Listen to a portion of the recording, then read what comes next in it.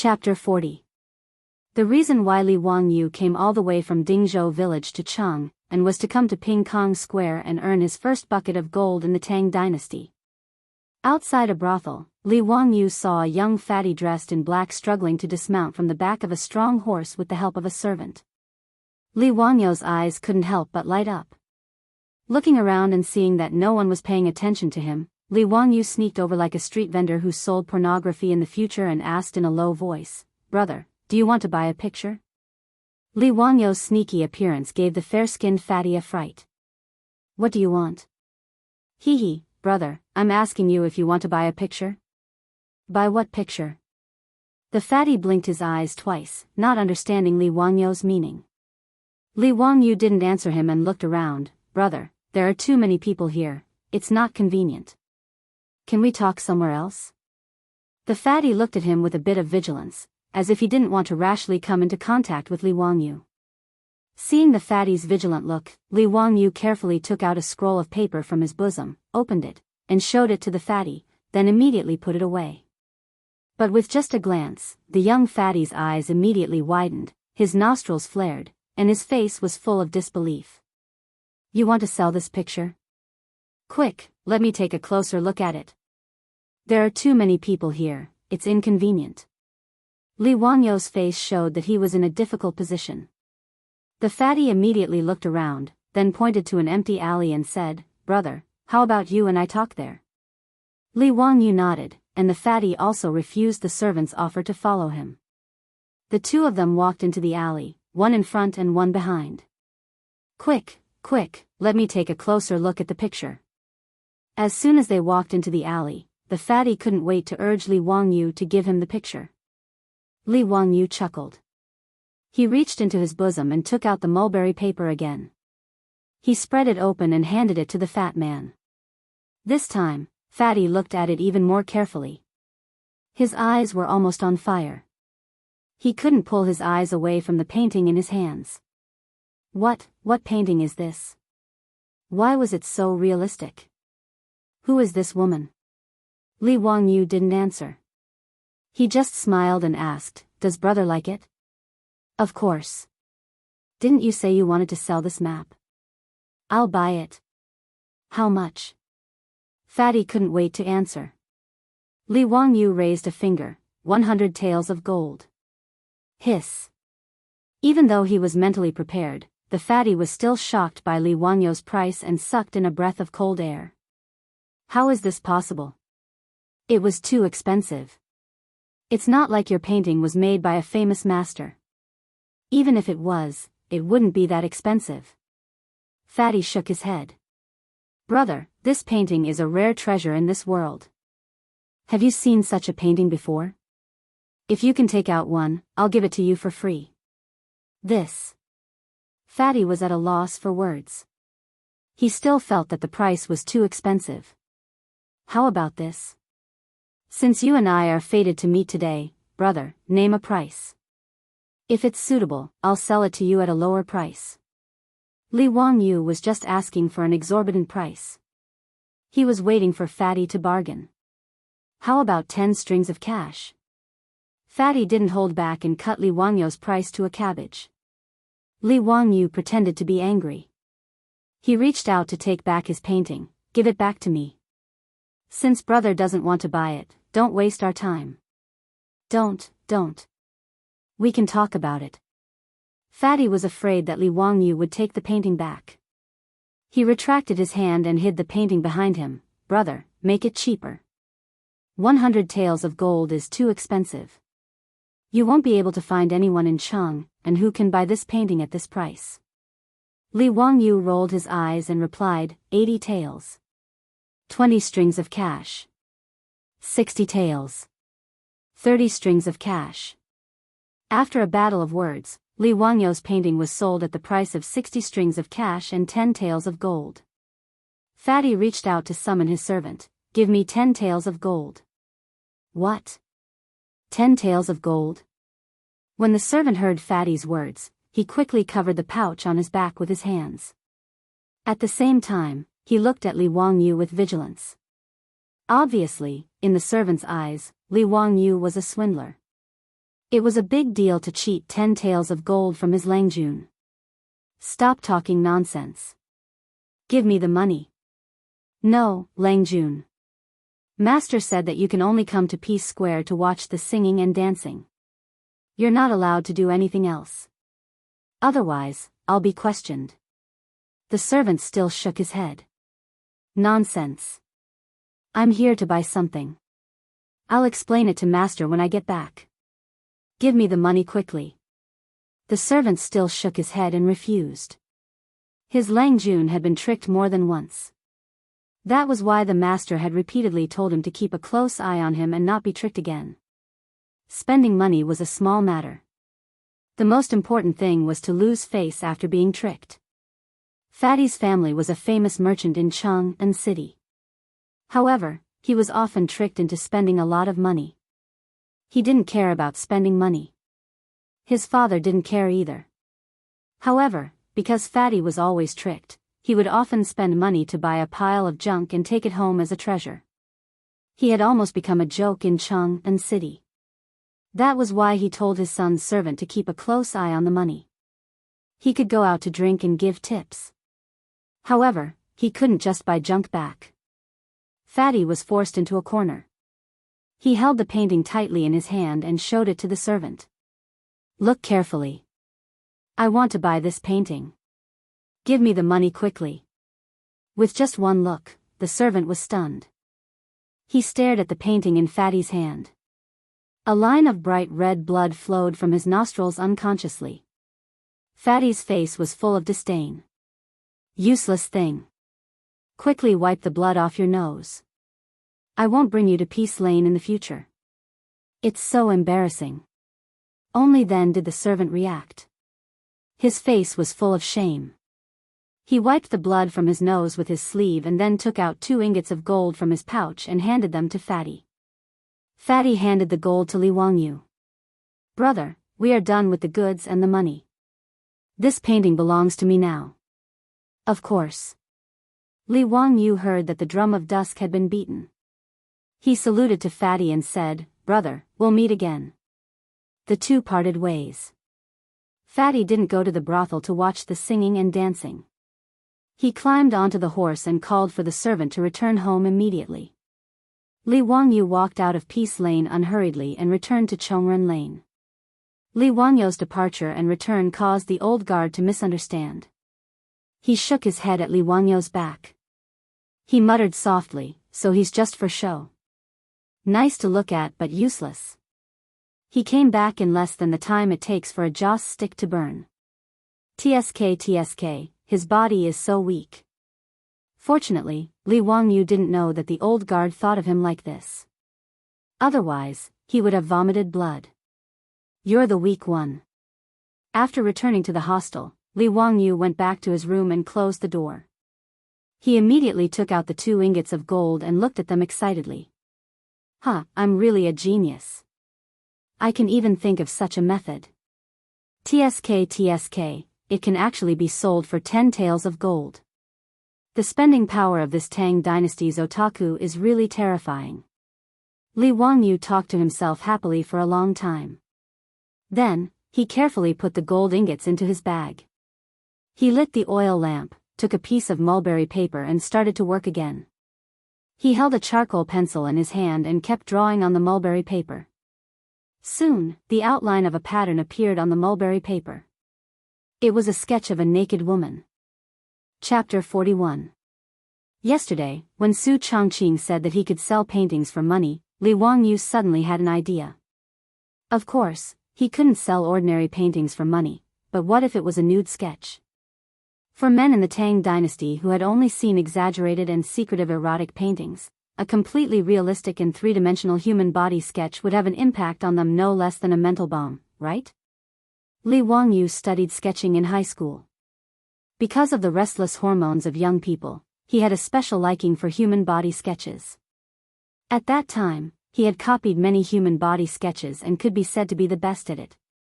Therefore, Li Wangyu immediately thought of the idea of selling human body sketches in the Tang dynasty. However, ordinary rice paper was too thin and not suitable for sketches, so he thought of using mulberry paper to draw. As for coming to Chang and to sell paintings, it was completely because of Ping Kong Fong, a consumer market with huge potential. Of course, many people in Huxian knew him, so he was embarrassed to sell the human body sketch. If this matter was spread out, it would not be good for his reputation. Even if Li Wangyou's skin was thick enough, he did not want to become a dissolute man like Tang Yin and Tang Bohu. In the Ming dynasty, Tang Bohu was famous for his erotic paintings and called himself Jiangnan's #1 dissolute scholar. However, because he was short of money, he drew many erotic paintings. Wang Shu Palace Courtesan, Tao Gu's Poem, and Mandarin Duck's Secret Score were all erotic paintings drawn by Tang Bohu. Moreover, if Su Chongqing knew that he was making money by drawing human body sketches, wouldn't he lose face? Therefore, he ran to Chang and even carried the Niu brothers behind his back, afraid that they would find out. After the human body sketch he drew in the afternoon was sold for 10 taels of gold, Li Wangyu was even more excited. He did not care that it was late and lit a lamp to start painting in the middle of the night. He did not expect to become rich by drawing human body sketches, let alone pay off the more than 1 million yuan he owed. Being able to sell it for 10 taels of gold today was completely because he met a fool. Li Wangyu estimated that his painting could be sold for 20 or 30 strings of coins, which was already amazing. He hoped to rely on the money from selling the paintings to solve his current emergency. Thinking about the plague of locusts that would start to spread through Guangzhou in a month, Li Wangyu felt anxious. This money was the survival money for him, Su Chongqing, Li Heng, and Perrin. 10 taels of gold could be exchanged for 60 strings of cash, which was 60,000 yuan. The current price of rice was 360 copper coins per bushel. With this money, they could buy more than 100 bushels of grain, which was enough for their family of 4 to tide over this difficult time. But what about the villagers of Dingzhou village? Not to mention the distant ones, where were the Niu brothers who accompanied him out this time? How could he watch them starve to death? Li Wangyu let out a long sigh. I'll take it one step at a time. I'll do my best and leave the rest to fate. When the time comes, I'll save as many as I can. Under the flickering light, Li Wangyu began to draw again. In his eyes, this black and white human sketch was a life-saving food. While Li Wangyu was engrossed in drawing, the fat man who bought the painting sat in a carriage and returned to his own residence in the sound of the evening drum. Xianyang Lane, where his family lived, was south of Ping Kong Lane. It was separated from Chongren Lane, where Li Wangyu temporarily lived, by Ping Kong Lane. In Chang and City, different groups of people lived in different houses. The 108 lanes could be understood as 108 small towns, somewhat similar to the well-equipped communities of the future. Each lane was surrounded by walls of different heights. The walls of the lanes in the south of the city were piled up with yellow soil. Most of the people who lived here were commoners. The population was sparse, and many of the lanes were farmland. The north of Chang'an was where the imperial palace and the government resided. The east of the city was where the residences of the high officials and nobles were located.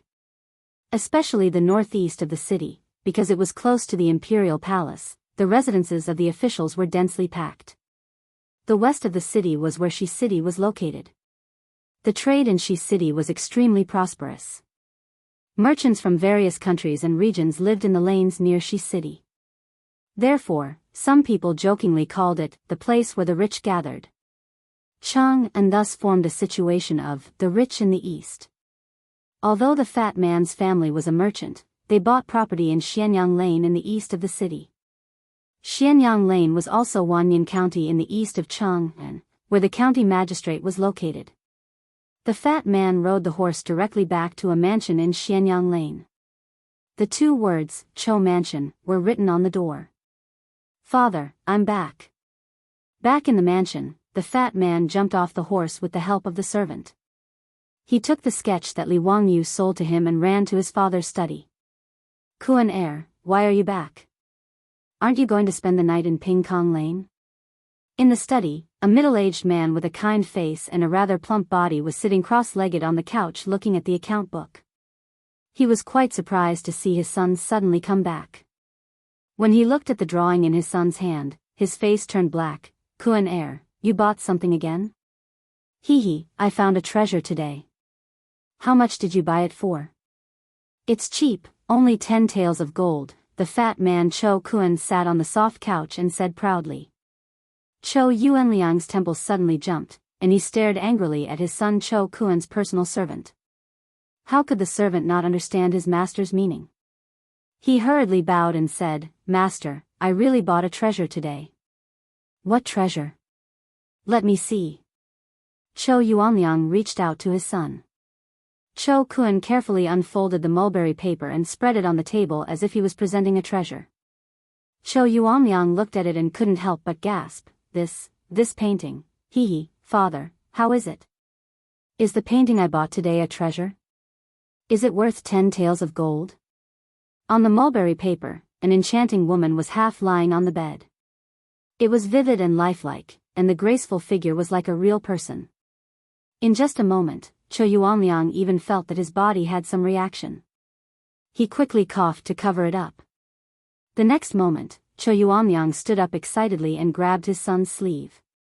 Where did you buy this painting? In Pingkong Fong, I met a young man who sold it to me. He asked for 100 taels of gold, and I cut the price to 10 taels of gold. Cho Kuan smiled proudly. Cho Yuanliang asked, Do you know where the young man lives? Cho Kuan was dumbfounded. How would I know? It's a transaction of money and goods.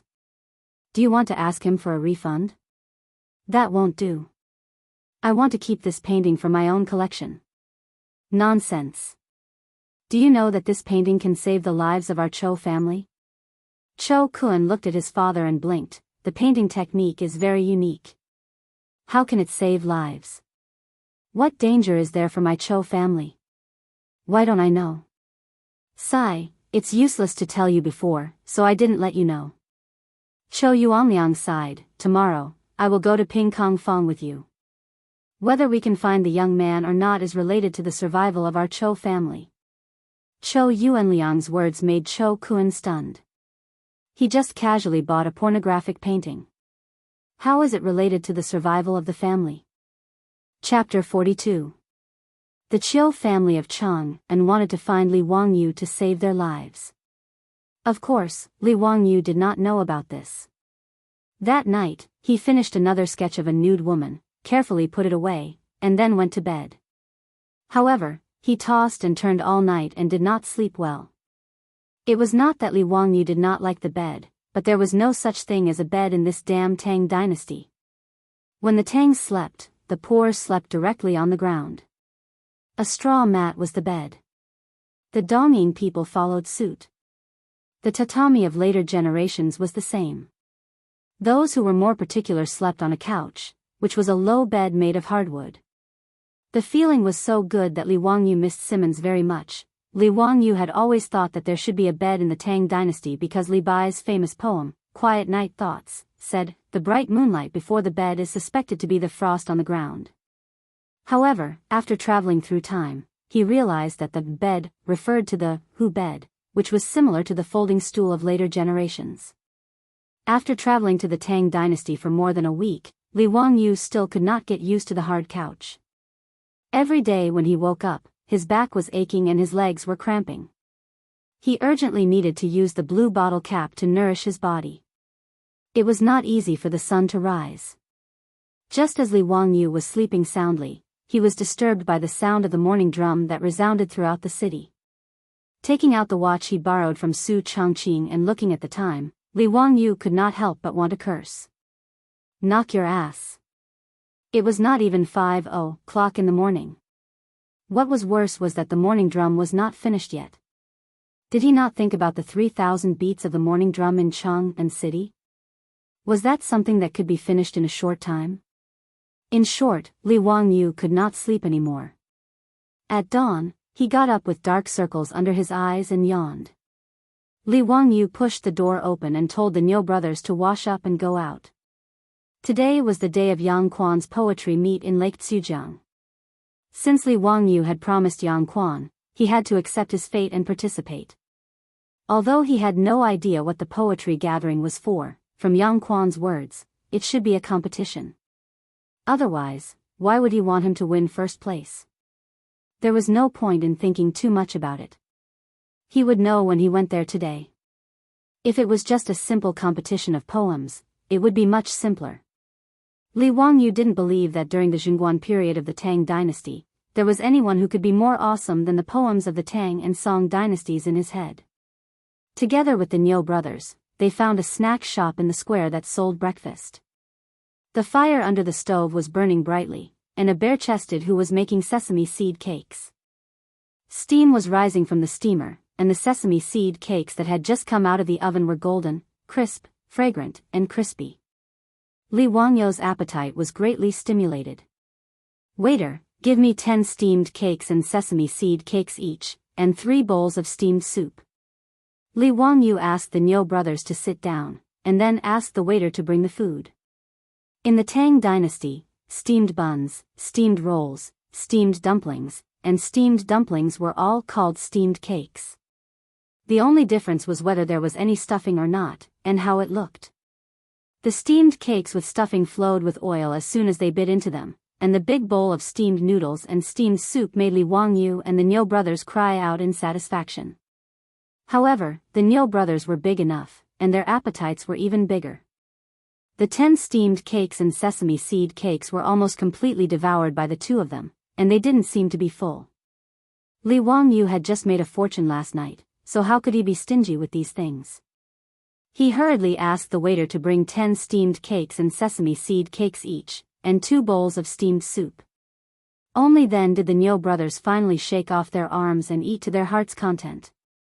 After drinking up the steamed soup, Niu Wu's only eye flashed with satisfaction. "I haven't eaten so much for a long time, Xiao Lang, thank you very much." "Don't say that, brothers." "Why do you say that? Are you going to accompany me to Chang'an City and protect me? Do you think I'll let you go hungry?" Niu Yong didn't say anything, and just patted Li Wangyu's shoulder with his only arm. "Brothers, I have a question, but I don't know if it's appropriate to ask." "Xiao Lang, if you have something to say, just say it. I see that you two brothers are strong and powerful, so why don't you have enough to eat?"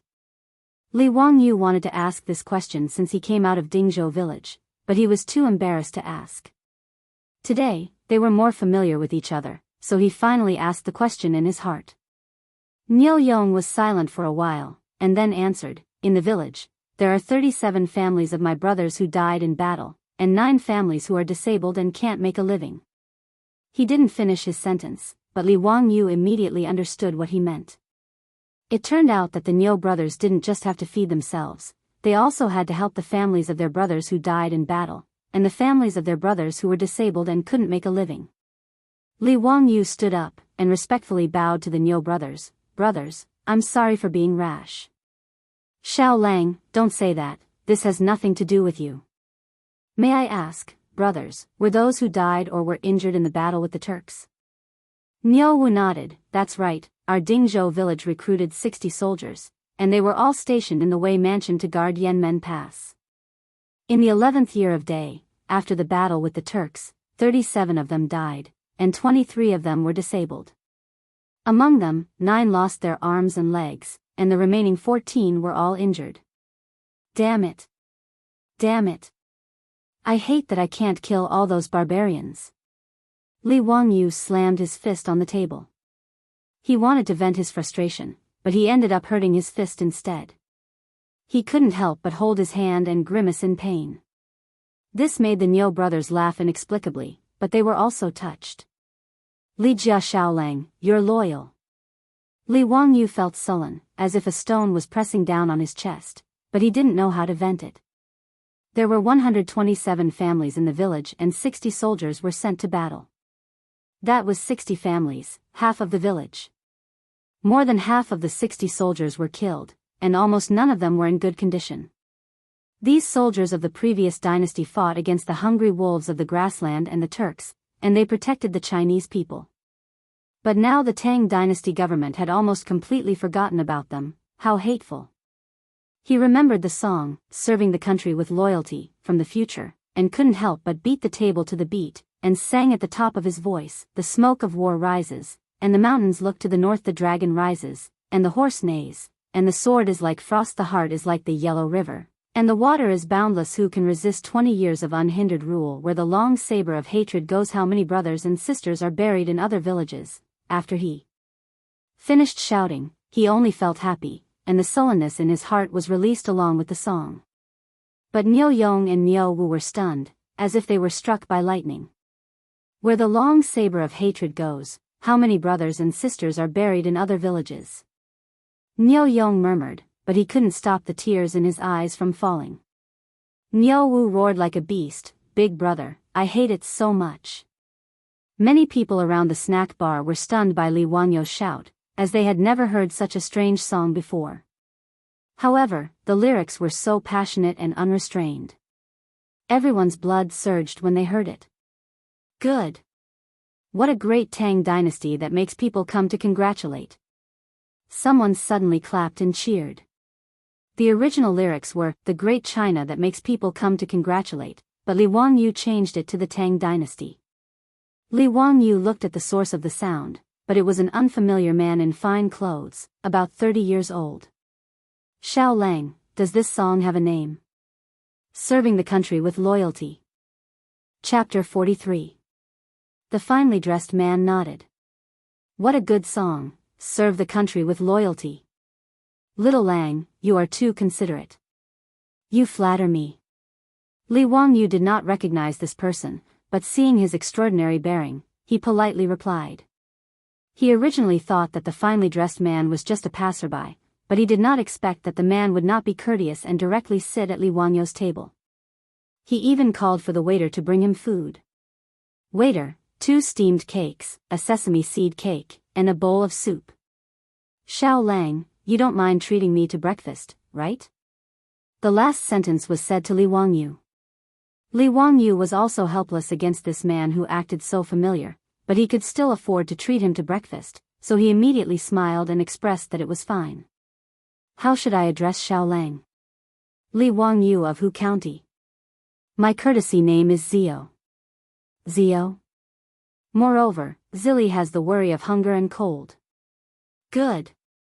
I wonder which erudite scholar came up with this courtesy name for Zio. The finely dressed man kept asking. Li Wangyo's forehead was filled with black lines. "Who is this guy? Are you here to check my household registration?" However, it was not good for him to not answer, so he could only helplessly reply, "It's Yu Gongyu, the secret supervisor." The finely dressed man was stunned when he heard this, then he laughed loudly. "So it's Yu Gongyu. No wonder, no wonder. Is Zio going to Crooked River Lake to participate in the poetry competition?" "Yes. Killing a man in 10 steps, leaving no trace for 1,000 miles. Was that chivalrous journey also written by Zio?" When Li Wangyu heard this, he could not help but be stunned. How did this man know? "It's just a game. It's not presentable. Sorry for the ridicule." Li Wangyu politely replied. The finely dressed man laughed. "It seems that Zio will be the winner of this year's Crooked River Lake poetry competition." "Haha. You flatter me." Li Wangyu wanted to ask the man's name, but the man didn't say anything else. He finished his food in 2 or 3 bites and cupped his hands towards Li Wangyu. "Many thanks for Xiao Lang's hospitality. I will take my leave now." After saying that, he stood up and left in a carefree manner. Li Wangyu felt his balls ache as he watched. F***CK, do you have to be so straightforward? After asking him for such a long time without rhyme or reason, was he going to leave after eating breakfast for free? Anyway, this person should be an important figure in the imperial court of the Tang dynasty. Otherwise, he wouldn't have known about my Ode to Chivalry from Yushernan. Dude, do the math. After breakfast, Li Wangyu felt his heart ache again when he paid the bill. Steamed biscuits and Hu biscuits cost 2 copper coins each, so they ate 40 of them. 5 bowls of Mengu soup cost a total of 95 copper coins. Adding on the money they paid to the well-dressed man, they had a total of 104 copper coins. It was equivalent to more than 400 yuan in the future. It was just breakfast. Li Wangyu now understood why rice was said to be expensive in Chang'an. It was not easy to live in Chang'an. The prices here were really *king expensive. After breakfast, the morning drum was beaten 3,000 times, and the gate was opened to go out. Li Wangyu and the other two led their horses out of the hostel and slowly went to Tsujiang Pond. After Li Wangyu's insistence, the Niu brothers finally didn't carry bows and short spears on their backs. They only carried long sabers on their waists. What a joke. If he brought the Niu brothers to participate in the poetry contest, those who didn't know would think that they were going to rob. Tsujiang Pond was located in the southeast corner of the outer city of Chang'an. It was a distance of about 20 miles from Chongren Square. Li Wangyu could only sigh that Chang'an was really too big. If the civilians in the city didn't have horses or oxen to ride, they would have to walk for several hours to cross the city. When they arrived at Tsujiang Pond, it was still early. Tsujiang Pond was popular in the Qin and Han dynasties, and flourished in the Sui and Tang dynasties. The Tang dynasty rebuilt Tsujiang, dug the Yellow Canal, built the Imperial Garden, built the Great Wild Goose Pagoda, and built the New Gate. The Crooked River Pond became the most famous tourist attraction in the capital city. The noble ladies of the Tang dynasty were used to bringing carriages and horses to drink wine in Tsujiang Pond. They sang and painted boats, and enjoyed leisurely banquets. After the new Jinshi passed the examination, they would often go to Tsujiang Pond in groups to hold big banquets and drink wine. The so-called Tsujiang Pond flowing wine was known as one of the 8 sights of Chang'an. The Imperial Garden in Crooked River Pond was the famous Hibiscus Garden. Li Wangyu didn't know where the poetry contest was held, so he led the Niu brothers to stroll around Tsujiang Pond, admiring the beautiful scenery of the Tang dynasty's Imperial Garden. But not long after, Li Wangyu felt discomfort in his stomach. Li Wangyu asked the Niu brothers to wait for him by the Crooked River Pond for a moment before he ran off to relieve himself. When Li Wangyu finished relieving himself, he walked back to look for the Niu brothers. But he was shocked to find that the Niu brothers were surrounded by a group of scholars, making a lot of noise. Is this Tsujiang Pond a place for people like you to come? What a disgrace to the educated. Why aren't you scramming? A scholar dressed like a scholar pointed at the Niu brothers and scolded loudly. Are the vulgar Tian Shilang worthy of coming to Tsujiang Pond? 2 ugly people like charcoal, aren't you afraid of scaring the noble ladies? That's right, although Tsujiang Pond doesn't prohibit entry, is this a place for Tian Shilang? A group of scholars surrounded the Niu brothers and scolded them. The Niu brothers didn't say a word. Niu Yong used his only arm to hold Niu Wu back, not letting him be impulsive. But Li Wangyu could clearly see that Niu Wu had already clenched his fists, with his veins popping out. He was clearly trying to control his anger. Tian Shilang, the Tang dynasty's swear words were similar to the modern era's swear words. But from Li Wangyu's point of view, these scholars of the Tang dynasty really didn't know how to swear. The words used to swear were too simple and boring. Basically, it was just bastard and go to hell. It wasn't popular to ask about the other party's female relatives, and they wouldn't talk about various organs. Tian Shilang, Tian Shihan, and Tian Shilang were the most popular swear words used by the scholars. If not, they would scold people as animals. That was basically it. Seeing that the Niu brothers were being bullied, Li Wangyu quickly walked over and opened his mouth to scold the group of scholars. Oh my, it's so early in the morning and you haven't eaten breakfast? Are you hungry and came here to ask for dog food? When you say that others are ugly, find a bronze mirror and wash your face. Then look at yourself and see if those wrinkles on your face are mocking you. The world is big, but it can't be bigger than your lack of heart. Li Wangyu's words, which were full of sarcasm, stunned the group of scholars and Confucian scholars. After pondering the meaning of Li Wangyu's words for a long time, the group of people finally reacted. He was calling them dogs, ugly and lacking in heart. After understanding the meaning of Li Wangyu's words, the group of scholars immediately jumped up. Tian Shilang. Tian Shilang, how dare you? You what? You shut up. Without waiting for them to speak, Li Wangyu interrupted again. You lack calcium since you were young and lack love when you grew up. Your grandmother doesn't love you and your uncle doesn't love you. Your left face is asking for a slap and your right face is asking for a kick. Donkeys kick donkeys and pigs trample on pigs. You, Li Wangyu continued to scold. The Tang dynasty had so many weapons, but you didn't learn them. You only learned the sword. You didn't learn the upper sword and learned the lower sword. The lower sword had so many moves, but you learned the drunken sword. You didn't learn the bronze sword and iron sword, but learned the silver sword. Congratulations, you have finally mastered the Wulin's lost art, the drunken silver sword. You have reached the realm of becoming one with the sword man. His series of carefree scoldings directly caused the group of scholars to have their brains shut down. They looked at him in a daze, not knowing what they were thinking.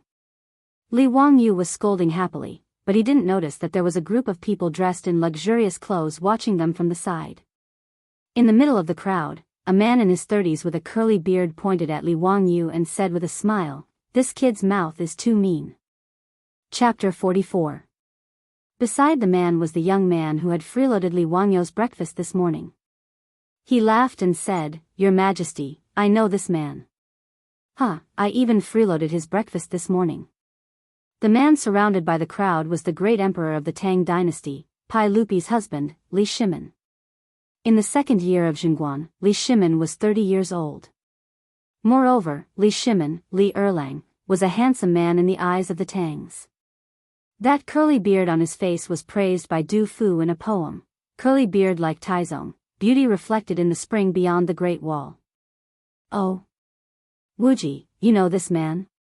The man who had freeloaded Li Wangyu's breakfast was actually the imperial uncle, Zhangsun Wuji, the great Yin's Duke of Zhao. Your Majesty, you know that my residence is at Chongren Lane. Early this morning I met this boy in the square. At that time he was singing the song, "Serving the Country with Loyalty."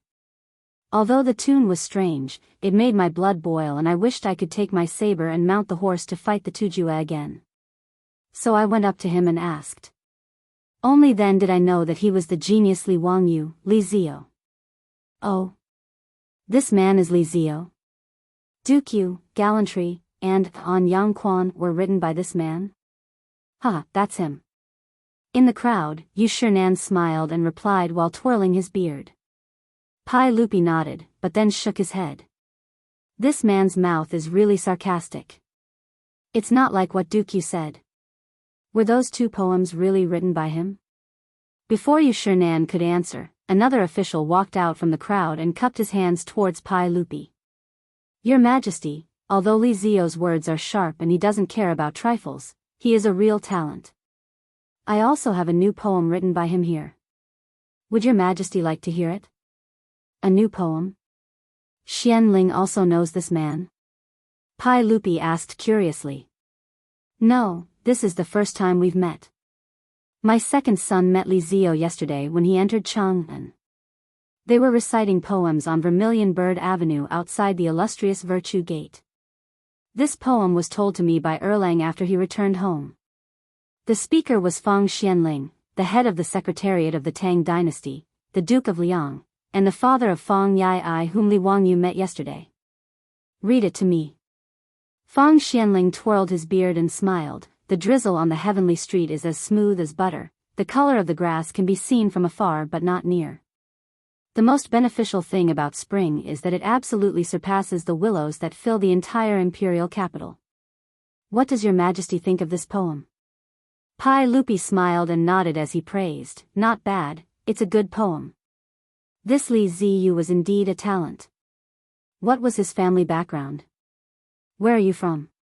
Pai Lupi's question made Fang Xianling hesitate. After a long time, he finally replied, Your Majesty, Li Zio was originally from the Li clan of Huxian, the Li clan of Hu County.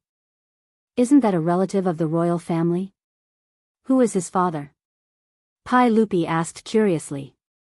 The emperors of the Tang dynasty called themselves I, except for formal occasions.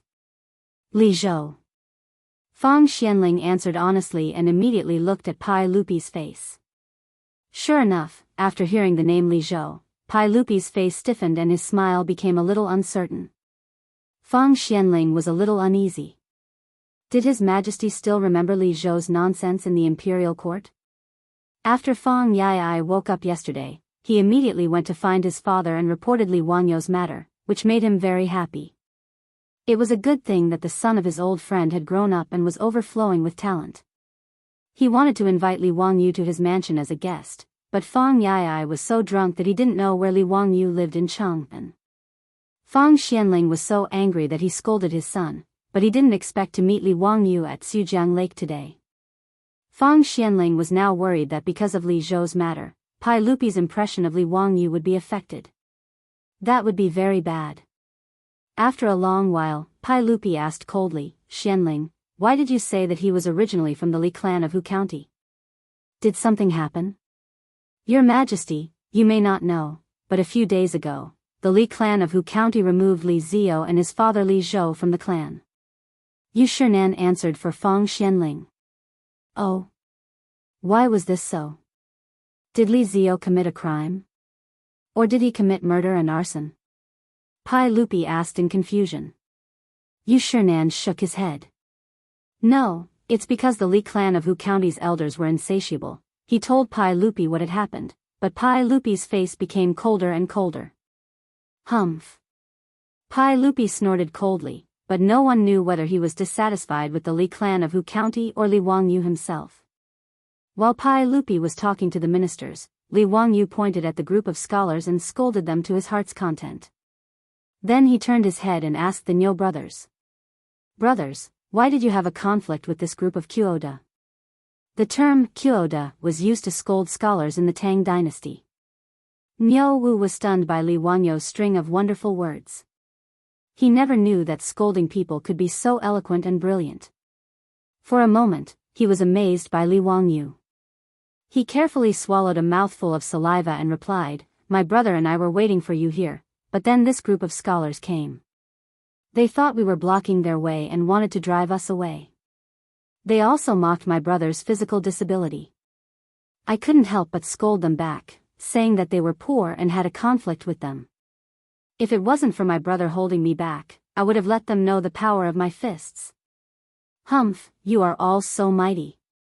Even the current saint doesn't allow commoners to visit Noda's crooked river lake. What right do you have to drive my brothers away?" Li Wangyou said coldly. Niu Yong's broken arm was lost during the battle with the Turks. In Li Wangyou's eyes, it wasn't a physical disability, but a medal of merit. This group of scholars used Niu Yong's physical disability to mock him. They deserved to die. Bah, today's Crooked River Lake is a literary event. Everyone in Noda's Chang'an city knows this. Where did these Chiu Ba come from to pollute the environment? Not to mention scolding you, even if they beat you, so what? Li Wangyou's words caused the scholars to fiercely refute. Huh, what a good Chiu Ba. Do all of you know that it was these Chiu Ba who protected all of you, allowing all of you to spout nonsense here today? Li Wangyou sneered. Nonsense. How can these two Chiu Ba protect us? Just because they are missing arms and legs? Huh, what a joke. Tian Shaolang, you have the nerve to talk big and protect us. Ridiculous. We are scholars who study the literature of the saints. In the future, we will be officials, patrolling the heavens and educating the people. That is protecting the people. Tu Chiu Ba, you have the nerve to talk about protecting us. Ridiculous. The people who were stunned by Li Wangyou's scolding just now jumped up and down after hearing his words. However, the group of Confucian scholars, who lacked the strength to truss up a chicken, did not dare to do anything to the Niu brothers, who were physically handicapped but had strong bodies and long sabers. They could only continue to insult them verbally. Shut up. Li Wangyou roared and pointed at the Niu brothers. My two brothers were loyal to the country and fought a bloody battle with the Turks at Yanmen Pass. Their village had 60 government soldiers and 37 of them died. The rest were all injured. How dare you insult them? Based on what? Just because you have a mouth? Without the Chiu Ba fighting to the death with the foreign tribes, would you defend against the foreign tribes with your mouths? Li Wangyou's scolding stunned the group of scholars. The warriors who were injured in the bloody battle with the Turks were indeed not people they should insult. The scholars were ashamed by Li Wangyou's words. Suddenly, someone exclaimed and asked in confusion, "Since the establishment of the Tang dynasty, we have never fought with the Turks at Yanmen Pass?" Li Wangyou straightened his neck. In the 11th year of the Great Cause, the Battle of Yanmen Pass. Everyone was stunned. The previous dynasty? What about the previous dynasty? The previous dynasty did not fight the Turks. Chapter 45. Pai Lupi and his ministers, who were eavesdropping not too far away, almost sprained their backs when they heard Li Wangyou's words. They didn't know whether to laugh or to cry. They thought that those two were soldiers of the Tang dynasty, but they didn't expect them to be soldiers of the previous dynasty. Someone beside Pai Lupi suddenly laughed. "This brat scolded well. Delightful, delightful. Lu Guogong, be careful with your words. This brat is obviously talking nonsense. How can he say that the soldiers of the previous Sui dynasty are protecting the scholars of the Tang dynasty?" Someone among the ministers was dissatisfied with Li Wangyou's words and retorted. Lu Guogong was the #1 troublemaker of the Tang dynasty, Qing Yaojin, Qing Jijia. When Qing Yaojin heard this, he glared at the minister who spoke with his bell-sized eyes. "What, do you have a problem with my words? Why don't you tell my fists what you have a problem with? You." Seeing that Qing Yaojin was about to make a move, the minister could only fling his robe and ignore this troublemaker. A disgrace to the educated. A disgrace to the educated. Pay. Qing Yaojin spat a mouthful of thick phlegm on the ground. "That brat is right. Do you think you can rely on your mouth? All right, Jijia, stop talking." Seeing that the two of them were getting out of hand, Pai Lupi spoke up to stop them, but his tone was obviously biased towards Qing Yaojin. At this moment, besides Zhang Sun Wuji, Du Ruhui, Fang Xianling, Wei Zheng, and the other ministers, there was also Lu Guogong, Zhao Junwang, Wei Shaogong, I Country Duke Wei Qi, Wei Country Duke Li Jing, Xiao Country Duke Chai Xiao, Qin Country Duke Ho Junji, I Country Duke Qin Shubao, and the other founding ministers. Li Wangyou's words just now had struck a chord with these generals. Although they didn't praise Li Wangyou directly like Qing Yaojin, they all nodded in their hearts, thinking that Li Wangyou was indeed not bad. Li Wangyou had no idea that his words on behalf of the Niu brothers had left him with an extremely good impression in the hearts of the military bigwigs and founding dukes of the Great Tang. It could be said that he had unintentionally planted a willow in the shade. Pai Lupi looked at the Niu brothers who were dressed in tattered clothes and said quietly, "The soldiers of the previous dynasty are also the people of the Tang dynasty. They are soldiers who protect the land of the country, and I owe them too much. The Turks, I wish I could break their bones and suck their marrow." The Turks were not only enemies of the Sui, they were also enemies of the Tang dynasty. After Li, the Tang's Khan led his troops to the south to kill all the way from the grassland to Chang'an. 200,000 Tuju's soldiers lined up at the north bank of the Wei River. In the end, Pai Lupi had no choice but to promise gold and money. On the Wei River bridge, he killed the white horse and formed an alliance with Khan Shili. Khan Shili brought a large amount of gold and silver and returned with satisfaction.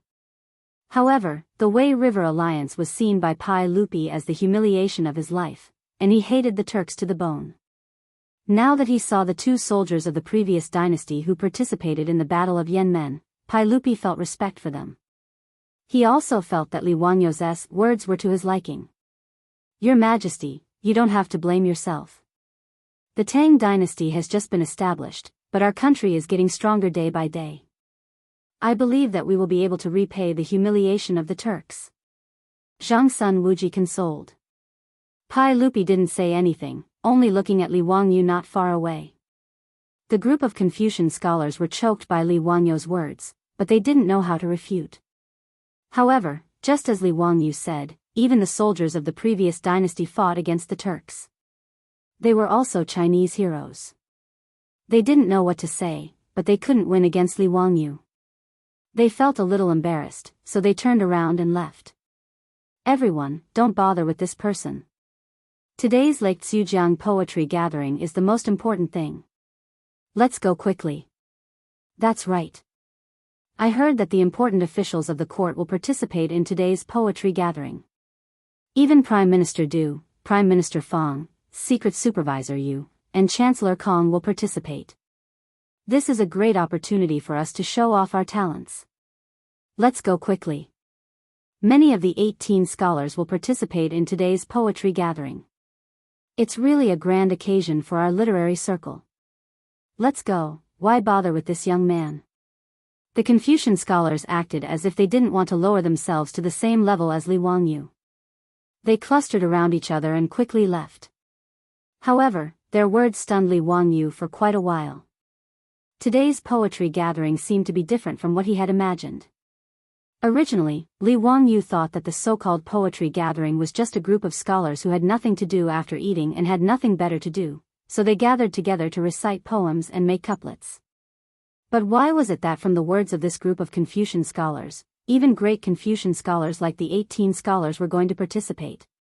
Li Wangyu knew about the 18 scholars from the beginning of the Tang dynasty. When Pai Lupi was still the emperor of Qin, he built the literature hall and recruited the talented scholars of that time.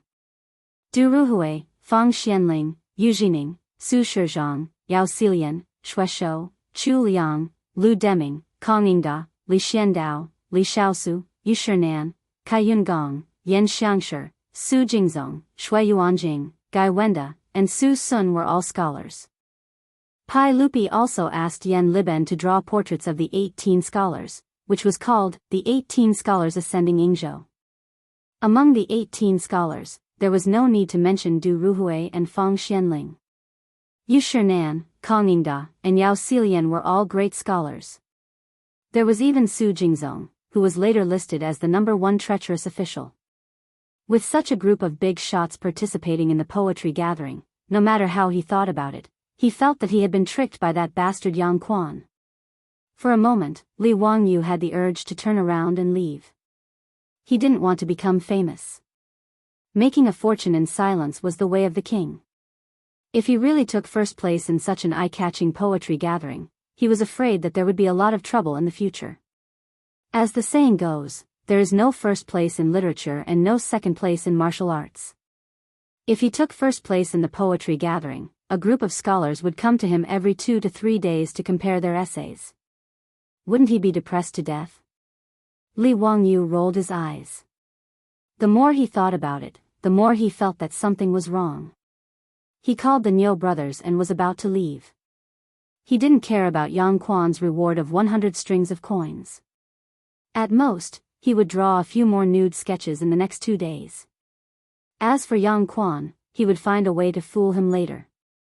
In any case, Yang Quan didn't know what happened in Cheng and City. Who knew that when Li Wangyu was about to turn around and leave, he was blocked by someone? Zio, where are you going? The poetry gathering is over there. Yu Shinan smiled and pointed in the direction that the scholars had left. Looking at Yu Shinan's wrinkled face, Li Wangyu felt a toothache.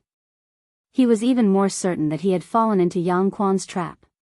It would be strange if Yu Shinan didn't know that Yang Quan had asked him to come to Cheng and to participate in the poetry gathering at Sujiang Pond. Duqiu, are you also going to participate in the poetry gathering? I suddenly remembered that I have something to do at home. It's a pity that I can't participate in today's poetry gathering. Duqiu, take care. I'll take my leave first. Zio actually has something to do. That's a pity. I heard from Shuqing that he was going to find someone to collect a debt. I wonder if Zio is going because of this? Yu Shinan smiled like an old fox. The only thing missing was his tail wagging behind him. Damn it. Using debt to threaten him again. Did Yang Bailao have no human rights? Li Wangyu's expression changed. He immediately smiled at Yu Shinan and said, Duqiu, what are you talking about? No matter how important something is, I still have to participate in the poetry gathering. I'm going now. If I don't get first place, I swear I won't give up. He didn't wait for Yu Shinan to speak. He cupped his hands and turned around, leading the Niu brothers in the direction that the scholars had left in. Chapter 46. After Li Wangyu left, Pai Lupi led a group of officials over. Elder Yu, this Li Zio's temperament is very lazy. In the crowd, an old man looked at Li Wangyo's back and said with a smile. The one who spoke was one of the 18 scholars, the chancellor of the Imperial College, the 31st grandson of the late Confucius, Kong Yingda. You're right, Master Kong. Ziyu is a rare talent, but he has a lazy personality. He still needs to be polished. Yu Shinan smiled. After Yu Shinan returned to Cheng and from Hu County, he spread Li Wangyo's 2 poems far and wide. Li Wangyu had left a deep impression on a group of court officials and great scholars. Today, they unexpectedly saw Li Wangyo's eloquence, which made them feel funny and even more curious about Li Wangyu.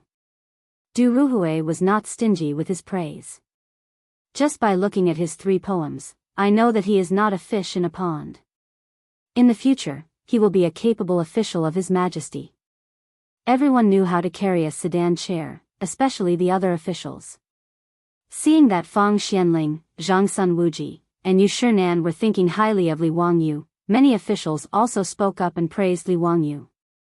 Pai Lupi did not comment on this, and the officials and generals could not guess what he thought of Li Wangyu. Li Wangyu did not know that the reason why so many officials were participating in the poetry gathering was because Pai Lupi's first imperial examination after ascending the throne was imminent. The imperial examination of the Tang dynasty was divided into more than 50 subjects such as Xiuzai, Ming Jing, Jinshi, Ming Fa, Ming Zi, and Ming Shu. Jinshi was the most important subject, and many of the prime ministers of the Tang dynasty were Jinshi. Jinshi mainly tested current affairs, poetry, and essays. The imperial examination was held by the Ministry of Ministers, and because it was usually held in the spring, it was also called the Spring Imperial Examination. In the Tang dynasty, not only did they look at exam results, but they also needed the recommendation of famous people. As a result, the examinees would rush to the noble family's door before the exam and present their representative works to them. This was called handing in the exam papers. Handing in the examination papers was a serious detriment to the original intention of the imperial examination. Originally, they wanted to give the commoners a path to promotion, but because of the scroll, the commoners had all become disciples of the aristocratic families. This was the reason why people said that there were no poor families in the upper class and no noble families in the lower class. In Pai Lupi's view, the aristocratic families were actually the cancer of the Tang dynasty.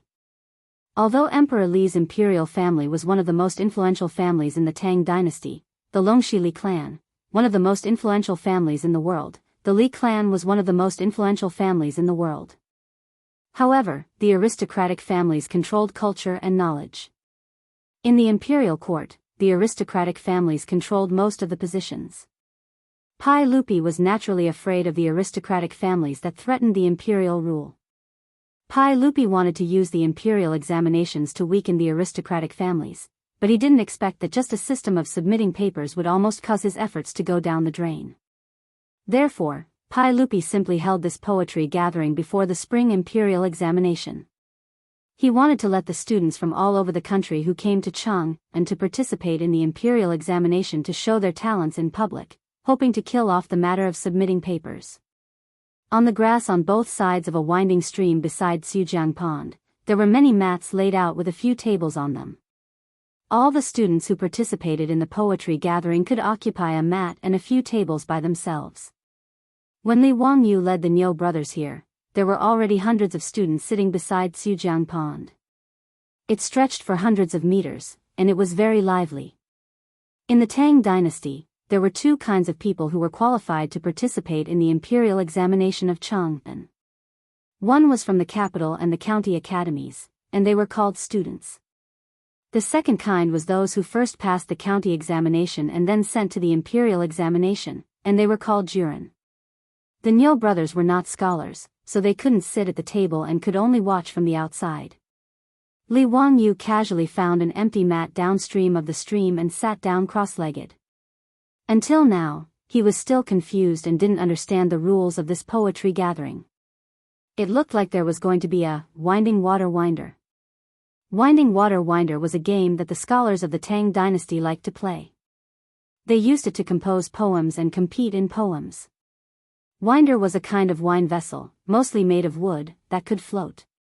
Whoever the winder flowed from upstream or stopped in front of would drink and compose a poem, and the others would sing a poem. In Li Wangyo's view, this poetry gathering was just something that the scholars of the Tang dynasty had nothing better to do. If they had the time, wouldn't it be better for him to spend a few more sketches? While he was silently cursing, he did not notice that Li Er had led a group of important officials to the side of the crooked river pool and entered a waterside pavilion beside the pool. Soon, there was a crisp sound from the waterside pavilion, and the people who were talking loudly by Tsujiang Pond immediately quieted down. Li Wangyu saw a skinny old man come out from the waterside pavilion and said loudly, "Wine." As his voice fell, countless servants began to weave through the grass, bringing a pot of wine, some dried fruits, and writing brushes, ink, paper, and inkstone to each table. Li Wangyu immediately understood that they were going to compose a poem, but he didn't know how to judge. "Everyone, raise your cups and drink." The old man spoke again and raised his cup. The hundreds of students present, including Li Wangyu, all raised their cups and drank the wine in their cups. After drinking a cup of wine, the old man said loudly, "Everyone, please compose a poem with the theme of spring as the theme." Li Wangyu was stunned. Why did it feel like this poetry gathering was like an exam? In addition to the beautiful environment, wasn't this method of composing a poem a kind of imperial examination in the Tang dynasty? But since he was sitting here, he had to show some ability and copy it properly. Otherwise, it would be really bad if Yang Quan really pulled down his face and asked him to pay for it. With the theme of spring as the theme, the ancient poems with this theme in his mind were simply too common. Li Wangyu felt that he could copy 10 of them in one breath without any pressure. Looking around, Li Wangyu prepared to pick the most suitable poem to copy. But he saw many wild ducks frolicking in the Tsujiang Pond not far away. Li Wangyu immediately thought of which powerful poem he should copy. Su Shi Su Dongpa's Hui Chong Chun Jiang Shao Jing was most suitable for this Tsujiang Pond. Li Wangyu picked up the brush and wrote, changing the title of the poem. Tsujiang Shao Jing in Tsujiang Pond, outside the bamboo, there are 2 or 3 peach blossoms. The duck knows when the spring water is warm. The artemisia is full of short reed buds. It is the time when the pufferfish is about to rise. 2 or 3 minutes later, when the other students were still thinking hard about how to compose a poem with the theme of spring, Li Wangyu had already finished writing the whole poem on the rice paper with beautiful thin gold characters. When the servant at the side saw him finish the poem so quickly, his eyes lit up and he immediately jogged over to take away the rice paper. Not long later, Li Wangyu's poem was delivered to the waterside pavilion by the Tsujiang Pond. "Who finished the poem so quickly?" Pai Lupi asked curiously. "Your Majesty, it was Li Wangyu from Hu County." When Pai Lupi heard this, he frowned slightly. "It's this kid again? Let me hear it." "Yes, Tsujiang Shaojing in Tsujiang Pond. Outside the bamboo, there are 2 or 3 peach blossoms. The duck knows when the spring water is warm." After the poem was recited, before the civil officials could say anything, a group of generals and dukes clamored. "Good poem, this poem is well written. Even a boor like me can understand it." Naturally, it is a good poem. The truth is, the spring water is warm. Don't the duck know first? Haha. Because the dukes had a good impression of Li Wangyu before, when they heard that it was Li Wangyu's poem, they didn't care about anything else and praised it first. Their words made Pai Lupi and the civil officials not know whether to laugh or cry, but they couldn't deny that Li Wangyu's poem was really good. Chapter 47. The group of civil officials naturally couldn't evaluate Li Wangyu's poem like Qing Yaojin and the others. Yu Shinan twirled his beard and smiled. "The poem is like seeing a painting, overflowing with spring light, harmonious and warm, good. Out of the ordinary, naturally superior." Zhang Sun Wuji nodded and praised. "True and false, diverse and interesting. What a good duck foresight, Li Zio really has talent." Kong Ingda clapped his hands and cheered. While everyone was praising him, a discordant voice was heard. "Geese also foresight, why only ducks?" Everyone was stunned when they heard this, and many of them burst out laughing. Qing Yaojin was immediately unhappy and jumped out, pointing at Su Jingzong's nose and scolding, "Su Jingzong, do you know how to speak human language?" The one speaking was one of the 18 scholars, Su Jingzong. Su Jingzong was only 36 years old this year. Although he was appreciated by Pai Lupi, his official life wasn't good. Now that he saw everyone praising Li Wangyou's poem, he was jealous and couldn't help but come over to nitpick. Yu Shinan was also unhappy with his words. According to the Yan family, this poem doesn't even need to be written. Guan Guan Ju Jiu, in the continent of the river. In the continent of the river, Ban Jiu or Ming Jiu is fine, why write Ju Jiu? Yan family was Su Jingzong's courtesy name. Su Jingzong could ignore Qing Yaojin's scolding, but he couldn't pretend he didn't hear Yu Shinan's words.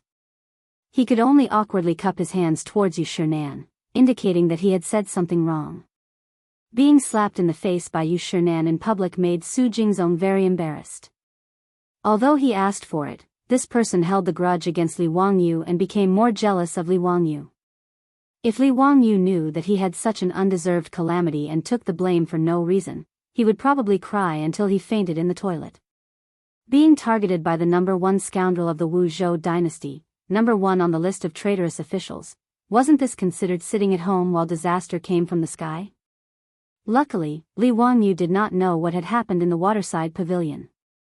At this moment, he was drinking wine calmly and in a good mood, looking at the scholars around him scratching their heads and scratching their cheeks as they racked their brains to write poems. However, the old man from before did not give them too much time. After the time it took for an incense stick to burn, the servants took away the rice paper on the tables and sent them into the waterside pavilion. Not long after, servants came out and asked those scholars who didn't write anything or those who didn't know anything to leave their seats according to the name list. These scholars who were chased away knew that they had exposed their cowardice and didn't dare to say much. Each of them covered their faces with their sleeves and left in fear. Soon, less than half of the 100 people who had been sitting by the stream were left. The old man shouted again, "Everyone, let's raise our cups again and drink to victory. Students, please use the frontier fortress as the theme and compose a poem." F***CK, again? Li Wangyu looked at the remaining 40 to 50 people around him and thought to himself, could it be that this poetry meet is still an elimination system? Alright, let's cut the crap and continue to copy poems. It was just nice that the bunch of scholars had looked down on the Nyo brothers and he was still unhappy about it. He could copy a poem to vent his anger. Before Li Wangyu put down the wine cup in his left hand, his right hand picked up the brush and started to write. This time around, his speed was even faster. The other scholars were still thinking about the words of the old man when Li Wangyu had already laughed out loud and threw the brush down. The servant who took away Li Wangyou's poem had learned to be smart and stood not too far away from him. When he saw Li Wangyu throwing the brush down, he immediately ran forward and rolled up the paper and took it away. On the tables around Li Wangyu, a few scholars cursed in their hearts when they saw this scene. Who exactly was this young man? Are you sure you're composing a poem? Qiao Ji, who was reputed to be extremely talented, had to walk 7 steps to compose a poem. This fellow in front of them didn't even need to think about it. Many scholars snorted coldly in their hearts. This person was obviously trying to please the crowd with claptrap. In the waterside pavilion, Kang Ningda had just announced the topic of the poem to everyone. He had just walked back when the servant brought in Li Wangyou's poem. Pai Lupi couldn't help but stare. Is this fellow playing with us? How can he compose a poem so quickly? Nonsense. For something like composing a poem, other than needing quick thinking and outstanding literary talent, it also needed inspiration. Even so, most of the masterpieces that had been handed down from ancient times were actually a long process of deliberation. The poem had to fit the mood of the author, be catchy, have to have rhyme, etc. For a sentence of a poem or a word in the poem, scholars didn't hesitate to spend their effort and time. The Tang dynasty poet Jia Dao once used a few years to compose a poem. A sentence, birds sleep in the trees by the pond, monks push the door under the moon. He racked his brains over whether to use the word knock or push and offended Han Yu, causing a beautiful story. From then on, deliberation became a popular and commonly used word. It was used to describe repeatedly pondering and deliberating when writing an article or doing something. From this, one could see that composing a poem wasn't something that could be done casually. That was why Qiao Zhi's poem in 7 steps became a beautiful story. The group of officials were also dumbfounded by Li Wangyu's speed. Su Jingzong jumped out again. "Your Majesty, this fellow is clearly disrupting the poem gathering. He should be punished as a warning to others." "Bastard, it's you again? If I don't let you know the power of my fist today, you won't be able to learn how to speak properly." Qing Yaojin also went against Su Jingzong today. He was a founding duke. If he really wanted to beat Su Jingzong up, then so be it. Su Jingzong would be beaten up for nothing and wouldn't be able to find a place to cry. Pai Lupi shouted in dissatisfaction, "Jijia, have you caused enough trouble?" "Your Majesty, it's not that I want to cause trouble. It's clearly this fellow who is deliberately causing trouble time and time again." "Humph, you're a duke, and you have the nerve to cause trouble for others?" Pai Lupi glared at him. Qing Yaojin was Pai Lupi's most trusted general. How could Pai Lupi really reprimand him for Su Jingzong? He was just using this as an excuse to vent his dissatisfaction with Li Wangyu. Pai Lupi was depressed because he had a good impression of Li Wangyu just now. He had even personally come up with the poem about the frontier fortress. He wanted to see what kind of poem Li Wangyu, who had passionately lectured the group of scholars, could write about the frontier fortress. In the end, Li Wangyu didn't give him any face at all. Kong Yingda had just announced the topic and he had already finished writing. Other than scribbling, what other explanation could there be? Yu Shinan was also somewhat embarrassed. He had just praised Li Wangyu. Why did this fellow drop the ball? Pai Lupi was able to propose a second poem about the frontier fortress. Everyone present was shrewd. How could they not see that this had something to do with the small argument by the crooked river pool? It was clear that Pai Lupi was already interested in Li Wangyu and wanted to see his talent one step further. "Your Majesty, let me go and warn that weary fellow to write another poem." Yu Shinan could only speak up. He hoped that Pai Lupi would give him face and give Li Wangyu another chance. Humph, Pai Lupi didn't express any opinion. He let out a cold snort from his nostrils, tacitly agreeing with Yu Shinan's words. Yu Shinan didn't care about his old age. He turned around and wanted to leave the waterside pavilion to beat up Li Wangyu. However, he heard Kong Yingda let out a soft cry. "Hey, this poem is amazing. Good, leaving the fortress." Kong Yingda held the paper in his hand. He was so excited that his beard trembled. His words attracted the attention of everyone in the waterside pavilion. Pai Lupi didn't understand and asked, "Kong Yingda, what poem did that fellow write? What made you lose your composure like this?" "This poem is vigorous and open-minded, with a majestic momentum, and stirring one's heart. It can be said to be the best of the 7 absolutes." "Oh." For Kong Yingda to praise it so much, could it be that the fellow wrote some amazing poem? "Quickly, read it for us." Yu Shinan was also excited. He thought that Li Wangyu had made a mess. Now it seemed that it wasn't what the officials in the waterside pavilion thought. The poem is called "Leaving the Fortress." The bright moon of the Qin and Han dynasties, the long march of 10,000 li has not yet ended. But with Long Qingfei, the general, there will be no horse to cross the Yin mountains. Kong Yingda used a yin and yang tone to recite Li Wangyu's poem. The waterside pavilion was completely silent. Everyone stared at Kong Yingda in disbelief. "Are you playing with us? Such a magnificent poem was written by that tired kid without any hesitation." Chapter 48. When everyone was still shocked by Li Wangyu's "Leaving the Fortress" and didn't know what to think, they heard a person in the waterside pavilion laugh loudly. "Huh, I already said that this kid is amazing. Su Jingzong, what else do you have to say?" Qing Yaojin's laughter made the frozen atmosphere in the waterside pavilion loosen up. Su Jingzong's face twitched a few times and he shut his mouth. He jumped out twice to criticize Li Wangyu, but he didn't expect to be slapped in the face. This made Su Jingzong sullen and depressed, feeling that he lost face in front of Pai Lupi today.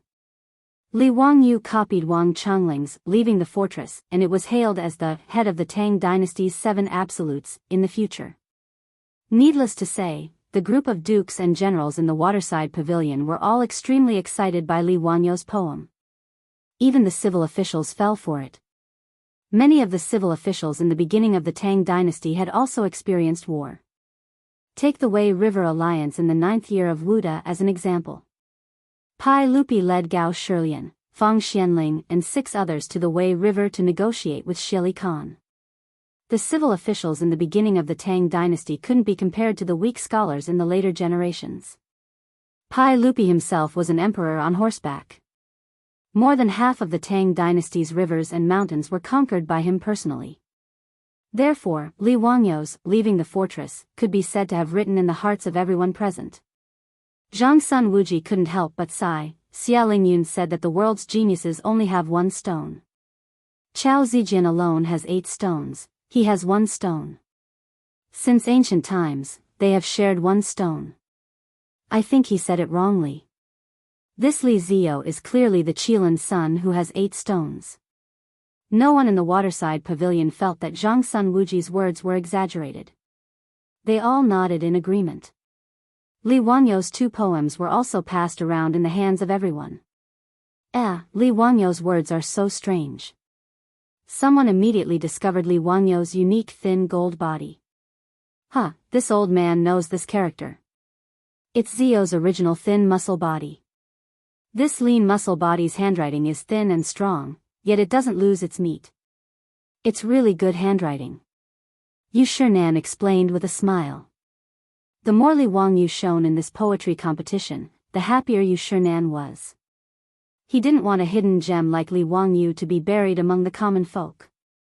If Pai Lupi didn't want to use Li Wangyu because of Li Zhou, Yu Shinan didn't mind taking advantage of his seniority and making a scene. In any case, he was already 70 years old.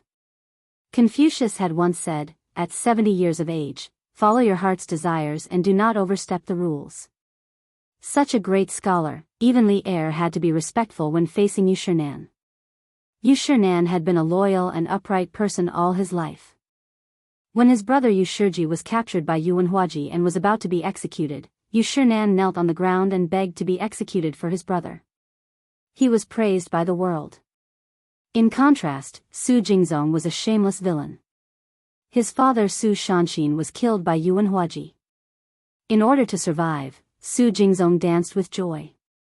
It could be seen how bad his character was. Your Majesty, what do you think of this poem? Yu Shinan asked Pai Lupi with a smile. In fact, these words didn't give Pai Lupi any face. Just now, Pai Lupi had questioned Li Wangyu's ability to write a poem so quickly. Now that he heard the poem, Leaving the Fortress, it was an awkward moment. As a result, Yu Shinan went to ask the emperor about Li Wangyu's poem. It was simply a slap in the face. Pai Lupi also felt his face heat up. He coughed to hide his embarrassment and said, "It's not bad, not bad." If this poem, Leaving the Fortress, was not bad, would there still be people who could write poems in the Tang dynasty? However, Pai Lupi was the emperor of the Tang dynasty after all. He had to leave some face for himself. Yu Shinan didn't expose him. He just twirled his beard and chuckled. Pai Lupi was thick-skinned. He just took Li Wangyu's poem and looked at it carefully. He also liked calligraphy. He especially liked Wang Shi's Wang Youjuan's Fei by script. His calligraphy was also excellent. Later generations had many Pai Lupi's original works, which were all priceless treasures. Now that he saw the unique thin gold script, Pai Lupi was also excited. He liked it very much. The civil officials present were also the same. They all admired the thin gold script. As for Li Wangyu, who was only 16 years old and had created an original font, they were even more shocked. They also felt that Zhang Sun Wuji's words were not wrong. In this world, Li Wangyu had 80% of the talent. Li Wangyu naturally didn't know what was happening in the pavilion. He was already a little drunk. Beside the stream of Chujiang pool, everyone was thinking hard. However, he was happily drinking cup after cup of wine and eating a plate of fruit. He was very relaxed and content. The wine provided for today's poetry gathering tasted the best he had ever tasted since he came to the Tang dynasty. It was slightly sweet, like the rice wine of later generations. Li Wangyu didn't know that these wines were all imperial wine from Pai Lupi's palace. Naturally, they tasted good. There was good wine and beautiful scenery. Looking at the vast waves of Chujiang Pool and listening to the clear chirping of birds in the forest, Li Wangyu became more and more greedy. He quickly finished the jug of wine on the table. He asked the attendant to bring him another jug of wine. The other scholars were busy composing poems. Almost no one touched the wine on the table. Only Li Wangyu was bored. He just minded his own business and drank to pass the time. Li Wangyu's small body of 16 years old was not good at drinking. In a daze, he drank a lot after drinking a few jugs of wine. After getting drunk, Li Wangyu became more excited. He shook his head and muttered all kinds of strange words. Something like posting on WeChat moments, or wearing a seatbelt when driving when your phone is out of battery. The attendant beside him shook his head. He felt that this Xiao Lang's drinking capacity was too low. He was still talking nonsense after drinking too much. When Li Wangyu was drunk, the poetry gathering at Chujiang Pool was also coming to an end. In this poetry recital, Li Er had indeed discovered quite a number of talents. Many scholars had created masterpieces that made people's eyes light up with the two named poems. However, with Li Wangyu in front of them, the others could only accompany the crown prince in his studies. Pai Lupi was now extremely satisfied with Li Wangyu. The bad impression that Li Zhou had given him had long been thrown to the back of his mind. Without any discussion, Pai Lupi and a group of important officials decided that Li Wangyu would be the champion of the poetry gathering. Pai Lupi was just about to have someone summon Li Wangyu to the waterside pavilion, preparing to personally meet this Qilin son of the Li family. However, he heard a guard reporting to Your Imperial Majesty, Her Imperial Highness the Empress has brought Princess Changle to Chujiang Pool. Oh. Why has Maid Guanyin come? Hearing that his empress had arrived, Pai Lupi was astonished.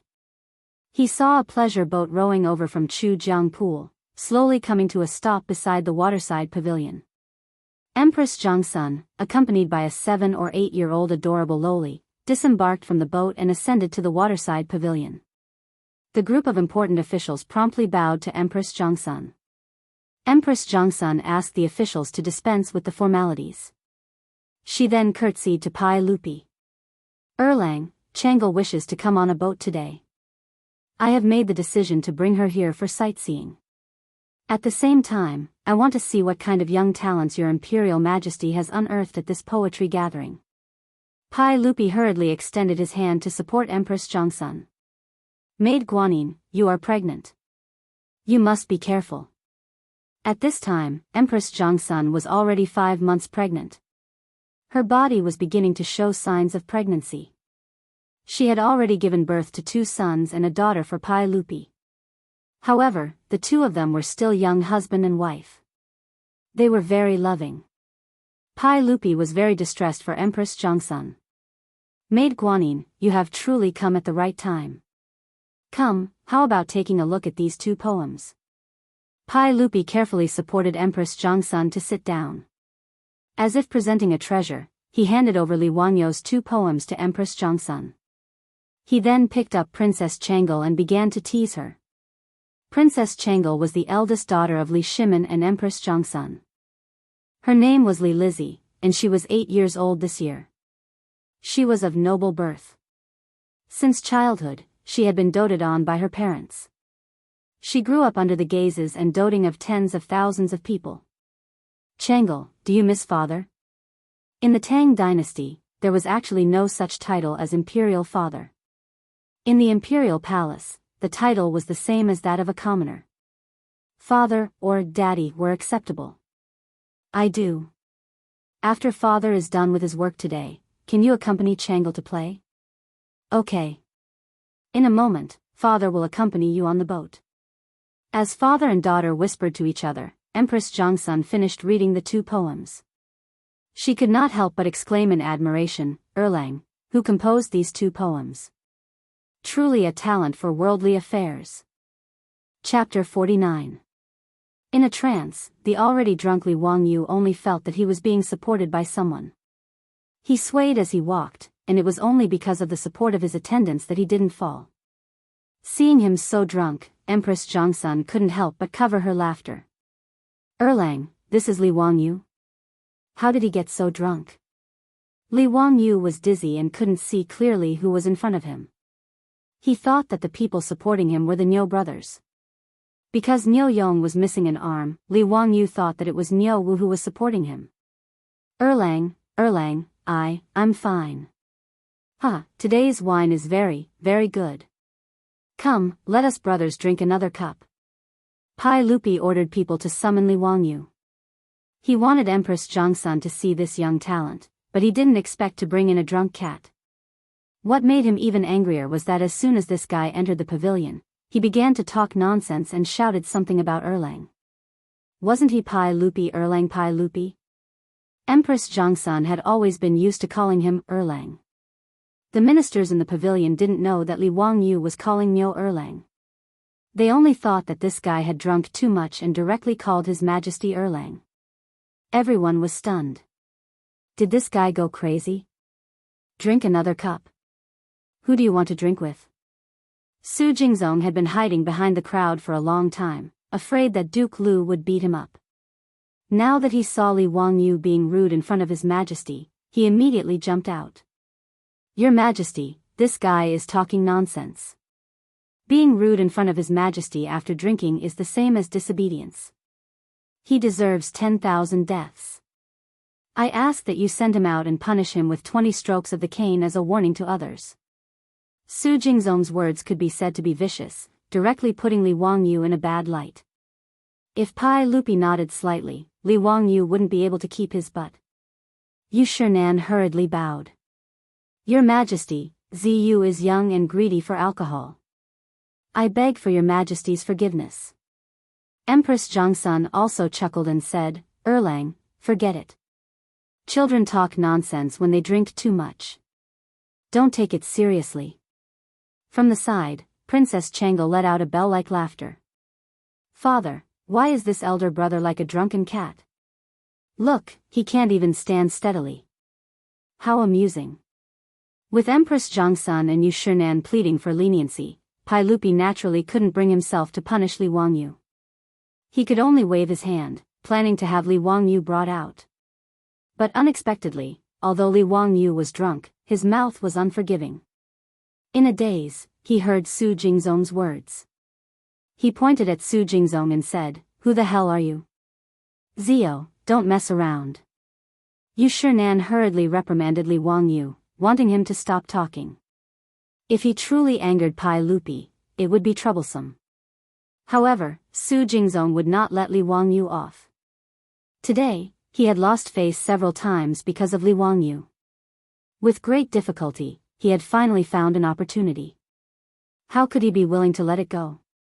Your Majesty, I see that this Li Wangyu is only so-so. Those 2 poems from before might have been written in advance by someone. Otherwise, how could he have written such a masterpiece so quickly? Why don't your Majesty set a topic and have him compose a poem in front of you? Seeing that Li Wangyu was unable to stand steadily, Su Jingzong wanted him to compose a poem on the spot. He wanted to see Li Wangyu make a fool of himself. Your Majesty, Ziyu is already drunk. I'm afraid that this poem cannot be composed. Yu Shinan hurriedly helped Li Wangyu evade. The drunken cat Li Wangyu did not hear anything else clearly, only hearing the word, compose a poem. He did not wave his hand. Who said that I can't compose a poem? I have countless poems in my stomach. Speak, what kind of poem do you want me to compose? I have everything you need. Yu Shinan was angered by Li Wangyu's words. How could he not know that this fellow was so talkative after drinking? Before Yu Shinan had time to speak up for Li Wangyu, Su Jingzong had already seized the opportunity. Facing Pai Lupi, Su Jingzong bowed. Your Majesty, since Li Wangyu has said so, why don't you give him an opportunity to display his talent and let us admire his masterpiece? Pai Lupi was speechless. This fellow is still composing poems? I think it's more like a dream. His words caused all of the important officials in the pavilion to burst into laughter. Princess Changle giggled. Hee, dreaming is good. Changle loves to dream the most. All of the officials knew that Pai Lupi was joking. Who knew that Su Jingzong, with a deadpan expression, bowed again. Yes, Your Majesty has ordered that Li Wangyu compose a poem on the topic of dreaming. Once these words left his mouth, all of the officials were stunned.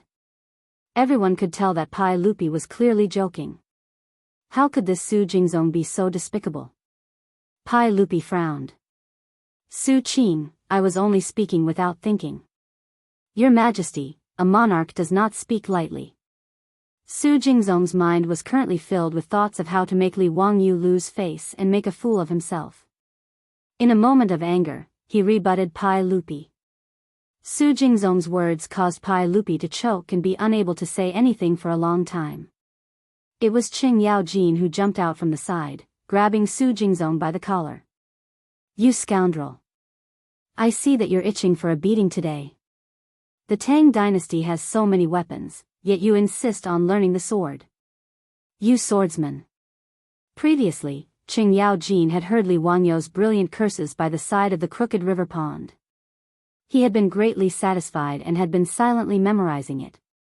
Now that he finally had the opportunity to use it, he opened his mouth and began to spew. Su Jingzong was able to endure. Faced with Qing Yaojin's humiliation, he did not say a word. Even as Qing Yaojin's saliva sprayed on his face, he did not try to defend himself. Everyone could tell that Lu Guogong was learning from Li Wangyu's previous curses. None of them could restrain themselves from laughing.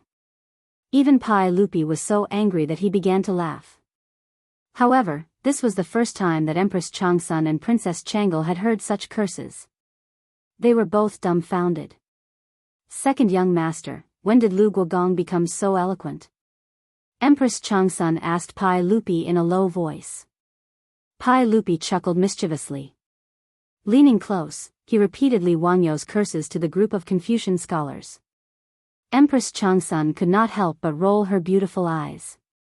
The reason why Qing Yaojin had jumped out was because Li Wangyu was to his liking today. Regardless of whether it was the cursing of the Confucian scholars at the edge of Lake Chu or the stunning, leaving the fortress, Qing Yaojin had a favorable impression of Li Wangyu. As a result, he had deliberately pestered Su Jingzong endlessly in order to fool Pai Lupi over with his earlier joke.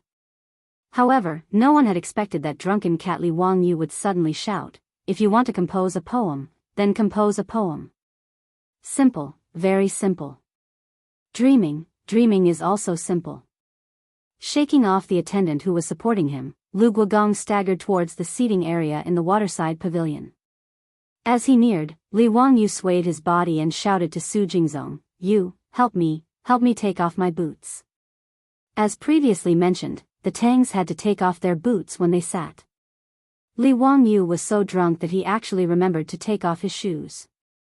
This was quite rare. Su Jingzong's face was as black as the bottom of a pot.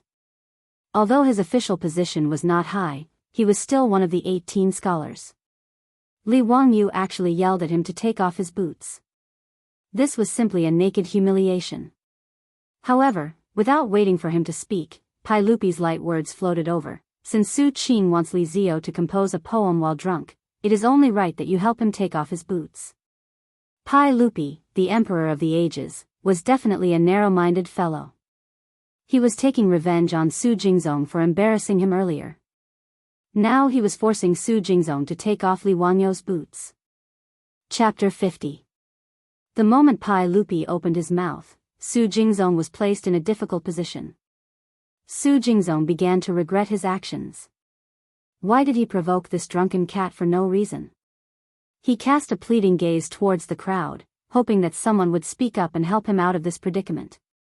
However, all of the important officials in the pavilion felt that Su Jingzong had gone too far just now. Right now, they were just watching a good show. No one spoke up for Su Jingzong. Left with no other choice, Su Jingzong could only grieve without tears, pinch his nose and accept the situation. He, the grand 18th scholar, actually had to take off his boots for Li Wangyu, a fledgling. What kind of humiliation was this? Trembling, Su Jingzong squatted down, using all his strength to remove Li Wangyu's boots. Thank you. Li Wangyu did not forget to pat Su Jingzong on the shoulder, expressing his thanks. It would have been better if he had not said anything. After he finished speaking, Su Jingzong's face flushed red. Thank you, my ass. Do you really think I'm your servant? Li Wangyu, from now on, the two of us cannot exist under the same sky. Ignoring how Su Jingzong was roaring in his heart, Li Wangyu leisurely walked over to the banquet table, plopping his butt on the table. Picking up a brush, he licked the ink twice. Discovering that the ink had already dried, he pointed the brush at a figure by the table. You grind the ink for me. As soon as he spoke, the gathered officials were in an uproar. This fellow was truly crazy. He actually had Princess Changle grind the ink for him. Originally, when Princess Changle saw that Li Wangyu wanted to compose a poem, she had curiously run over, wanting to see how he would compose a poem. Unfortunately, she had been pointed at by Li Wangyu, having her grind the ink. Li Er's face, which had been smiling and watching the show, immediately darkened. He reached out and patted the table beside him. He stood up and said, "How dare you ask my princess to grind ink for you? Li Wangyu, do you want to die? What's all this noise about? It's just grinding the ink. It's not like I'm going to publish it." "Hee, princess, how are you? Big brother will give you a tip later." Li Wangyu spoke incoherently. He thought that he was in a nightclub in the future, but he didn't know that the princess he was talking about was not the princess he was talking about. No one understood what Li Wangyu was talking about, but they knew that Li Wangyu wasn't talking about anything good.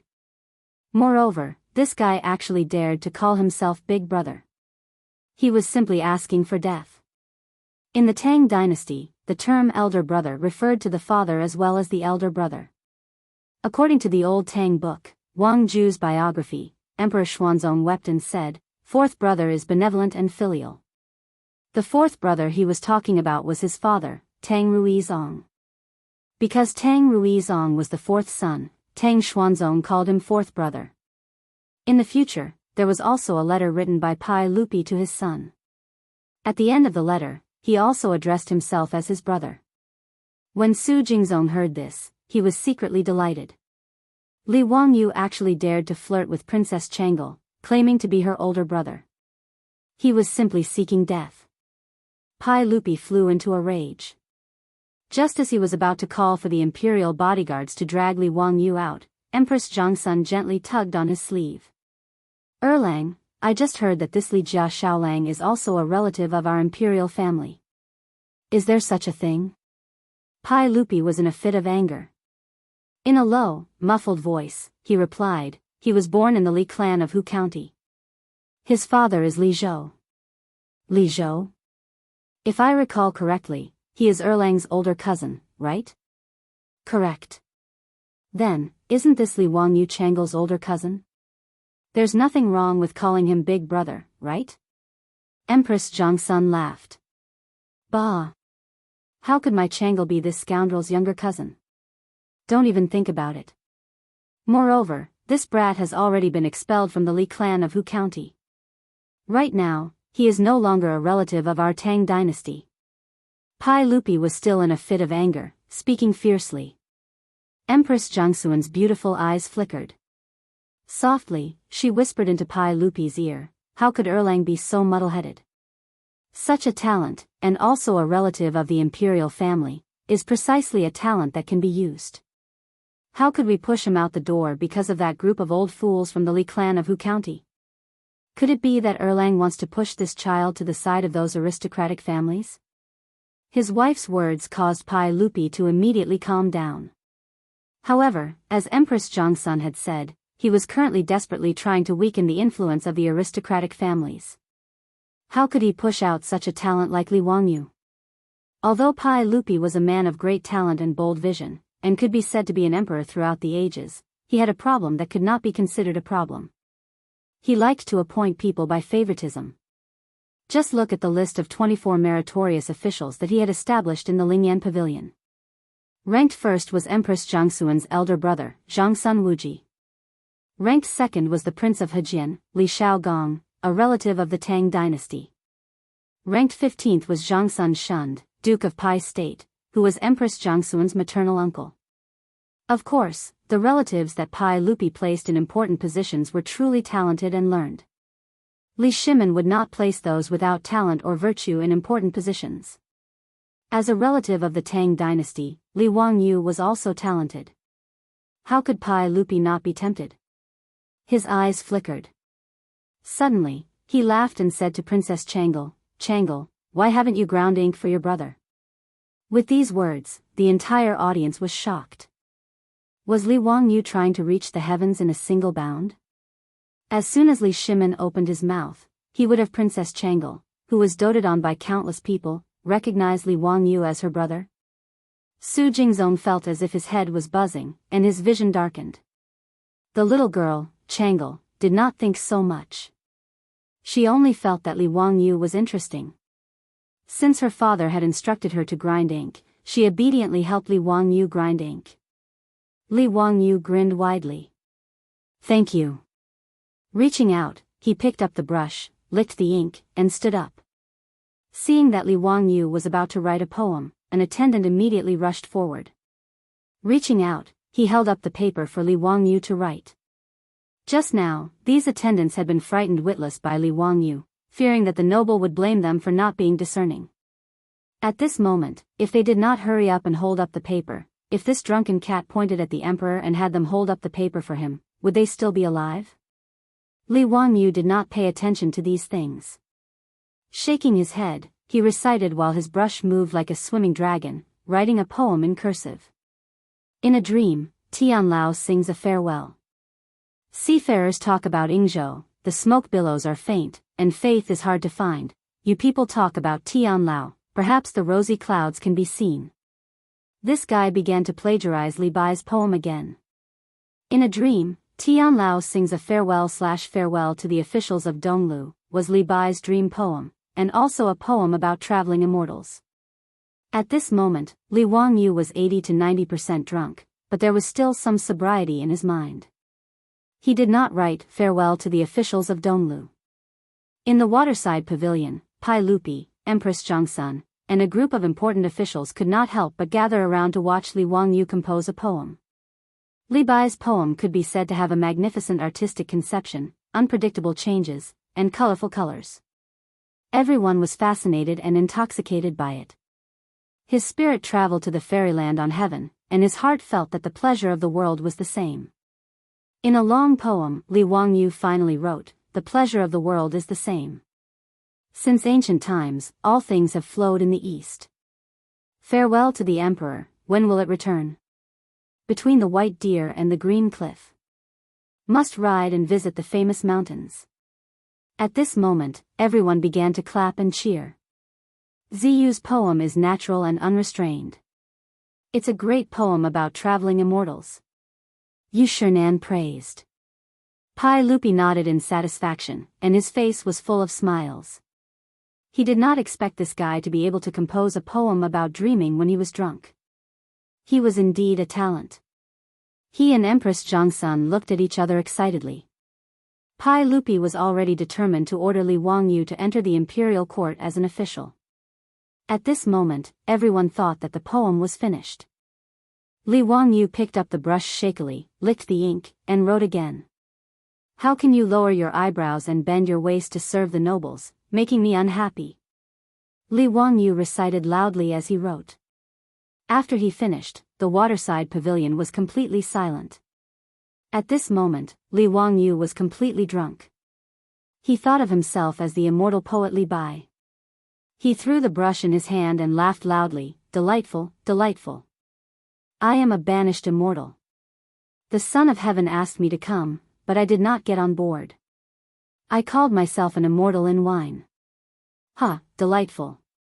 After he finished speaking, he fell to the ground and soon began to snore softly. Li Wangyu fell asleep. Chapter 51. Li Wangyu fell asleep, but none of the officials said anything. Pai Lupi's old face was as black as the bottom of a pot. His face was ashen, and he didn't say a word. How can you lower your eyebrows and bend your waist to serve the powerful? What does this mean? How can Li Wangyu lower his eyebrows and bend his waist to serve the powerful? How can he not smile? In this world, he, Pai Lupi, is the most powerful person. The words Li Wangyu just wrote were simply a look of contempt for Pai Lupi. What do you want the narrow-minded Pai Lupi to think? It was simply pointing at a monk and cursing a bald donkey. He didn't leave any face for Pai Lupi. Moreover, he shouted something like, "The Son of Heaven calls for you, but you don't come on board. You call yourself a wine immortal. How arrogant." Pai Lupi didn't immediately have the guards come in to drag Li Wangyu away and chop him to death. This was already very magnanimous. The officials present were also thunderstruck by the last two lines of Li Wangyu's poem. Yu Shinan sighed in his heart.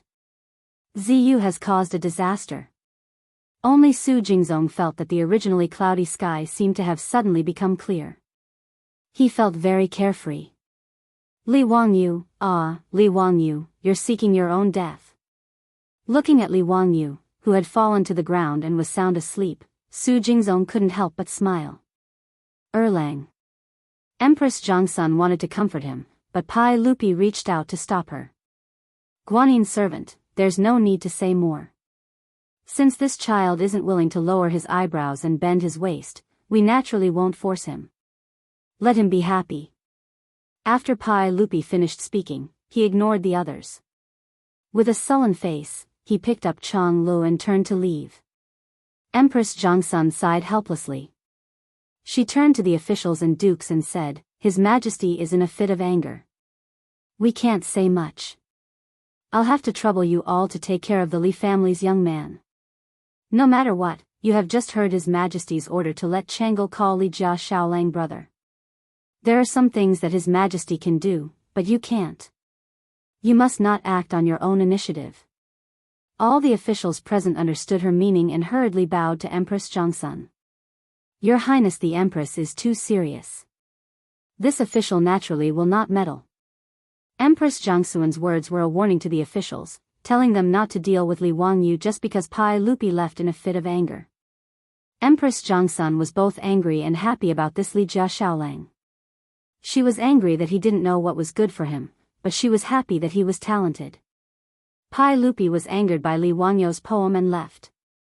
She didn't want to refute Li Shimon's face. But out of love and care, it was only right to warn the officials and have them protect Li Wangyu a little. Empress Zhongsun's words did indeed make many people who had other thoughts give up, but it was as the Empress said. Even if Pai Lupi was angered by Li Wangyu and left, their surname was Li. It was said that one stroke couldn't write two Li characters. If he thought he was clever and killed Li Wangyu, and Pai Lupi thought of this Li family's Qilin son, then he would be the unlucky one. Even Su Jingzong restrained some of his thoughts. At least, he wouldn't put the idea of dealing with Li Wangyu on the surface. "I heard that this child's parents are both dead. He is very pitiful." Empress Zhongsun looked at Li Wangyu, who was sleeping soundly on the ground, and touched the child in her belly. She couldn't help but feel motherly love. "Okay, let people send this child away. Everyone, please keep this child a secret. Let's wait for His Majesty to make a decision about what happened today." Yu Shinan shook his head and sighed. He could only let the attendants take Li Wangyu, who was sleeping soundly, out. He found the Niu brothers and told them to take good care of him. The poetry gathering in Chu, Jiang, and Qi ended unhappily, but the name of Li Wangyu spread among the aristocratic families, nobles, and powerful officials in Chang'an. For the first time, Li Wangyu left a deep impression on the prosperous Tang dynasty more than 1,000 years ago. But at this time, Li Wangyu only felt a splitting headache, his mouth was dry, and his throat was sore. "Water, is there any water?" His voice was hoarse, and he moaned softly on the bed. Hearing his voice, Niu Wu quickly poured a bowl of water from the kettle on the low table and handed it to Li Wangyu's mouth. Like a dried-up traveler in the desert, Li Wangyu greedily drank the water in the bowl in one gulp. Only then did he feel that his throat was slightly soothed. Where am I? The hostel. Niu Wu laughed and said, Xiaolang, you can't hold your liquor well. You're so drunk that you're completely unconscious. Li Wangyu was completely drunk. In his mind, he only remembered that he seemed to be drinking by the stream in Chu, Jiang, Qi. He had no idea what happened after that and how he came back. Erlang, is the poetry gathering over? He thought of the poetry gathering and quickly asked. Yang Quan had told him that he had to be the champion of the poetry gathering. But he was so drunk that he completely forgot about it. It's over. Xiao Lang, you're really talented. You're the champion of the poetry gathering. Niu Wu grinned and said. Really? Are you sure I'm the champion? How can it be fake? An old man came out and said it to everyone in person. The champion of the poetry gathering, Li Wangyu from Huxian. Who else could it be other than you? Xiao Lang, you didn't see the faces of those scholars. Huh, it was really wonderful. A group of scholars in their 20s or even 30s, losing to a 10-year-old teenager, wouldn't they be ashamed to death? Li Wangyu had a headache. He patted his head hard. The after effects of this Tang Dynasty wine were quite strong. And then? You brought me back? Li Wangyu asked. How could that be? When my brother and I were happy for you, we saw you being carried away by 2 attendants. It was said that there was a noble who wanted to see you. Xiao Lang, what noble person did you see? Tell me about it. A noble person wanted to see him? Li Wangyu's mind was in a mess. There were only a few vague figures. There seemed to be a princess. Didn't he say that he would give a tip? Princess? Li Wangyu's mind buzzed. Damn it. Could it be a real princess of the Tang Dynasty? When he was talking nonsense at that time, he seemed to be a princess in the nightclub of the future. There was a princess? Then, were there also Li Shimin and Empress Zhongsun? Li Wangyu tried hard to recall. He remembered that he seemed to have written a poem. What did he write? It seemed to be a sailor or something. Yes, a sailor talking about Ingzhou. He copied Li Bai's Farewell and Dream poem. Suddenly, a flash of lightning flashed through his mind. Li Wangyu froze on the spot. He almost cried. He couldn't be so Chinibu, right? In front of Pai Lupi and Empress Zhongsun, he wrote the sentence, "How can I bow to the powerful and make me unhappy?" It's over. Isn't it F***king over? Li Wangyu muttered. He slapped himself. Why did he drink wine for no reason? Wasn't this a mess? In front of the emperor of the Tang Dynasty, how could he bow to the powerful and make him happy? Did he have nothing better to do? Li Wangyu didn't care whether Pai Lupi appreciated him or not. He was afraid that if he offended Pai Lupi, he would lose his life. Li Wangyu had died once. He didn't believe that he could die again and travel again. Xiao Lang, what did you say? Niu Wu didn't hear clearly and asked in confusion. No, nothing. Erlang, what happened after that? What happened after that? He asked nervously and looked up at the door from time to time. He was afraid that a group of soldiers would rush in and take him away to prison. After that? After that, someone sent you out and told me and my brother to take good care of you. We brought you back to the hostel. Really? That's it? Didn't he say anything else? Li Wangyu couldn't believe it. He even asked the Niu brothers to take good care of him. Didn't he write the last sentence? Really? How can it be fake?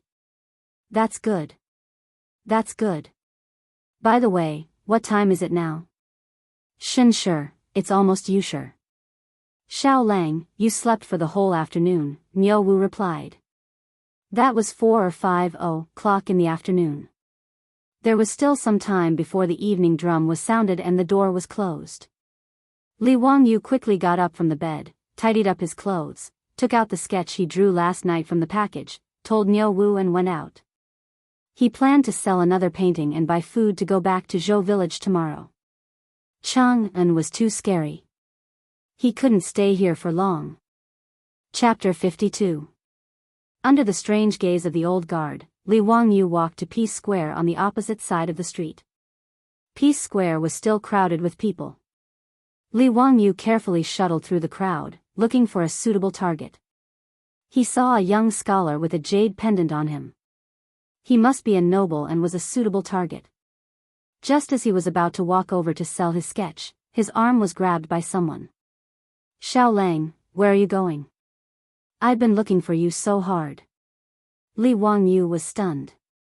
He turned his head and saw that it was the fat man who spent 10 taels of gold to buy his drawing yesterday evening. "Brother, what's the matter? You still want to buy my drawing?" Li Wangyu didn't understand why the fat man was looking for him. Could it be that he wanted a refund? The fat man didn't answer. He turned his head and shouted behind him, "Father, I found Xiao Lang." Li Wangyu saw a middle-aged man with a kind face walk over from the crowd. He looked similar to the fat man. What was going on? Did he bring his parents to find trouble with him? Li Wangyu was speechless. He had a ridiculous feeling that he sold a pornographic book to a child and then his parents came to denounce him. The middle-aged man was full of smiles. He walked closer to Li Wangyu and cupped his hands. "My surname is Cho and my name is Yuan Liang. How should I address Xiao Lang?" "What's the matter, Mr. Cho?" Li Wangyu was vigilant and didn't rush to introduce himself. "Xiao Lang, don't worry. We don't have any bad intentions. We just want to invite Xiao Lang to our house." That's not necessary. I still have things to do." Li Wangyu quickly found an excuse. Inviting him to be a guest was most likely an excuse. He had never met this father and son before. They probably had ulterior motives for inviting him. This banquet was definitely not a good one. "Xiao Lang, we really don't have any bad intentions. I'm a famous grain merchant in Chang'an City. Xiao Lang, if you're worried, you can ask someone. My Chiu family has been pure and kind for generations. They have a good reputation in Chang'an. Today, I took the liberty to invite Xiao Lang to my residence as a guest because I have something to ask of you. That's why I shamelessly invited Xiao Lang." "Excuse me, Mr. Cho. Why did you ask me to go?" Cho Yuanliang hesitated for a moment and replied softly, "Xiao Lang, please draw a picture for me." "Drawing?" Li Wangyu seemed to understand. He looked at Cho Yuanliang with a playful look. This guy's son was already so old, but he was still so interested in Chang'an too. From the looks of it, he even wanted to customize a pornographic image. Li Wangyu somewhat believed Cho Yuanliang's words. He thought that since his enemy was a famous grain merchant, he shouldn't be able to deceive a poor kid like him, right? It couldn't be that they wanted to trick him into going to their residence and then put him under house arrest to draw Chang'an too for them, right? Li Wangyu was about to nod and agree, but he still had an idea. "I can go to your residence, but I still have 2 brothers waiting for me in the hostel. I wonder if it's convenient for my brothers to go with me?" "Of course. I wonder where Xiao Lang's brother is? Let's go and pick them up together." Li Wangyu nodded. They went back to Chongren Lane to find the Niu brothers. He was also afraid that if the Chiu family had any bad intentions, at least their safety would be guaranteed with the 2 brothers guarding them. In the hostel, he also secretly inquired about the Chiu family from the waiter. As Cho Yuanliang said, the Chiu family was a famous grain merchant in Chang'an City with a good reputation. He was relieved. He rode out with the Niu brothers and walked into the Chiu mansion in Xianyang Lane in the evening drum. Cho Yuanliang arranged for the servants in the mansion to arrange food and accommodation for the Niu brothers. He also invited Li Wangyu into the central room and ordered the servants to bring wine. After sitting down and talking, Li Wangyu knew that the fat man was called Cho Kun, the only son of the Chiu family. He also had several sisters who had already been married. When Li Wangyu heard Cho Kun's name, he was surprised for a moment and then secretly laughed. This name was so domineering. The Tang dynasty wrote from top to bottom. Could Cho Kun be read as Cho Ribai?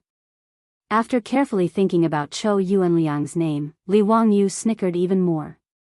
The surname Chou sounded the same as beg. The father and son, one beg for forgiveness, the other beg for re-ex. Li Wangyu secretly ridiculed the Chou family's ability to give names. He almost spat out the wine in his mouth. It was so hard for him to hold back his smile with a strange expression. After 3 rounds of wine, the conversation started. Li Wangyu finally figured out why the father and son of the Chou family were so anxious to find him. The Chou family had been merchants for generations. Chou Yuanliang was honest and kind, but he had 2 small shortcomings. First, he liked to drink wine. Second, he liked to pretend to be cultured. It was not a bad thing to pretend to be cultured. Although the status of merchants in the Tang dynasty was not low, they were not as good as scholars. In order to put up a facade and raise their status, it was understandable to make friends with some scholars. For this reason, the Chou family did not even settle down in the west of the city. Instead, they bought property in the east of the city in Xianyangfang, with the purpose of being closer to Pingkangfang. Although Pingkangfang was a red-light district in Chang and the Little Sisters, there were not low-class prostitutes who only sold their looks. They could still recite poems, paint, and write poems. They could dance, ride, shoot, and play with swords. They were most loved by the nobles and scholars. Therefore, the scholars and even the bureaucrats of the Tang dynasty liked to go to Pingkangfang to drink and chat, enjoy singing and dancing, recite poems, and talk about life with beautiful women. Chou Yuanliang moved here to make it easier to make friends with the scholars. However, the bad thing was that he was greedy for good wine. A few days ago, Chou Yuanliang invited a group of scholars to a banquet in Pingkangfang. Although he was a patron, he was often humiliated by those poor and stinky scholars. During the banquet that day, everyone talked about the precious paintings of the past generations and mocked Chou Yuanliang intentionally or unintentionally. They said that although he was rich, he should collect some ancient paintings and classics to dilute the smell of money of the Chou family. Chou Yuanliang drank a few more cups and was angry when he heard this. He was kind enough to spend a lot of money to treat them to wine, but they still mocked him.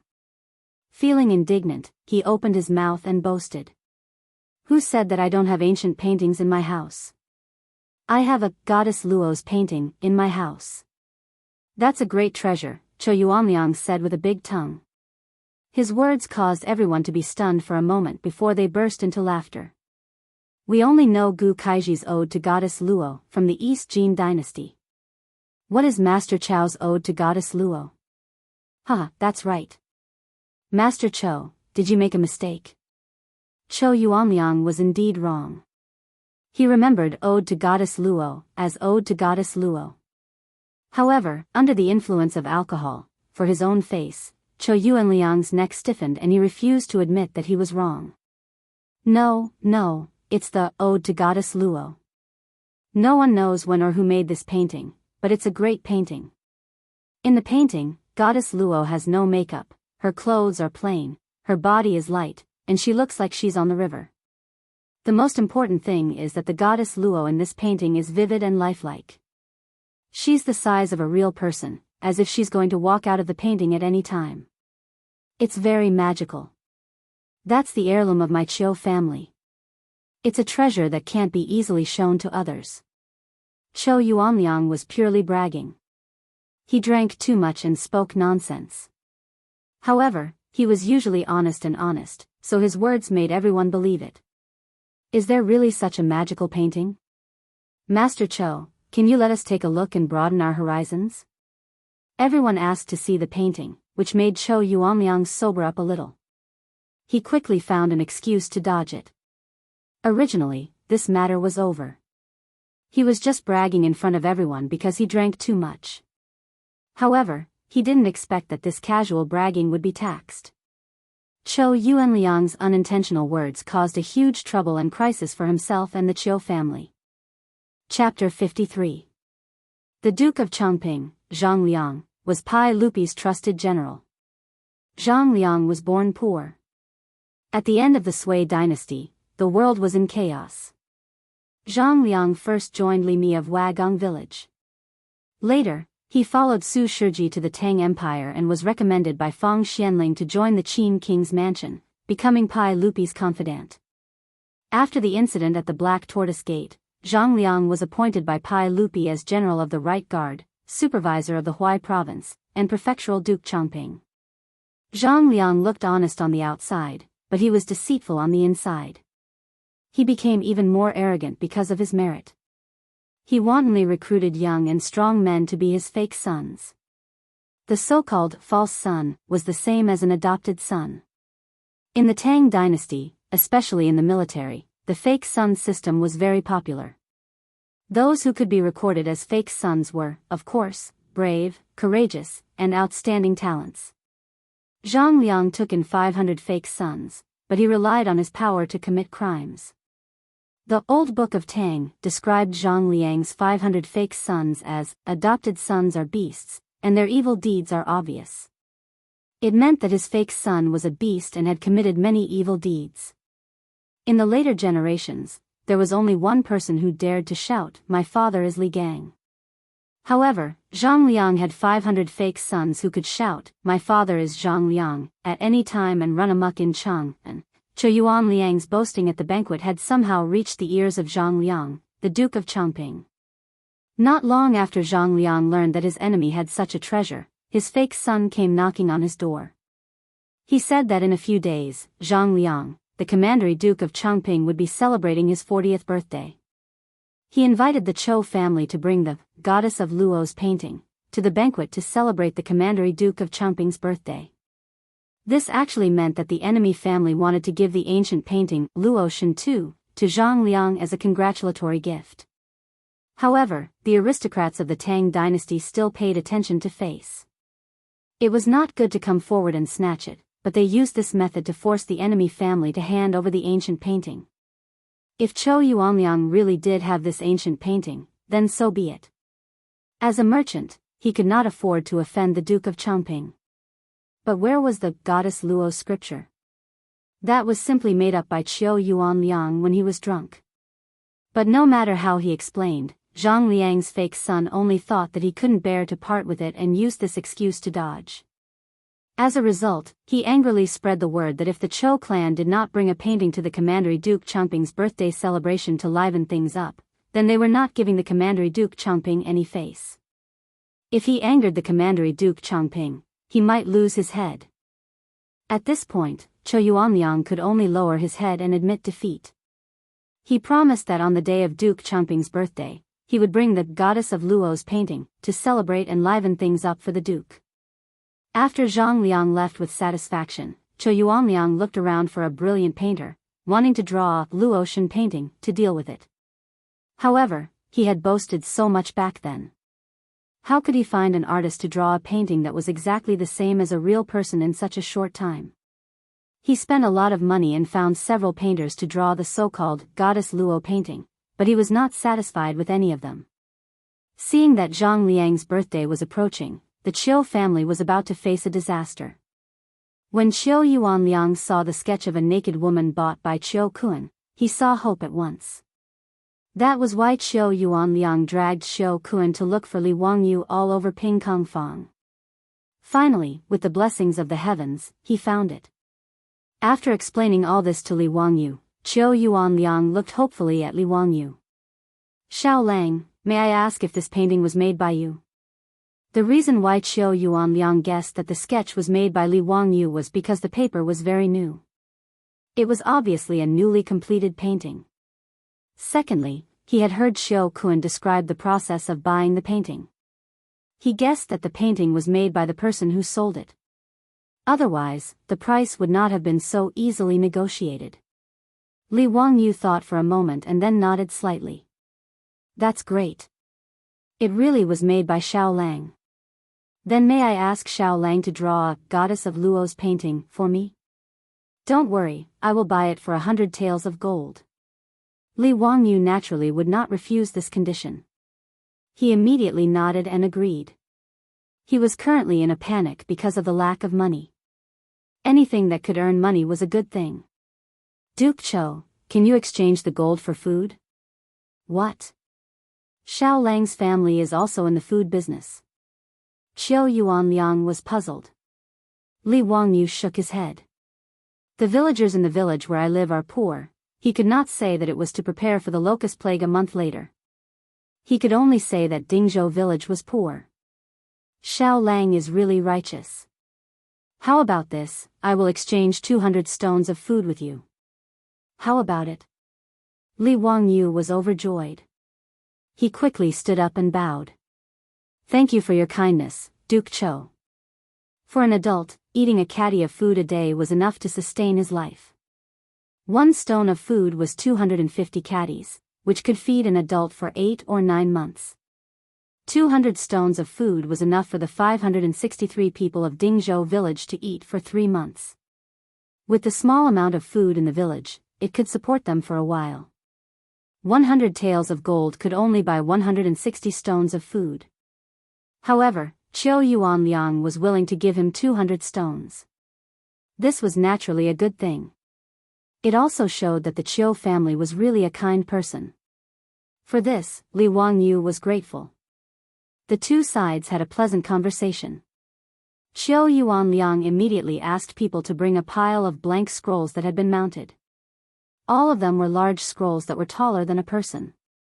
However, Li Wangyu only glanced at them and shook his head with a wry smile. Duke Cho, these scrolls are not good. Why is that? Qiu Yuanliang was puzzled. These blank scrolls that had been mounted were all bought by him. They were all good paper and scrolls. Duke Cho, I remember you said that the painting was old? Qiu Yuanliang blushed and nodded. He was just bragging. But as long as you're not blind, you can see that these scrolls are new at a glance. How can you deceive those people? Li Wangyu felt that the father and son of the Qiu family were good people.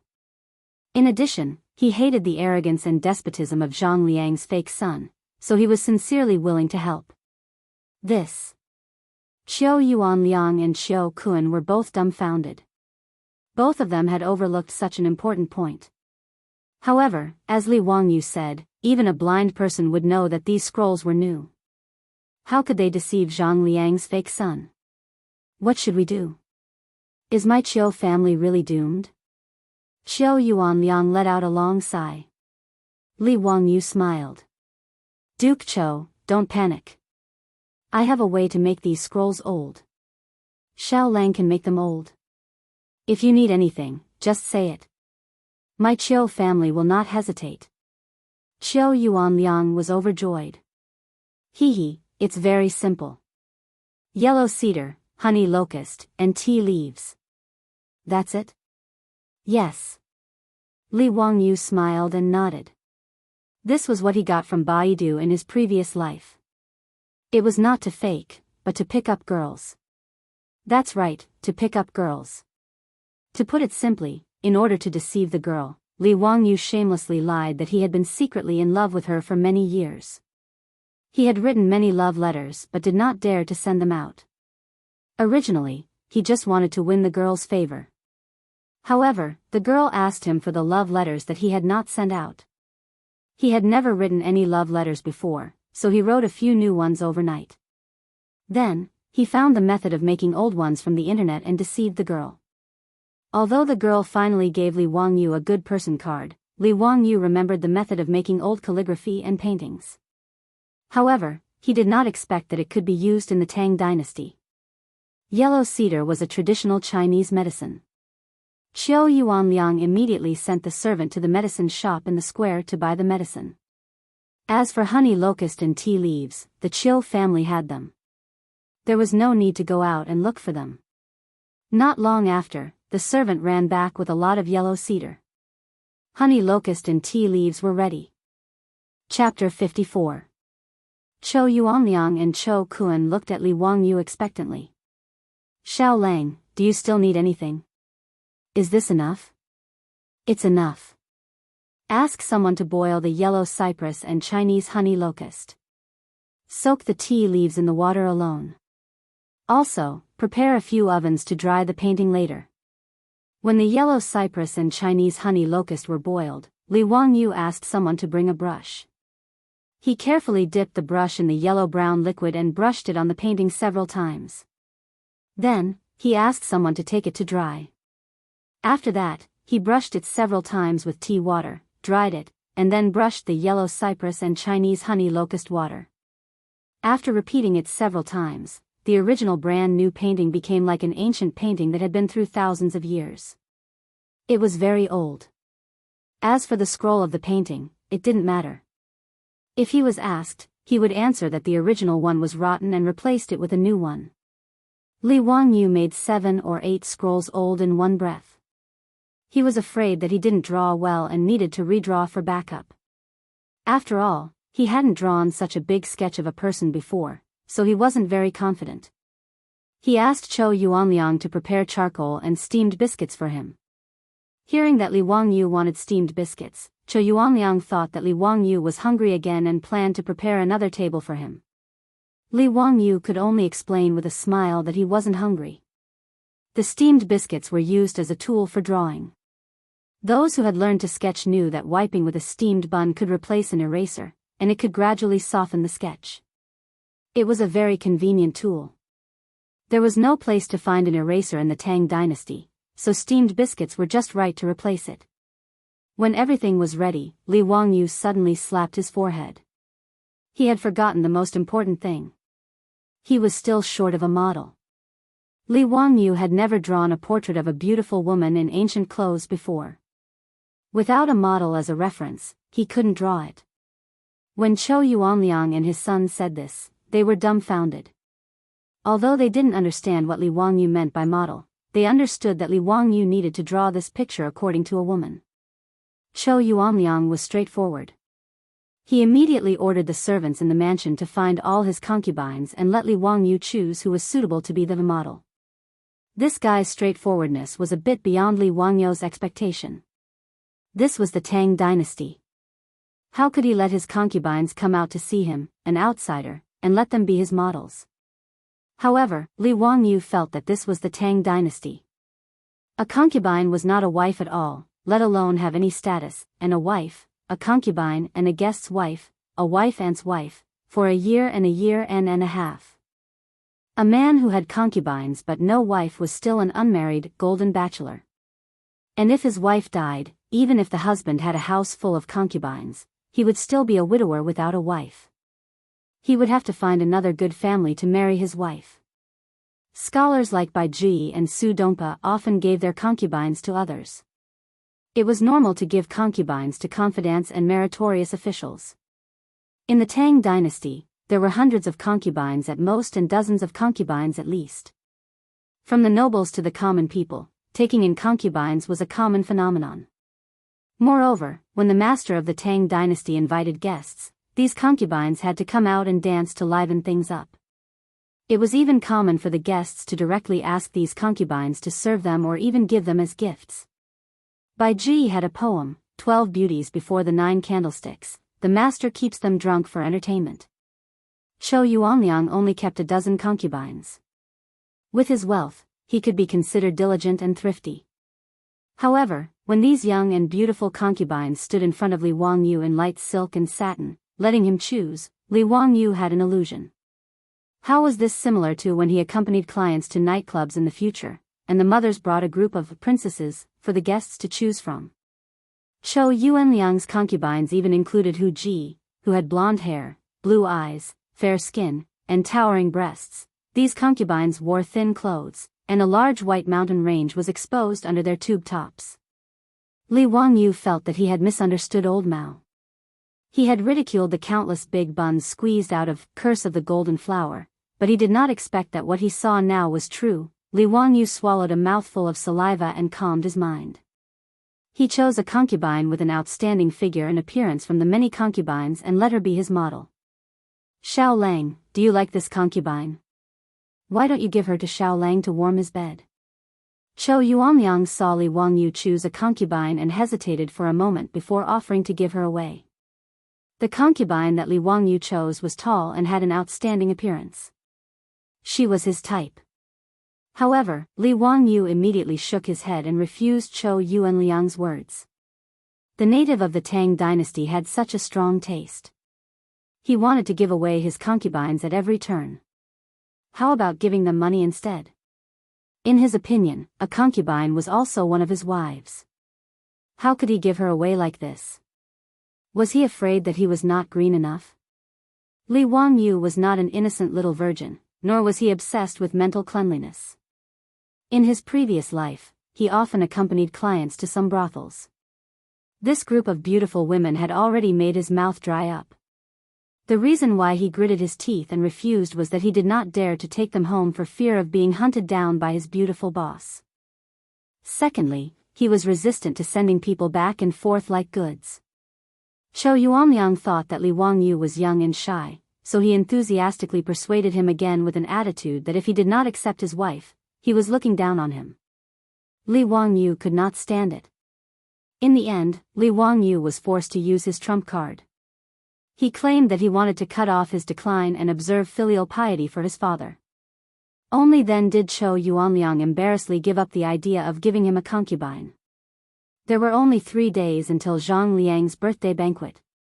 In other words, Li Wangyu had to draw this goddess Luo painting within 3 days.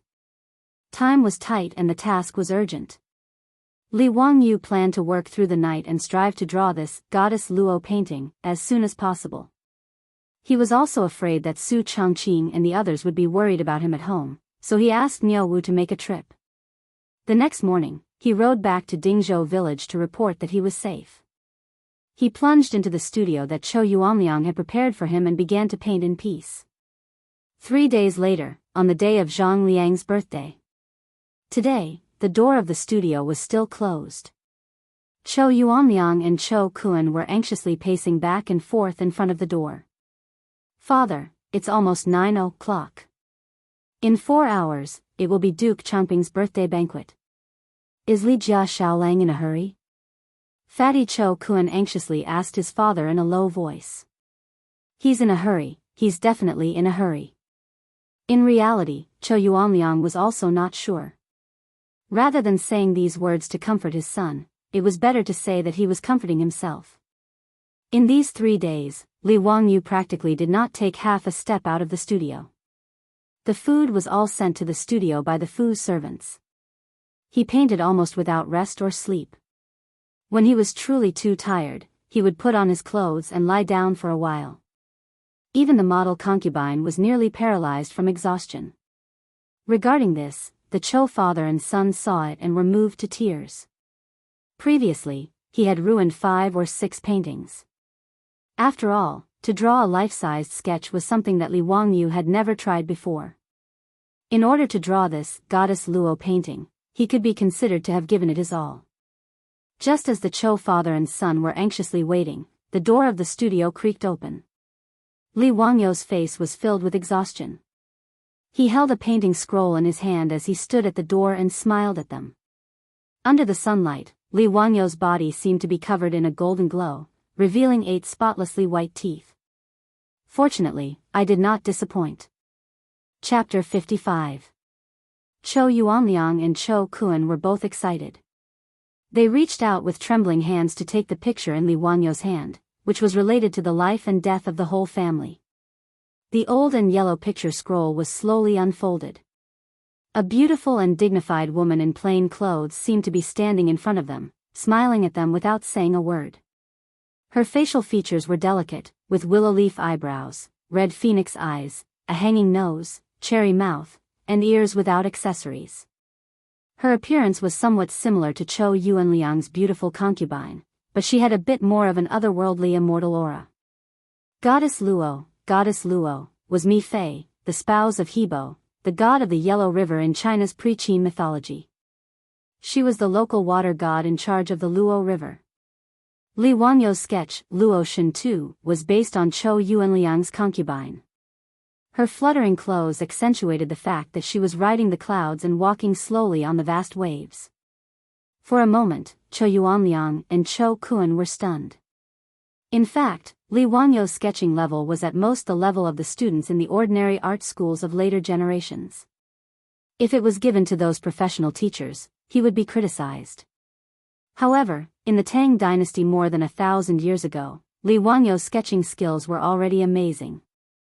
Even in Europe, during the Renaissance of the 15th century, 700 or 800 years later, Leonardo da Vinci, Michelangelo, and others invented and used the principles of perspective, anatomy, and composition, which provided a scientific basis for the three-dimensional and spatial sense of the sketching performance and gradually perfected the sketching skills. In the Tang dynasty, Li Wangyou's Goddess Luo's painting was unique and unparalleled. The huge three-dimensional sketch of a person, which was no different from a real person, completely subverted the understanding of the Chou father and son.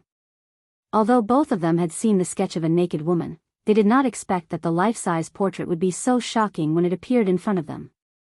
Is this really Goddess Luo? Chou Kun, the fat man, put his hands together and almost knelt down. Chou Yuanliang was no better than his son. His hands trembled and his lips trembled. Just as he looked up to say something to Li Wangyu, an accident happened. He was too excited. Just as he was about to speak, he felt his heartbeat quicken. Then, everything went black and he fainted. Chou Yuanliang suddenly fainted and fell to the ground, which shocked Chou Kun and Li Wangyu. They quickly stepped forward to support him. Chou Kun frantically called for the manor's servant to immediately invite the medical workers from the square over. That's right, a medical worker, not a doctor. The medical conditions in the Tang dynasty were not that good. Just look at the lifespan of the royal family. In addition to the Imperial Medical Bureau, the Tang dynasty also had a professional official medical institution, the Imperial Medical Bureau. The Imperial Physician Department not only provided medical services for the ministers and nobles in Chang'an, but also for ordinary officials, soldiers, and officials. The doctors in the Imperial Medical Department were divided into physician, and worker according to their medical skills. As for the civilian doctors, they were called Luyan worker. They were doctors who worked in the pharmacy and their medical skills were quite reliable. The other was the Jianghu traveling doctor, who basically treated patients according to fate. It all depended on whether the patient's life was tough or not. There was a pharmacy in Xianyang Square, so naturally, there were doctors who worked there. The Chou family's servant trotted out to invite the doctor. The others hurriedly carried Chou Yuanliang into the room and onto the bed. Not long after, a white-bearded doctor rushed in under the lead of the Chou family servant. After a diagnosis, acupuncture, and massage, Chou Yuanliang finally woke up. Dr. Zhang, how is my master? Why did he suddenly faint? Chou Kun was a filial son. At this moment, he was so anxious that he was about to get angry. It's nothing serious. He suffered from internal injuries of the 7 emotions, dizziness due to the wind, lack of upper qi, lack of qi and blood, and dizziness due to lack of qi and blood. I have already performed acupuncture on Master Chou. Take a few decoctions and he will be fine after a few days of recuperation. Li Wangyu only understood half of Dr. Zhang's words. The gist of it was that Chou Yuanliang was too emotional. Coupled with the lack of qi and blood, he fainted. Thinking about it, it was probably due to the excitement of seeing Li Wangyou's Luotian's painting. Coupled with the recent depression in his heart, the sudden excitement caused him to faint due to insufficient blood flow to his brain. After Chou Yuanliang woke up, he struggled to get up. It's getting late. I have to rush to Duke Chumping's manor.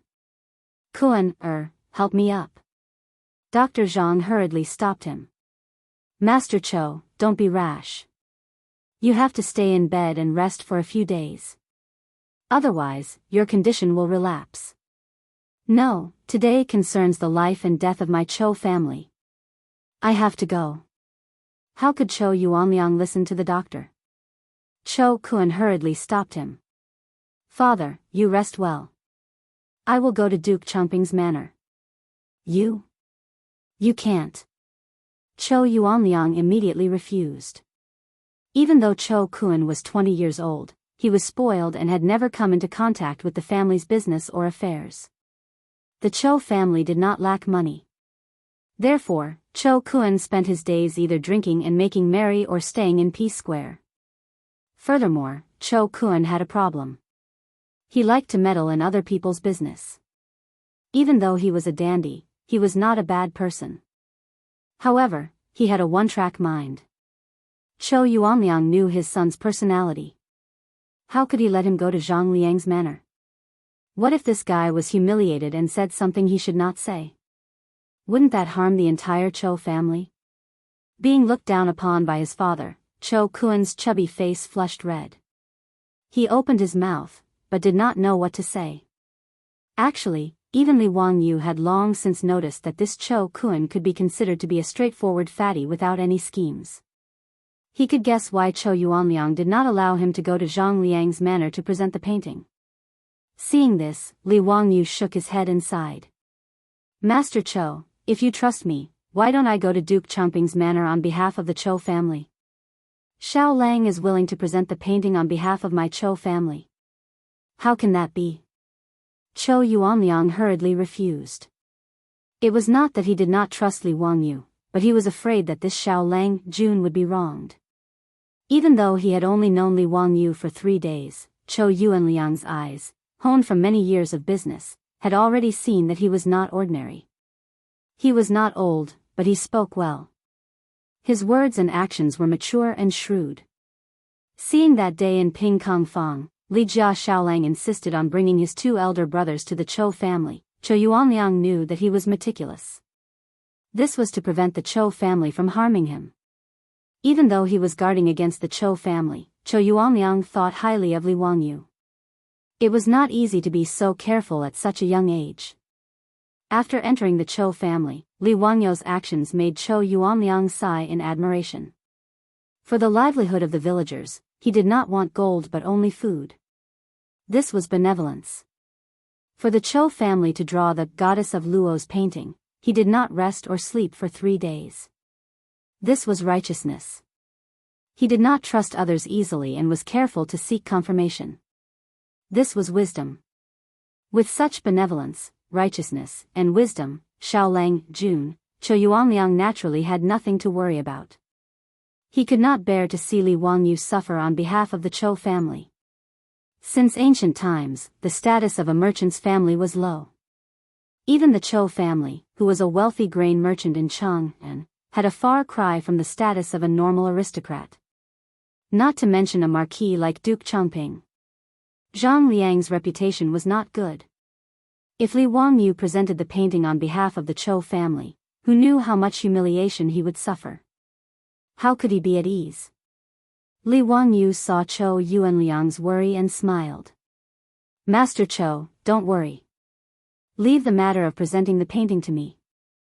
Chapter 56. Chou Yuanliang naturally knew Li Wangyu's good intentions. He hesitated for a while and sighed on the sickbed. In that case, I'll leave it to Xiao Lang. After this matter is over, my Chou family will definitely repay you generously. He looked at his son on the side. I'm afraid it's not enough for Xiao Lang to go alone. Kuan, you go with Li Jia Xiao Lang. But listen to Xiao Lang. You must not act on your own. Fatty, who was originally depressed, was overjoyed when he heard his father's words. He nodded repeatedly and said yes. Chou Kuan, this fatty, did not have any other abilities, but he was very filial and listened to his father. Although he was a few years older than Li Wangyu, since his father asked him to listen to Li Wangyu, he would never say anything. Xiao Lang, I'll leave it to you. Chou Yuanliang lay on the sickbed and cupped his hands toward Li Wangyu. Mr. Chou, you're too serious. You have a good rest. Brother Chou and I will be back soon. It was getting late. After finding a good gold-rimmed Phoebe box to put the picture scroll, Li Wangyu and Chou Kuan rode the Chou family's strong horses to Zhang Liang's mansion. The Tang dynasty advocated riding horses. If one did not have money, one could also ride a donkey. It was rare to see people riding in sedan chairs in later TV series.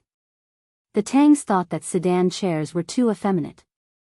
If one was not 70 or 80 years old or physically disabled, no one would want to ride in a sedan chair.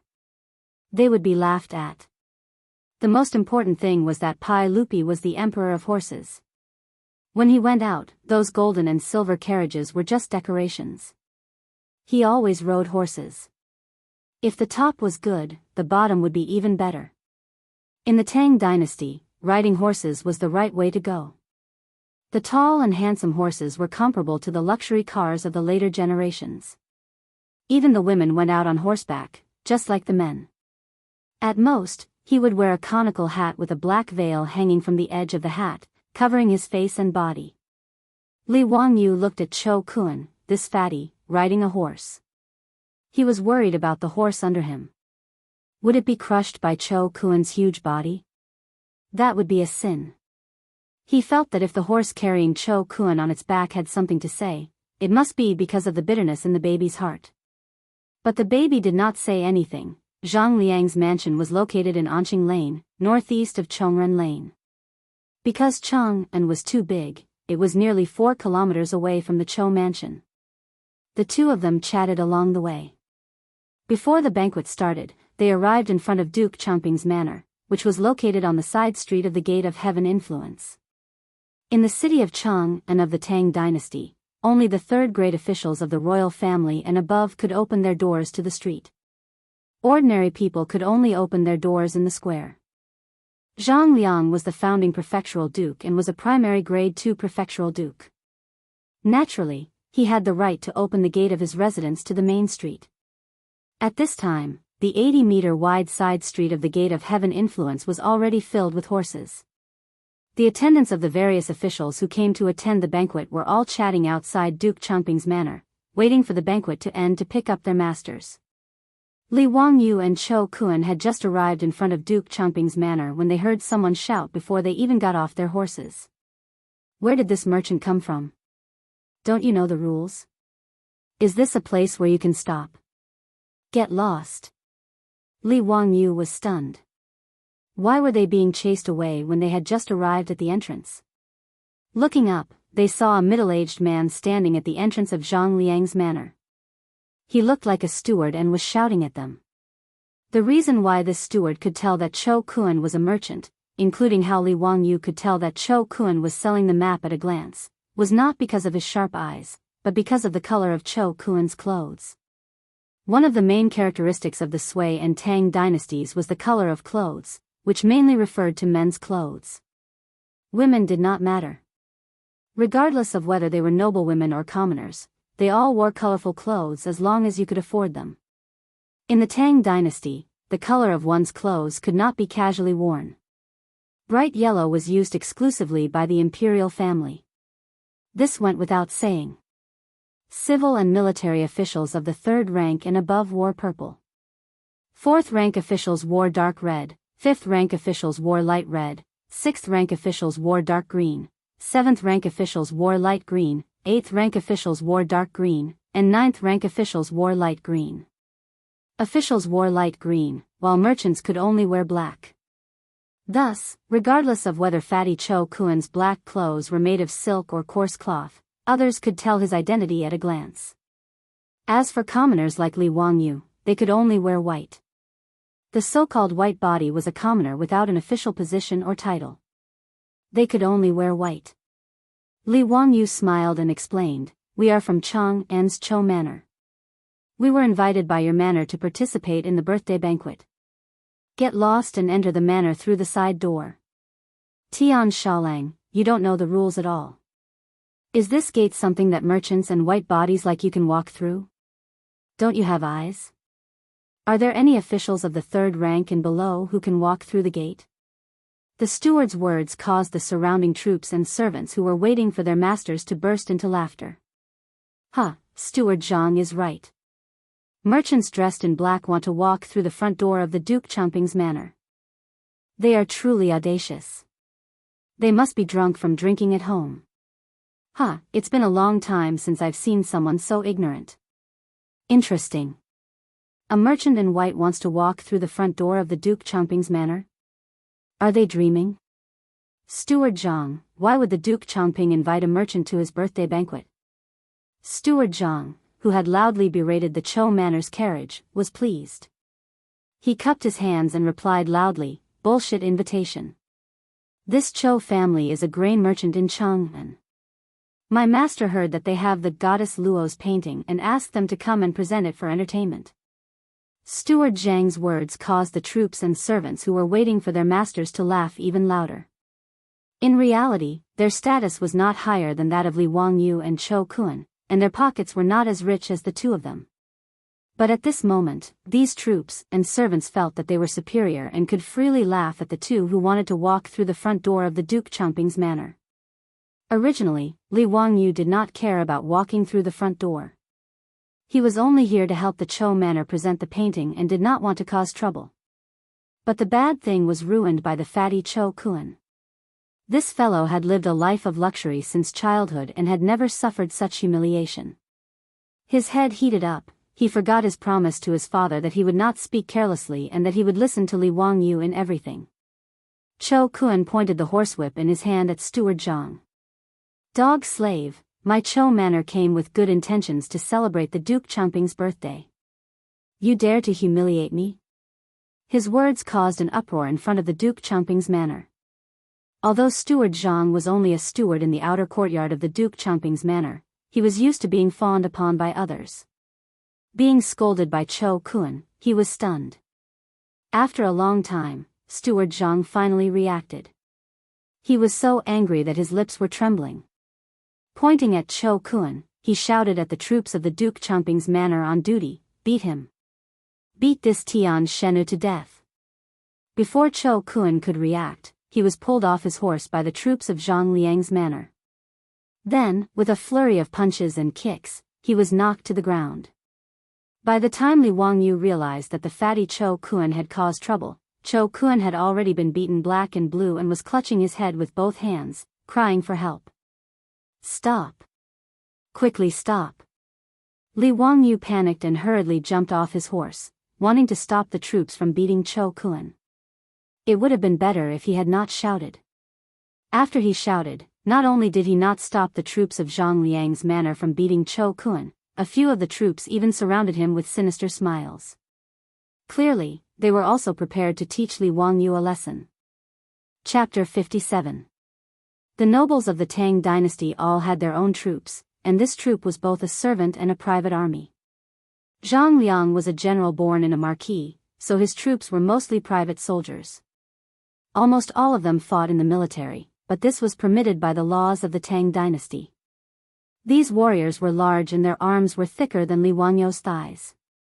Seeing that the troops wanted to attack him, Li Wangyu became anxious. He didn't want to be beaten up with this fatty. In a moment of desperation, Li Wangyu grabbed the painting scroll from the gold-threaded Phoebe Jinan wood box and raised it high in the air as he roared. "All of you, stop! Otherwise, I'll tear apart the ancient painting that the prefectural Duke Chumping wants to see." It was no wonder that Li Wangyu was terrified. With his 16-year-old body, don't even talk about fighting with these troops, he reckoned that they could throw him to the ground with just a flick of their little finger. Not wanting to be beaten up for no reason, Li Wangyu could only use the kidnapping tactic. He wanted to use the ancient painting as a hostage to ensure his and Cho Kun's safety. Hearing his roar, Steward Zhang's face couldn't help but twitch a few times. "Bastard! You dare to break the prefectural duke's ancient painting? Let's see how many heads you have to chop off." Li Wangyu couldn't help but curl his lips. In his heart, he thought that this Zhang Liang was indeed arrogant and despotic. Just look at the steward in his residence. No wonder Zhang Liang was ordered to be executed by Pai Lupi in the 20th year of Xinguan. It wasn't without reason. The goddess of Luo's painting, that he painstakingly drew for 3 days, became the prefectural duke's ancient painting from this guy's mouth. It was truly abominable to the extreme. However, this was only the 2nd year of Xinguan. Li Wangyu couldn't wait for Zhang Liang to be executed 18 years later. He was surrounded by several of Zhang Liang's troops and was about to be beaten up. When this scene landed in front of the prefectural Duke Chumping's residence, the troops and servants who were attending the birthday banquet couldn't help but make a ruckus. As the saying goes, one doesn't mind watching a good show. Tisk, tsk. Using the painting that prefectural Duke Chumping wants to threaten the people of the prefectural Duke Chumping's estate, this guy is really courting death. Isn't it? Originally, they would only suffer some physical pain at most. But now, this matter can't be settled peacefully. I'm afraid these two untactful things will at least lose a layer of skin. Peeling off a layer of skin is already considered good. If Commander Duke Chongping is angered, I'm afraid this enemy of his will be finished. While everyone was laughing and talking about Li Wangyu and Cho Kun, they saw Li Wangyu holding the scroll in his hand. He wanted to use it as an amulet, but he didn't expect that the surrounding troops would grab the scroll in his hand and snatch it away. Li Wangyu was dumbfounded. The only protective talisman he could think of was gone just like that. Shouldn't we all have a good talk? They were all civilized people, so why did they have to fight? Seeing that the fists of Zhang Liang's troops were about to come crashing down, Li Wangyu could only prepare to use the life-saving move he learned from his school days. He hugged his head with both hands and squatted on the ground, trying his best to reduce the area of his body that would be hit. At this moment, a sudden shout came from outside the crowd. Cheese, stop right there. Hearing this, Steward Zhang was furious. Who the hell is meddling in other people's business? You dare to meddle in the affairs of our prefectural Duke Chongping's estate? How many heads do you have? When he saw the appearance of the person who had come, he almost fainted from fright. Lu. I don't know, please forgive me. Steward Zhang was so scared that he couldn't speak clearly. The shout came from two large men on horseback. One was a large man with a yellow face, the other was a dark-skinned man with sideburns. It was obvious that the two of them were also nobles of Chang'an. Behind them followed a group of valiant troops. Seeing that Zhang Liang's troops had no intention of stopping, the troops behind the two men immediately rolled up their sleeves and rushed forward. Like hungry tigers charging into a flock of sheep, Zhang Liang's troops, who had just beaten Cho Kun to the point of crying for his parents, instantly changed their roles. There were only 7 or 8 troops at the entrance of the prefectural Duke Chongping's estate, but they were beaten to a pulp by the iron fists of more than 10 people. One of the two men, a dark-skinned man, dismounted from his horse and walked in front of Steward Zhang. He grabbed Steward Zhang's collar and lifted him up in front of him. Cheese. You want to chop off my head? Even your prefectural Duke Chongping doesn't dare to say such things to me. You've got guts. Without waiting for Steward Zhang to beg for mercy, he swung his hand and slapped him across the face. With a "pa" sound, the arrogant and despotic Steward Zhang fainted from the slap. Who knew how many of his teeth were knocked out and blood flowed from the corner of his mouth?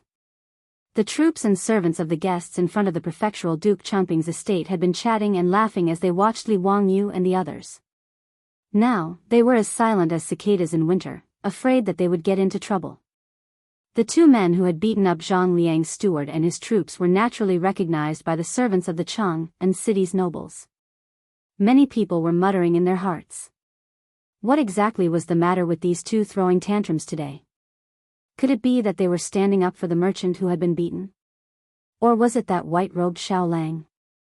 Li Wangyu had originally thought that they would not be able to avoid physical pain, but he hadn't expected that someone would step in and save them.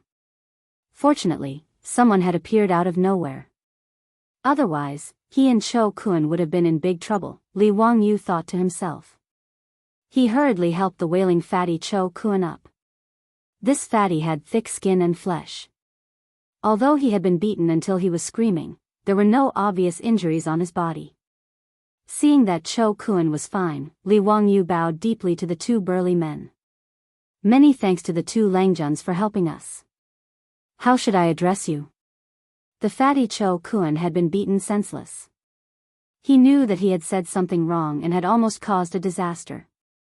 Ignoring the pain on his body, he hurriedly bowed to the two men and lowered his head, not daring to speak. Waha, you're not bad, little child.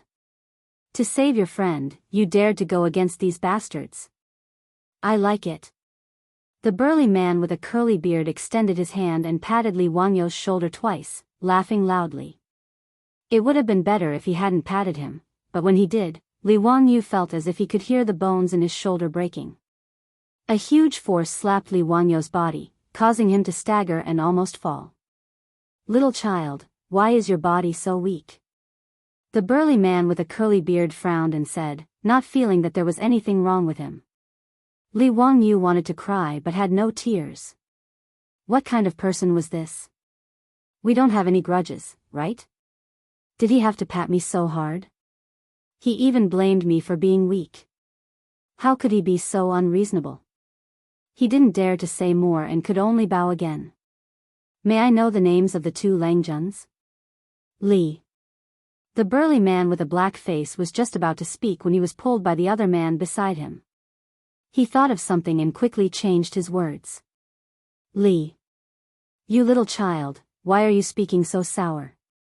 I am Qing Jijia, and this is Qin Shubao. When Li Wangyu heard this, he felt as if he had been struck by lightning. The number one troublemaker of the Tang dynasty, the devil incarnate. Duke Lu, Qing Yaojin, Qing Jijia. Duke Yi, Qin Xiong, Qin Shubao. Damn it. Just now, he was still thinking that Qing Yaojin would appear out of nowhere, but he didn't expect it to be Qing Yaojin, the devil incarnate. His mouth was really effective. Unfortunately, there was no lottery in the Tang dynasty. Otherwise, he would have bought a few lottery tickets. Chapter 58. Qing Yaojin and Qin Xiong were also here to attend Zhang Liang's birthday banquet. Although their relationship with Zhang Liang was normal, they were both in the army and were old acquaintances of the Qin king's manor. They were comrades who helped Pai Lupi to the dragon throne during the bloody battle at the Xuanwu Gate. Naturally, they had to attend Zhang Liang's birthday banquet. Of all the famous generals in the early Tang dynasty, Qing Yaojin and Qin Xiong had the best relationship. They knew each other since childhood and met at Wagong village to fight together.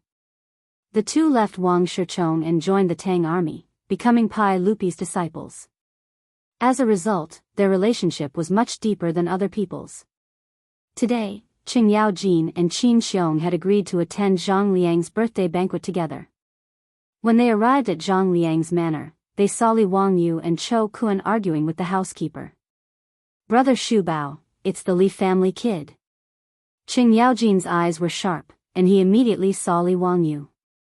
Qin Xiong also frowned. Zhang Liang's subordinates were really overbearing, attacking without a word. Li Wangyu was not a normal person. How could he be beaten up by this group of people? 3 days ago, Qing Yaojin, Qin Xiong, and Zhang Liang were all present at the Tsujiang Lake Poetry Banquet. They had a deep impression of Li Wangyu. Li Wangyu's literary talent that day was astounding, especially the poem, Leaving the Fortress, which made the two veteran generals, who had been on the battlefield for a long time, raise their eyebrows. It's a pity that this fellow's line, how can you lower your eyebrows and bend your waist to serve the rich and powerful, so that I can't be happy? Angered Li Er. Because of this, many of the ministers that day wrung their hands and sighed for Li Wangyu.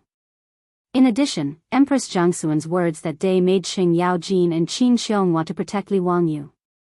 Seeing that Zhang Liang's subordinates wanted to beat up Li Wangyu, they immediately stood up.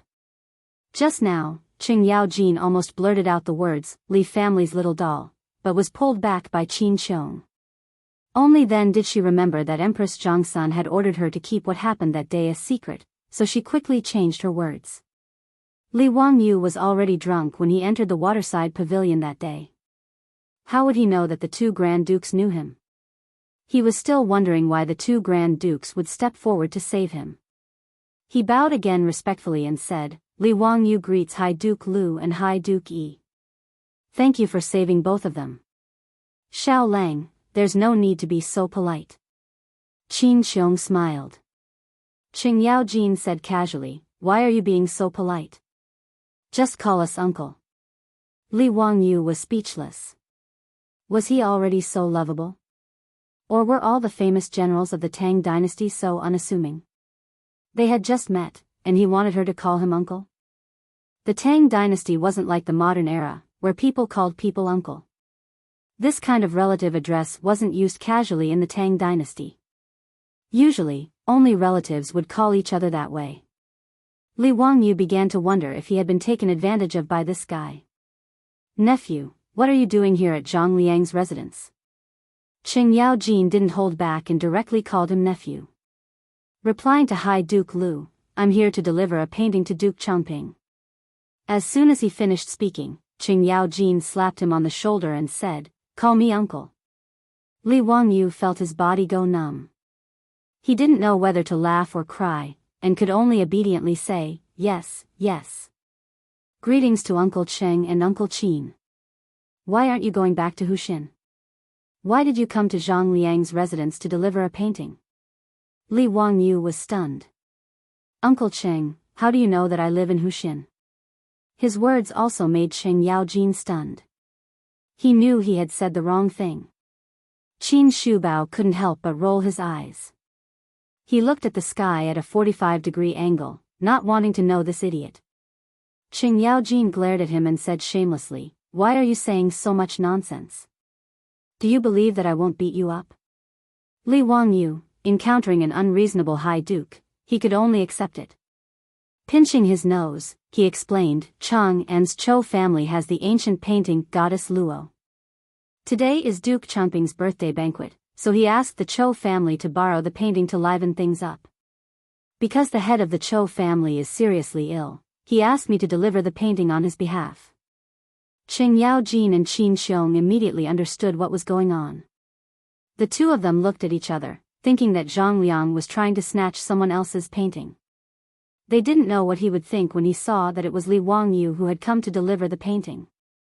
The conversation between the three of them at the entrance of Zhang Liang's residence was also heard by the guests and servants waiting at the entrance. Just a moment ago, they were still mocking this young man. In the end, in the blink of an eye, this Xiao Lang was actually addressing the founding High Duke as his nephew.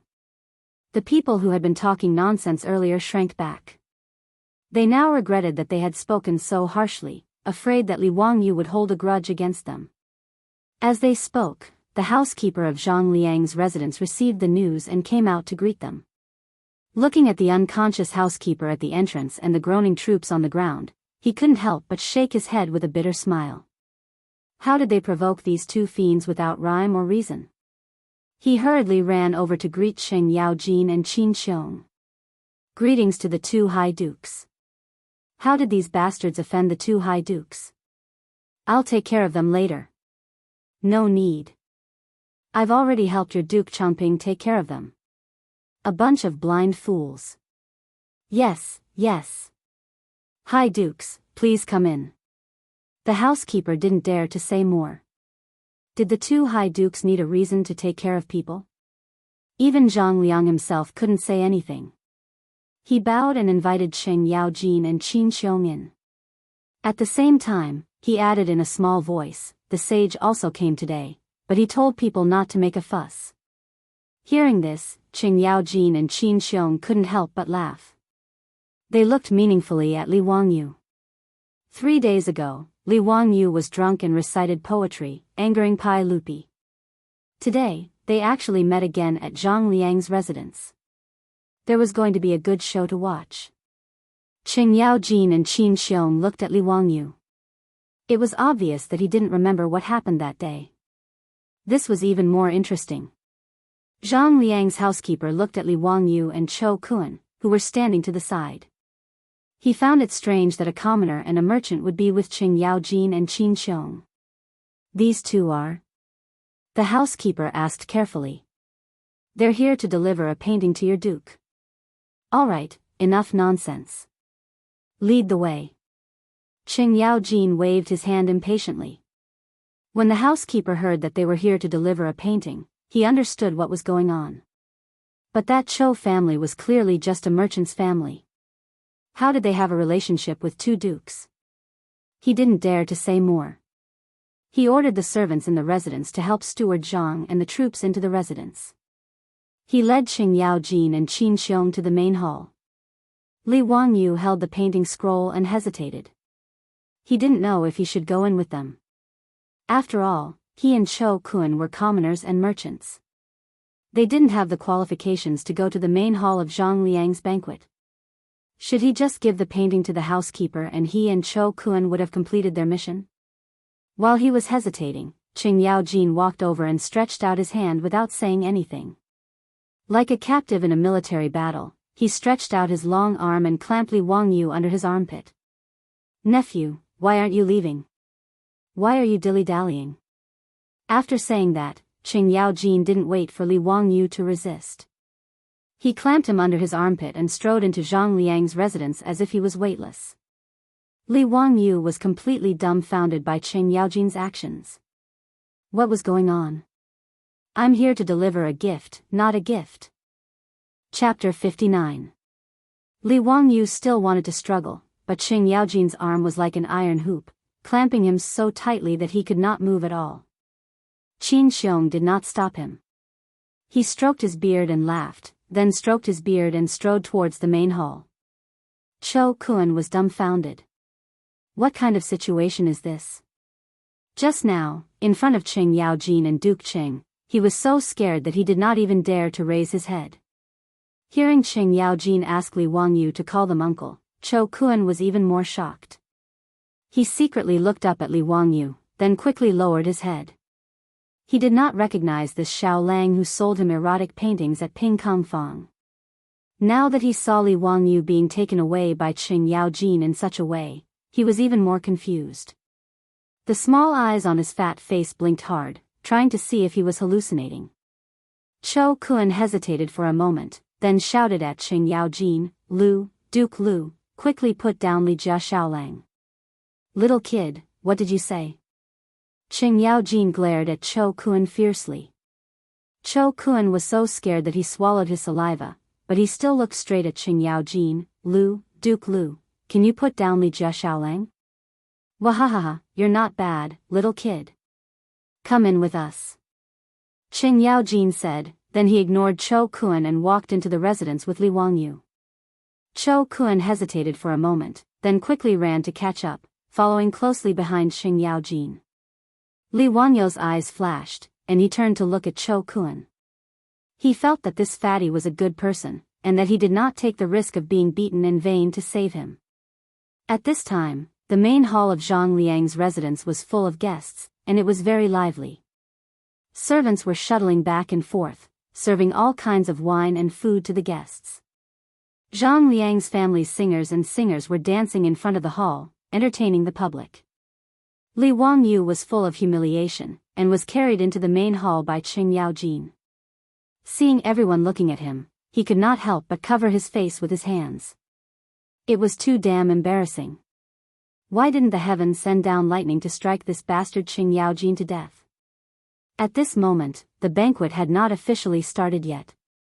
Pai Lupi, dressed in casual clothes, was playing chess with Fang Xianling, surrounded by a group of civil and military officials.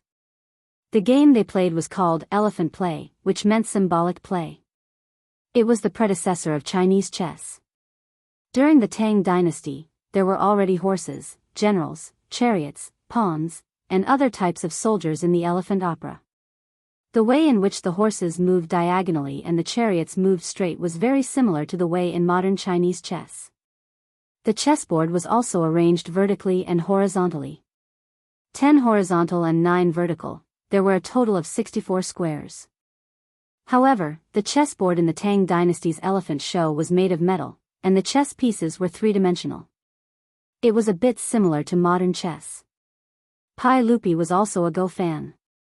According to the old Tang book, biography of Lu Kai, Emperor Taizong Li Shimin often read the elephant scripture. Qing Yaojin walked into the main hall with Li Wangyu under his arm, which naturally attracted the attention of all the civil and military officials, including Pai Lupi. "Jijia, what are you doing? Whose Xiao Lang is this? Did you catch him alive?" Pai Lupi laughed. He thought Qing Yaojin was teasing some rich kid. When Qing Yaojin put Li Wangyu down, Li Wangyu stood up straight. Pai Lupi could not help but be surprised. Many of the civil and military officials in the central room had participated in the Chu River Lake Poetry Gathering 3 days ago. Seeing that the person Qing Yaojin had brought in was Li Wangyu, everyone's expression became strange. Their eyes could not help but steal glances at Li Er. Pai Lupi's face, which was full of smiles, suddenly became as black as the bottom of a pot. When he saw Li Wangyu, he was angry. This scoundrel kid actually dared to write in front of him, "How can I lower my eyebrows and bend my waist to serve the rich and powerful," and even arrogantly said, "When the Son of Heaven calls, I will not board the boat." He really did not give him any face.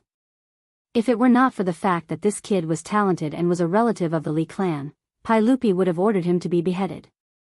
He originally thought that he would just ignore this scoundrel and let him fend for himself in the countryside. He did not expect to see him in Zhang Liang's mansion 3 days later. This made Pai Lupi gnash his teeth in anger. Li Wangyu did not know about this.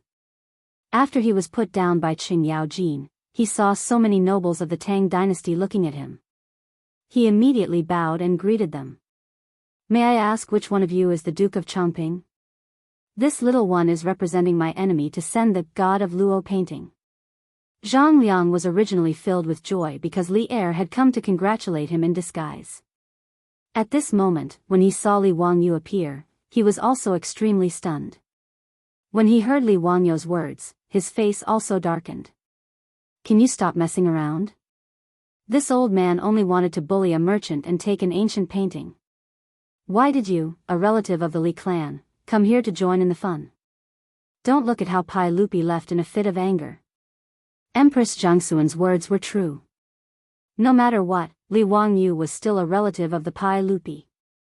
Although everyone knew that Li Wangyu was expelled from the Li clan in Huxian, who could guarantee that the Pai Lupi would not use this kind of Qilin child in the future and let him return to the imperial family? Did they dare to offend Li Wangyu? Were they not afraid that Pai Lupi would turn against them? Qing Yaojin harbored even more evil intentions and even fanned the flames. He pointed at Zhang Liang and said to Li Wangyu, "Nephew, that is the Duke of Chongping. Quickly hand over the painting.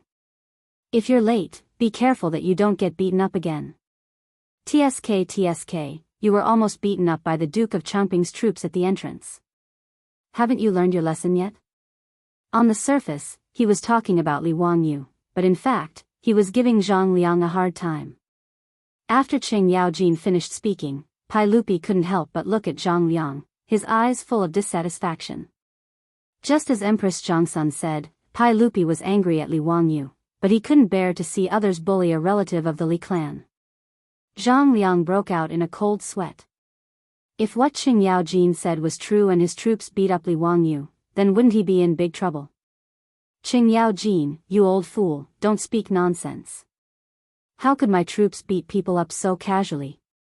Zhang Liang hurriedly denied, then looked at Li Wangyu with a face full of smiles. Xiao Lang, Kuan, this old man is Zhang Liang. Thank you, Xiao Lang, Kuan, for making a trip here. Thank you for your hard work. Please take a seat. His master's words gave the housekeeper a fright. Who exactly was this white-clothed youth? Duke Lu and Duke Yi wanted him to call him uncle, but his master was so polite, calling him Xiao Lang, Kuan. The housekeeper felt that his brain wasn't enough to process this, but he didn't dare to be negligent. He hurriedly invited Li Wangyu and Cho Kuan to the table. The banquet in the Tang dynasty was divided into different meals. After Zhang Liang spoke, a servant immediately set up a table for the two of them and brought wine and food. Li Wangyu and Cho Kuan were also confused, but they didn't dare to make a sound. They could only obediently take off their boots, go to the front of the hall, and sit cross-legged. Li Shimin frowned and stretched out his hand to call Qing Yaojin over. Jijia, why did you bring this boy here? Your Majesty, you wronged me. I happened to meet him at the gate of Zhang Liang's mansion. Li Zio came to deliver the painting for Zhang Liang. It has nothing to do with me. By the way, Your Majesty, this boy doesn't know anything about what happened that day. It seems that he really drank too much that day. Noisy. Pai Lupi glared. Qing Yaojin smiled and didn't say anything more. He took Qin Xiong to the side to drink and watch the show. Li. What painting did you send? Let me see. Pai Lupi shouted at Li Wangyu. He almost blurted out Li Wangyu's name, but he changed his words in time. Li Wangyu saw that Zhang Liang didn't object, so he quickly took out the painting from the gold-rimmed Nanma box. He slowly unrolled the painting with Cho Kuan and presented it in front of everyone. When the sketch of the goddess Luo painting came out, everyone was shocked. Chapter 60. When the goddess of Luo's painting was unfurled, everyone in Zhang Liangfu's main hall saw the contents of the painting and couldn't help but gasp. Even Cheng Yaojin exclaimed, Who is this? Why is it sealed in the painting? Uncle Cheng, this is Goddess of Luo. Li Wangyu smiled. Fang Xianling, Zhang Sun Wuji, and the other civil officials immediately gathered around and looked carefully at the first realistic sketch in human history. Through the contrast of light and darkness, it produced a strong three-dimensional feeling. At the same time, it made use of the principle of perspective to draw a realistic sketch. This was unprecedented in this era. There is actually such a lifelike painting. How did it come to be? What a strange painting, such brushwork. Young Supervisor Yen, do you recognize this painting? Zhang Sun Wuji asked a young man around 27 or 28 years old. The person he asked was Yen Liben, an artist from the early Tang dynasty. In the 17th year of Jingguan, Pai Lupi's famous painting of the 24 meritorious officials of the Lingyan Pavilion, was conferred. His work, Carriage Painting, was a famous painting that was passed down in the future. The current Yen Liben was a young supervisor. He was best at painting portraits, which were lifelike and lifelike. At that time, he was known as the Legend of Painting. However, compared to Li Wangyu's Goddess of Luo's painting, Yen Liben's portraits were much more lifelike, but in terms of realism, they were far inferior. At that moment, Yen Liben was already stunned by the Goddess of Luo's painting. He stared at the painting in front of him in a daze and didn't make a sound. Zhang Sun Wuji called him a few times before he came back to his senses. Minister Zhang Sun, I have never heard of this painting before. This is really a shocking work of art. I don't even know how this painting was drawn. It is really a godly skill. Yen Liben then looked at Li Wangyu and Chou Kuan. Xiaolang, Kuan, may I ask who drew this painting? Chou Kuan blinked his eyes and looked at Li Wangyu. He didn't know how to answer this question. Li Wangyu replied without hesitation, this map has been collected by the Chiu family for generations. It's been a very long time. I don't know who made it. He was lying without even batting an eyelid. Hearing this, Chou Kuan hurriedly lowered his head, afraid that he would laugh out loud. I still don't know who did it. It was clearly you who drew it in my house in front of my father's concubine for 3 days. Fortunately, Chou Kuan was not a fool. He naturally would not reveal any clues. Li Wangyu's words had indeed fooled quite a few people. The civil and military officials present only needed to look at the yellowed picture scroll to know that it had been through the passage of time for it to become like this. On the other hand, after Yen Liben carefully examined the Goddess of Luo's scripture, although he didn't say anything, he looked at Li Wangyu with a playful expression. While everyone was carefully examining the Goddess of Luo's scripture and exclaiming in surprise, a voice came from outside the crowd. Humph, this painting is just a so-so. As the saying goes, literature carries Tao. There is Tao in the painting, but there is no Tao in the painting. If there is Tao but no art, then although the object is formed in the heart, it cannot be formed in the hand. It only has the form, but not the spirit. The painting is precious, but what is the spirit? These words were rather blunt. The meaning was that the Goddess of Luo's scripture only had the form, but not the spirit. Li Wangyu was taken aback by these words. Raising his head, he saw that it was the curly-bearded young man who had been playing chess with the others. He had no idea that the speaker was Pai Lupi, Li Shimen. Pai Lupi was one of the greatest emperors of all time, but sometimes, he was like a child who liked to compete with others. There had once been a Hu merchant from the western regions who was skilled in playing the pipa and had composed an extremely gorgeous and complicated song. Pai Lupi had even arranged for a court musician to eavesdrop and learn from him. After the Hu merchant played, Pai Lupi pretended to be relaxed, saying that there was nothing strange about this song and that his court musician also knew how to play it. Then, he called out the court musician who had secretly learned from him to play, thus proving that the song was not strange at all. Thus, Pai Lupi's personality was sometimes quite childish, making people not know whether to laugh or cry. At this moment, Pai Lupi's competitive nature was acting up. He already disliked Li Wangyu, and now that everyone was praising his painting, he was even more annoyed.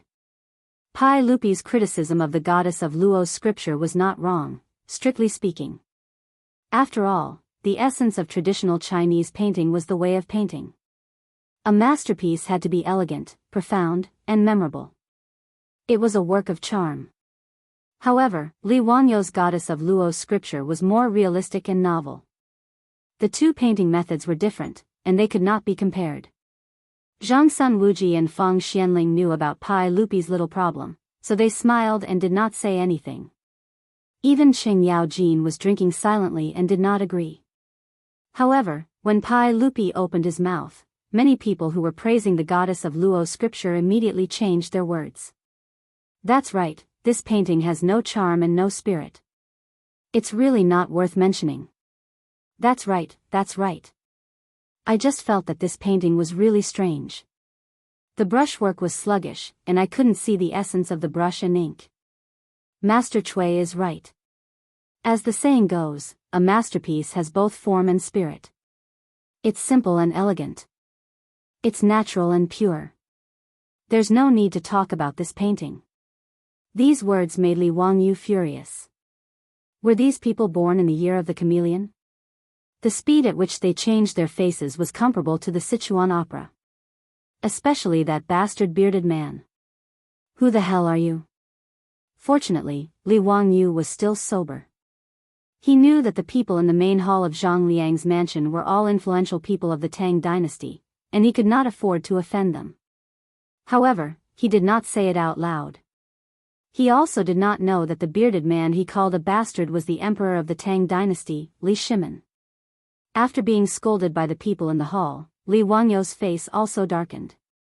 Just as he was about to put away the painting, he heard Pai Lupi speak unhurriedly. However, this painting is not completely useless. This kind of completely realistic technique is indeed suitable for portraits. It's so vivid that it's hard to come by.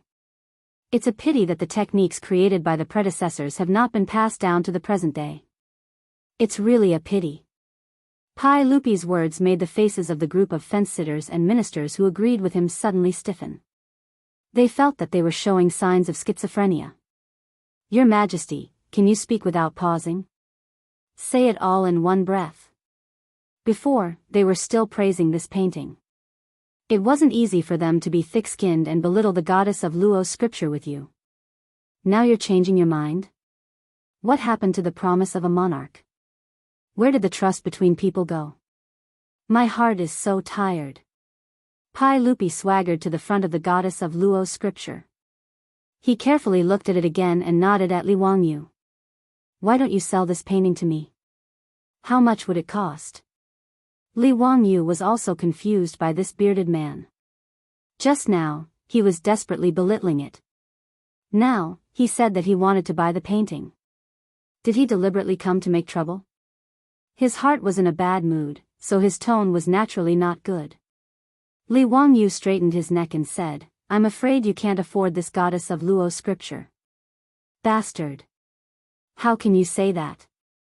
Shut up. Ru and dares to do this. Do you want to die?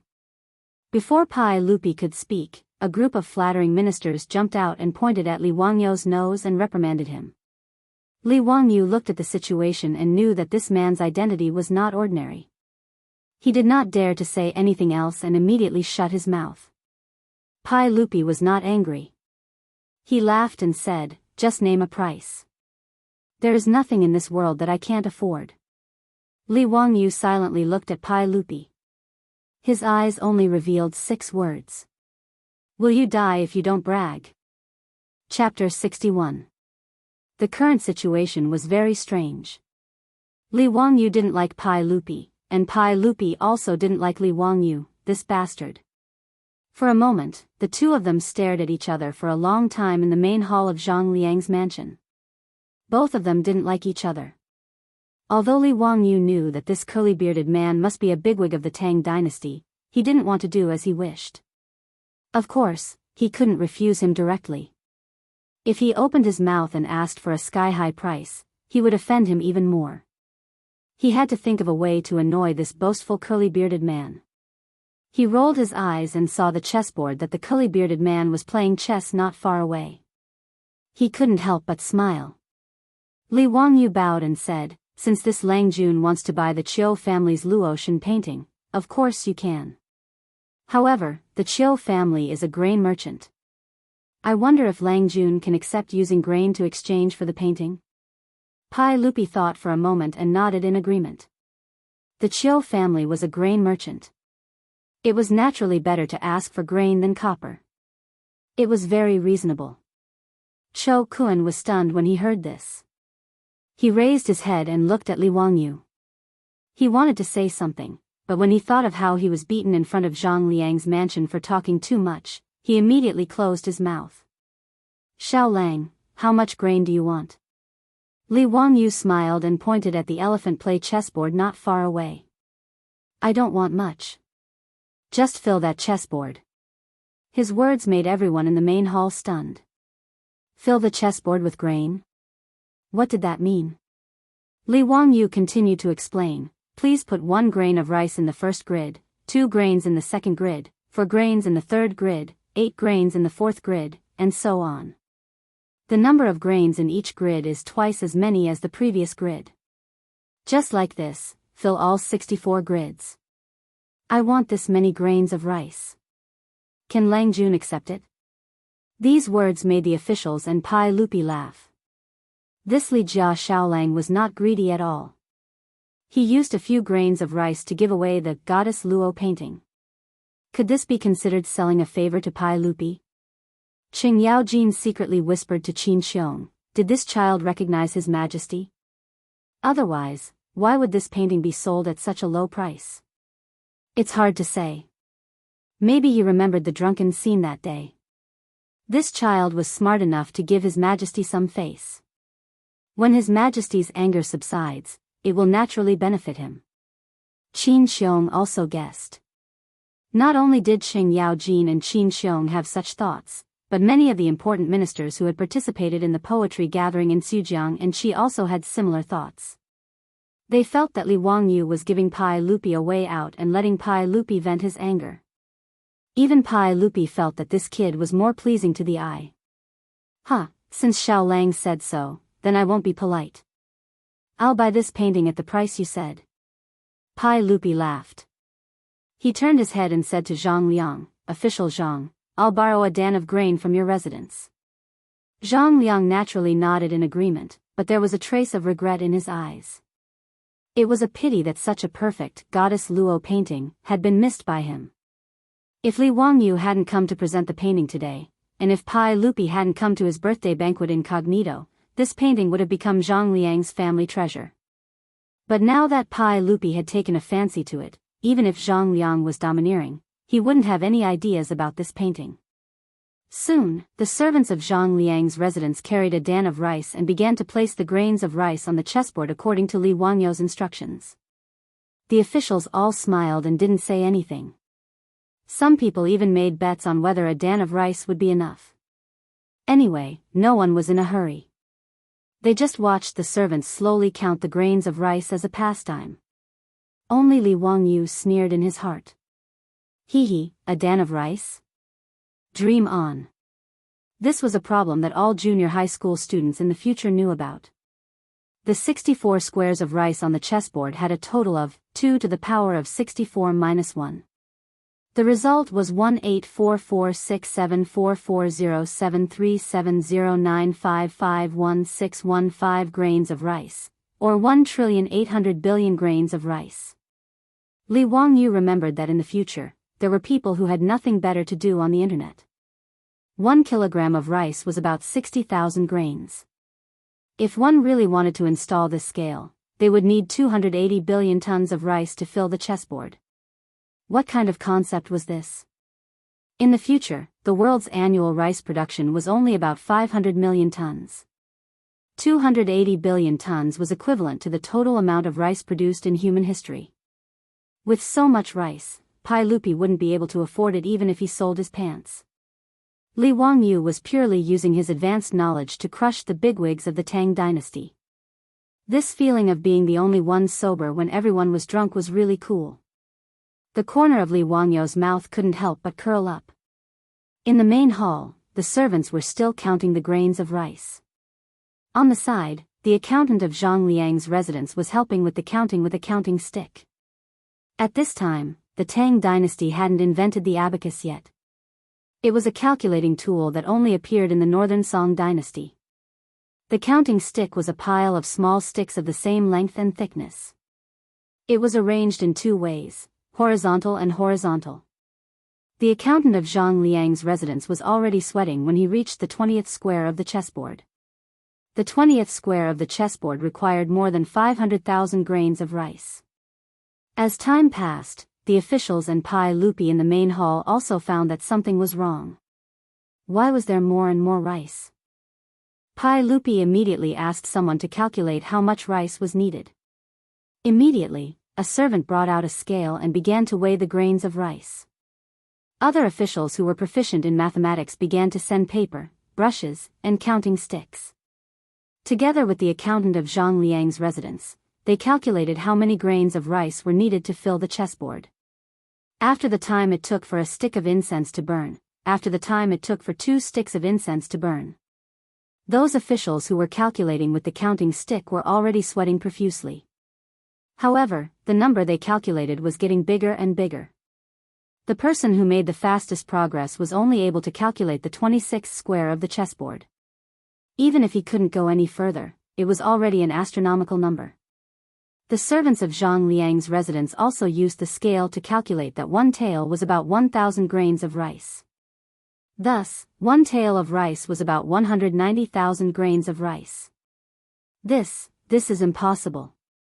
According to this number, even all the grains of the Tang dynasty wouldn't be enough. One of the officials who was proficient in mathematics exclaimed as he looked at the counting stick in front of him. Pai Lupi and the other officials were all shocked. They quickly walked to the front of the several officials. It can't be wrong. I just calculated it. The 26th square of the chessboard just now has already exceeded the amount of grains of the entire Tang dynasty. This is a chessboard that can't be filled. The officials responsible for the calculation were all sweating profusely. They all nodded in agreement. This number was really too huge. It was simply impossible to continue calculating. When Pai Lupi heard this, how could he not know that he had been fooled? He was burning with anger. He fiercely glared at Li Wangyu, who was calmly sitting at the banquet table, drinking wine and eating meat. Xiao Lang, explain to me. What is the meaning of this? Are you playing with me? Pai Lupi angrily said. The officials who previously thought that Li Wangyu was deliberately giving Pai Lupi a way out were all dumbfounded. This bastard clearly put his majesty on a high pedestal and then ruthlessly pulled down the ladder. Chapter 62. Li Wangyu, on the other hand, began to feign ignorance. Why do you say that, Lang Jun? I only want a little bit of food and have no ill intentions. Why are you so angry? If you think it's too expensive, then forget it. Li Wangyu's words made Pai Lupi speechless for a long time. It was as he said, he only wanted a little bit of food. But was this just a little bit of food? The entire Tang dynasty's food was not enough to fill this small chessboard. It was unbelievable, but the truth was in front of everyone. They had no choice but to believe it. Pai Lupi knew that he was played by Li Wangyu today, but he was unable to vent his anger. After all, the conditions were proposed by Li Wangyu, but none of the officials, including him, objected. This made Pai Lupi, who always boasted of his intelligence and wisdom, feel his face burning. Zhang Sun Wuji, Fang Xianling, and the other officials also felt ashamed. This bastard. He actually played all of them in the palm of his hand. They were so angry that they wanted to beat him up. Li Wangyu was still proud of himself, but he did not expect a tall and sturdy figure to rush out from the side and directly clamp him up. This familiar smell, this familiar formula, this damned Xing Yaojin actually reached out and grabbed Li Wangyu again, clamping him under his armpit. Then, his large hands slapped Li Wangyu's but heavily. The huge pain stimulated Li Wangyu to scream. He felt that his butt was about to split into pieces. What made him feel even more humiliated was that ever since his grandfather passed away, he had never been hit on his butt again. He did not expect that after transmigrating to the Tang dynasty, he would receive such treatment again. It was really humiliating. As Qing Yaojin slapped his butt, he also scolded, "I'll beat you to death, you bastard. You dare to tease your uncles? Today, I'll take care of you on behalf of your father." The loud slapping sounds and Li Wangyou's wailing and howling made the main hall of Zhang Liang's mansion very lively. However, this scene caused all the officials to heave a sigh of relief. Zhang Liang waved his hand to have the servants take away the food and ordered for water and wine to be sent over. The officials, including Pai Lupi, acted as if they did not see the scene of Li Wangyu being beaten up by Qing Yaojin. They all raised their cups and drank, chatting and laughing with each other, as if nothing had happened. "Fang Xiang, today's wine has a unique taste." "Huh, Brother Wuji is right. Come, let's drink. The singers and dancers in Duke Zhang's residence are pretty good." Qing Yaojin gave Li Wangyu a good beating and kept reprimanding him, "Bastard, do you still dare to cause trouble in the future?" "I don't dare anymore." "Duke, please stop." "What did you call me?" "Uncle, Uncle Cheng." "Stop it now." Li Wangyu was completely terrified. Who the F***ck were these people?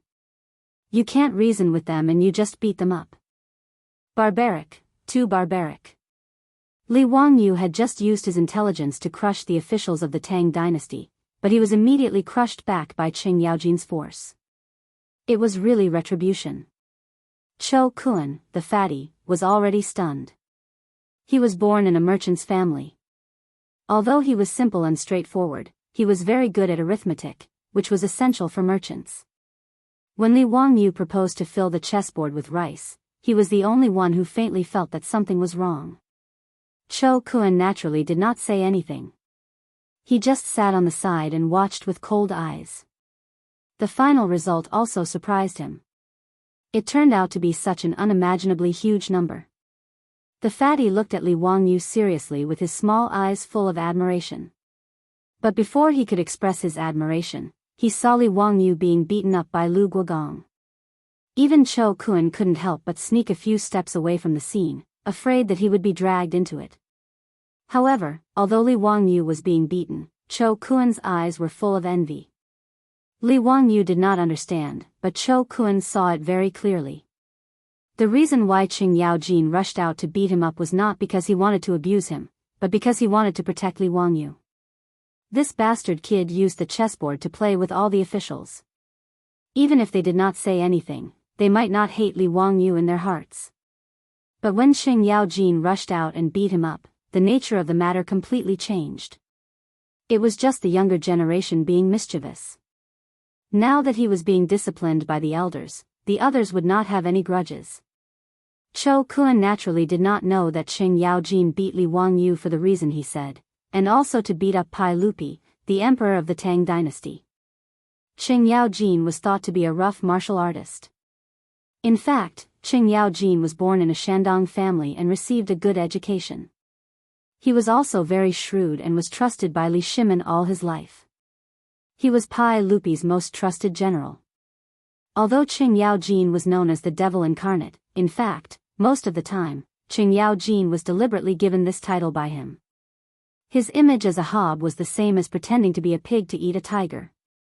The more Qing Yaojin looked at Li Wangyu, the more pleasing he was to the eye. Especially after Li Wangyu played with all the officials, it made him very happy.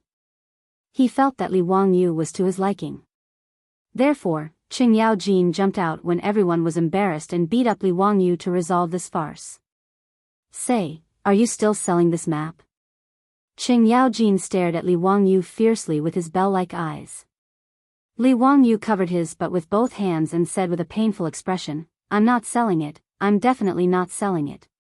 It's free, it must be free. That's more like it." Qing Yaojin nodded in satisfaction, feeling that his efforts had not been in vain.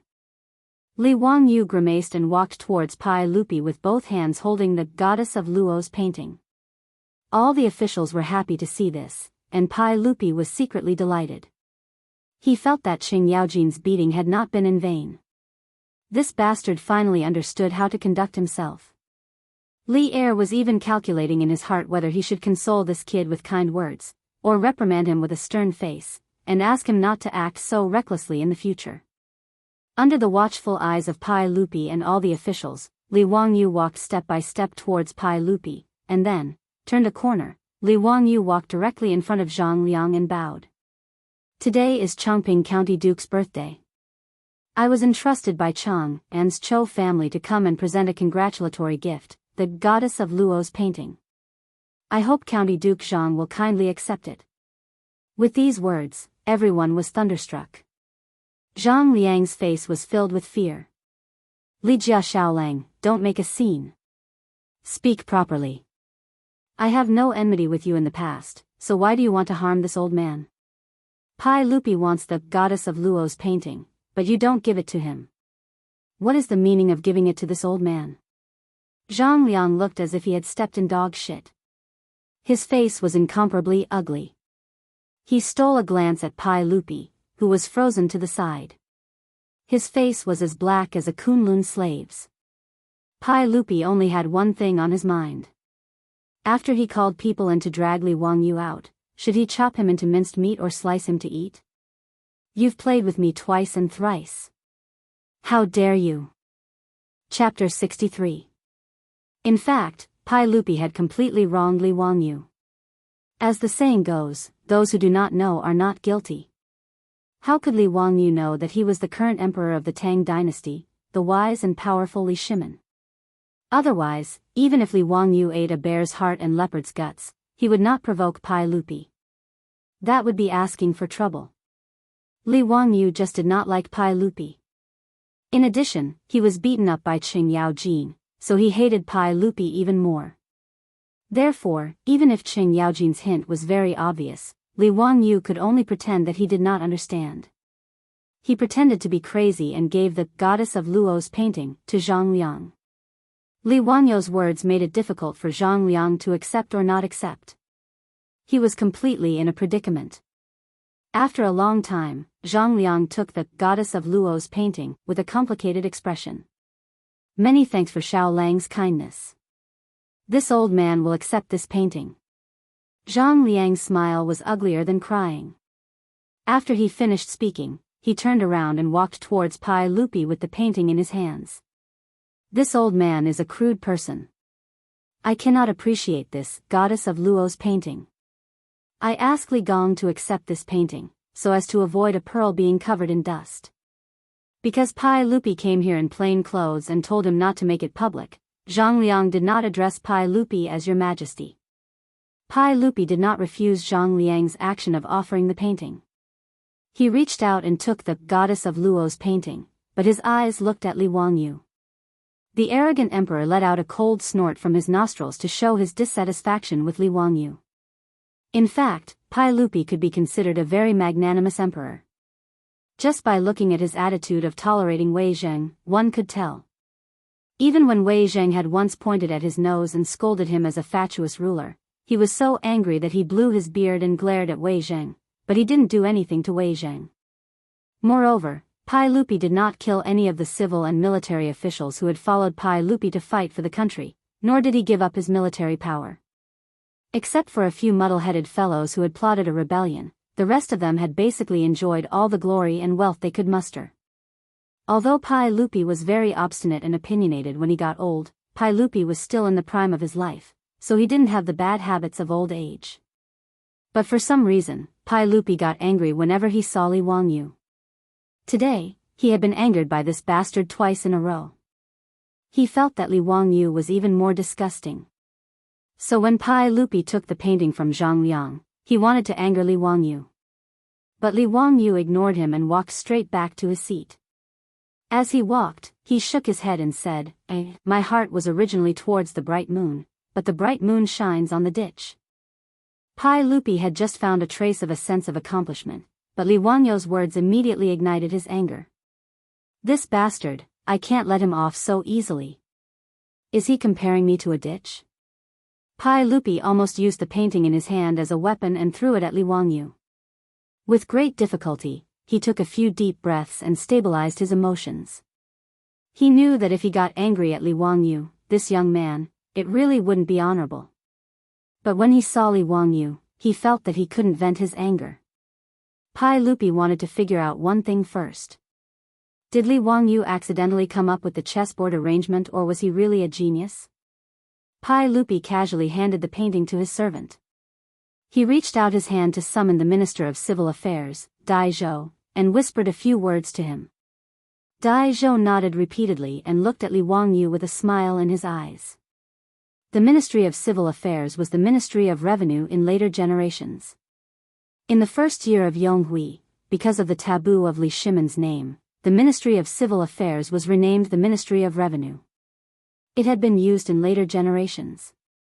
The Ministry of Civil Affairs was divided into 4 sections: the Unified Branch, the Ministry of Civil Affairs, the Ministry of Civil Affairs, the Ministry of Gold, and the Ministry of Grain.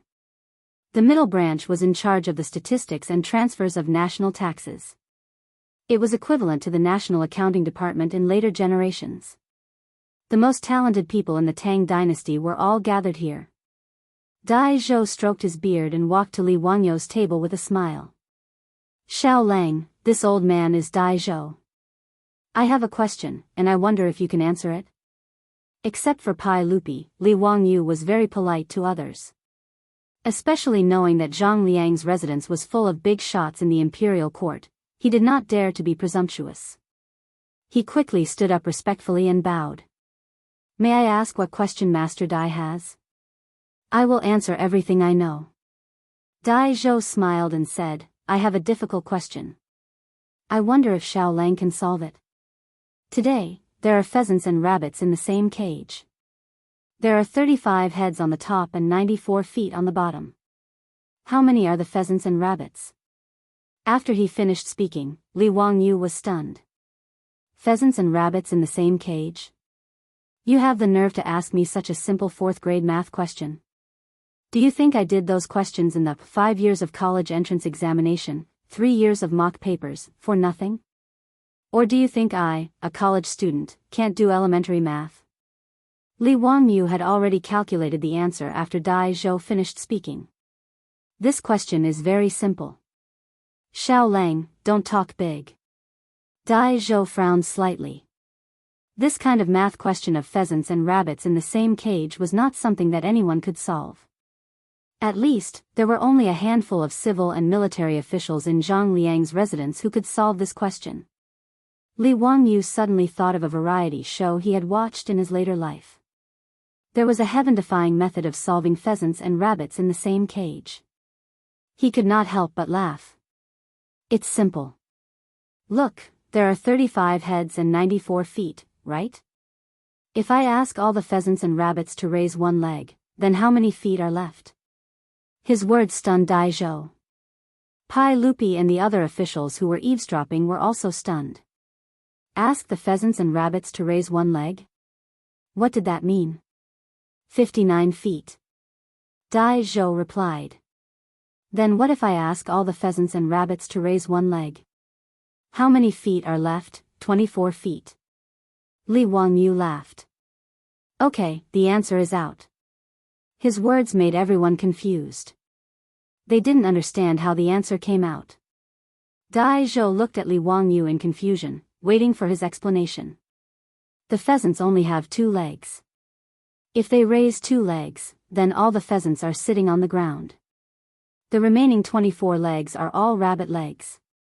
Hee, so there are 12 rabbits and 23 pheasants. Pheasants, sitting, on the ground. Everyone, including Pai Lupi, was dumbfounded. It could be calculated like this? After thinking about it carefully, it was indeed so. How could the problem of pheasants and rabbits in the same cage be solved so easily? Dai Zhou thought for a moment and clapped his hands. Good. Xiao Lang is indeed smart. I have another question. Han Xian is training soldiers. 3 people in a row, 1 person left. 5 people in a row, 2 people left. 7 people in a row, 4 people left. 13 people in a row, 6 people left. How many soldiers are there? Han Xian counted the soldiers. The difficulty level increased. It was an elementary level 6 math question. Do you dare to do a middle school math question? Li Wangyu calculated in his mind and gave the answer, 487 people. Dai Zhou gave several math questions in succession, which were all easily answered by Li Wangyu. In the end, Dai Zhou could only sigh in admiration. He felt that Li Wangyu was indeed a young hero. He could be called a genius in mathematics. Li Wangyu was a little unhappy. He had done elementary level math for no reason. If he did not retaliate, how could he live up to his two-faced personality? Grandpa Dai, I also have a question to ask. Xiao Lang, please speak. There was a theft in Chang'an City. The patrolling marquis caught 4 thieves, A, B, C, and D. Thief A said, B did it. Thief B said, D did it. Thief C said, I didn't do it. Thief D said, B is lying. The facts proved that only one of the 4 was telling the truth. May I ask, who was the culprit of this theft? When this question was asked, the officials were in an uproar. Chapter 64. Pai Lupi also frowned, seriously thinking about Li Wangyu's question. A, B, C, and D, all of them said different things, and only one of them was telling the truth. But how could they be distinguished? The officials were also discussing. It should be thief B, right? Both of his accomplices said he did it. No, only one person was telling the truth. Someone immediately refuted. Then it was a who did it? This question is really strange. 4 people said different things, how can we know who is telling the truth? There is actually such a strange question. How can we know who is telling the truth? Under the 3 trees, do you think they won't tell the truth? Li Wangyu's question was not a math question, but a logical deduction question. According to the hypothetical exclusion method, it could be inferred that the criminal was thief C. There was a contradiction between the words of A and B. If A was telling the truth, then thief B was telling the truth. If thief B was telling the truth, then thief A was telling the truth. It could be seen that one of A and B was telling the truth, and the other was telling the truth. Therefore, thief C was the thief who committed the theft. A group of nobles and officials were thinking hard about which of the 4 thieves was telling the truth, but Cho Kuan's small eyes blinked, as if he had discovered something. Cho Kuan looked left and right, then carefully moved to Li Wangyu's ear and whispered. Xiao Lang, thief C is the thief, right? His words made Li Wangyu slightly startled, and he looked at the fatty Cho Kuan in surprise. Li Wangyu had always thought of Cho Kuan as a straightforward person, so that was why he looked for him to sell his paintings at Pingkong Fong. He did not expect that this fatty was not stupid at all, and he was more shrewd than a group of nobles and officials who attended the birthday banquet in Li Wangyu's mansion. He could not help but look at Cho Kuan in a new light. Li Wangyu did not expect that someone in the Tang dynasty could solve this kind of logical deduction question. He secretly gave Cho Kuan a thumbs up, and then nodded slightly, indicating that he had answered correctly. Seeing Li Wangyu's affirmation, Cho Kuan revealed a bright smile. Right now, he was full of admiration for this young man, Li Wangyu. Not to mention Li Wangyu's amazing painting skills, just coming to celebrate Li Wangyu's birthday today was enough to stun him. Duke of Lu, Duke of Yi, and the other founding dukes had him intimately call them uncle. Especially when Duke of Lu beat him up just now, it was even more intimate. This made Cho Kuan really unable to figure out the background of this wretched young man who sold his erotic paintings at Pingkong Fong. As for Li Wangyu's mathematical knowledge, it amazed Cho Kuan even more. As a disciple of the Shang clan, mathematics was one of the things they had to learn. Cho Kuan also felt that mathematics was his strength. But when he was still thinking hard about the few questions that Dai Zhou gave him, Li Wangyu gave him the answer. He could not help but feel frustrated. So when Cho Kuan got Li Wangyu's affirmation, he smiled so much that his eyes could not be seen. The fatty almost forgot that he was older than Li Wangyu by a few years, but he was as excited as a youth who was praised by his elders. In the main hall of Zhang Liang's mansion, the officials were racking their brains and the fatty Cho Kuan was beaming with joy, forming a sharp contrast. Many people also noticed the only fatty wearing black. Li Wangyou's question, Qing Yaojin also could not figure out which of the four people was telling the truth. He was confused. He was too lazy to think about it, and directly grabbed Cho Kun to force an answer. Brat, do you know about it? Hurry up and explain to me, just who is that damned bandit? Damn thief, these four thieves should be caught and beheaded. Qing Yaojin was not polite, and grabbed Cho Kun and asked. This. Cho Kun was shocked by Qing Yaojin, and quickly looked at Li Wangyu for help. Uncle Qing, don't bully people, this nephew will tell you. Li Wangyu whispered a few words into Qing Yaojin's ear, and told him the key point of the question. After knowing the answer, Qing Yaojin was stunned for a while, and then heavily slapped Li Wangyou's shoulder. Son of a bitch, you are really, really too bad. Li Wangyu was slapped until half of his body went numb, and he was speechless and smiled bitterly. Today, he inexplicably met this Qing Yaojin, and he was really unlucky. Being slapped in the butt in front of everyone, he did not have any face, and it was better to stay away from this bird in the future. After Qing Yaojin knew the answer, he began to wander around the main hall with a wine cup. Fang Xiang, are you thinking about the question? This question is very simple, and not worth mentioning. Duke of Qi, are you still thinking about which thief is telling the truth? I, old Sheng, have thought of it. It is really simple. Brother Yuchi, what are you thinking about? Qing Yaojin was such a pain in the neck, and many people wanted to roll up their sleeves and beat him up. His skin was really too thick, and he ran over to extort the answer, and then came back to show off in front of everyone. He was simply not a son. Your Majesty, after all, this question is still a bit difficult, wahahaha. Qing Yaojin was not careful and walked over to Pai Lupi's side. His words made Pai Lupi so angry that he fiercely kicked him. Pai Lupi really could not figure out Li Wangyou's question, and no matter how he thought about it, he still could not figure out which of the four thieves stole the item. After being disturbed by Qing Yaojin, Pai Lupi simply flung his sleeves, coldly snorted, and turned around to leave, preparing to return to the palace. As the host, Zhang Liang hurriedly chased after Pai Lupi to see him off, but the civil and military officials in the main hall were stunned by the scene of Pai Lupi leaving in anger, and they looked at Li Wangyu even more strangely. Li Wangyu was speechless, and thought, why are you all looking at me? It was obviously that old bastard Qing Yaojin who made the bearded man leave in anger. What does it have to do with me? Many people secretly speculated in their hearts, this Li Wangyu might not be Li Zhou's son, right? Could it be that he is His Majesty's illegitimate son? He actually made His Majesty so angry, but it was fine. Li Wangyu did not know this, and when Zhang Liang came back from seeing Pai Lupi off, he hurriedly took Cho Kun and said goodbye to Zhang Liang. Today, his main purpose was to help Cho Kun deliver the map, and since the map was delivered, he did not care who Zhang Liang would transfer the map to in the end, and his mission was completed. Under the strange gazes of the civil and military officials of the Tang dynasty, Li Wangyu leisurely left Zhang Liang's mansion.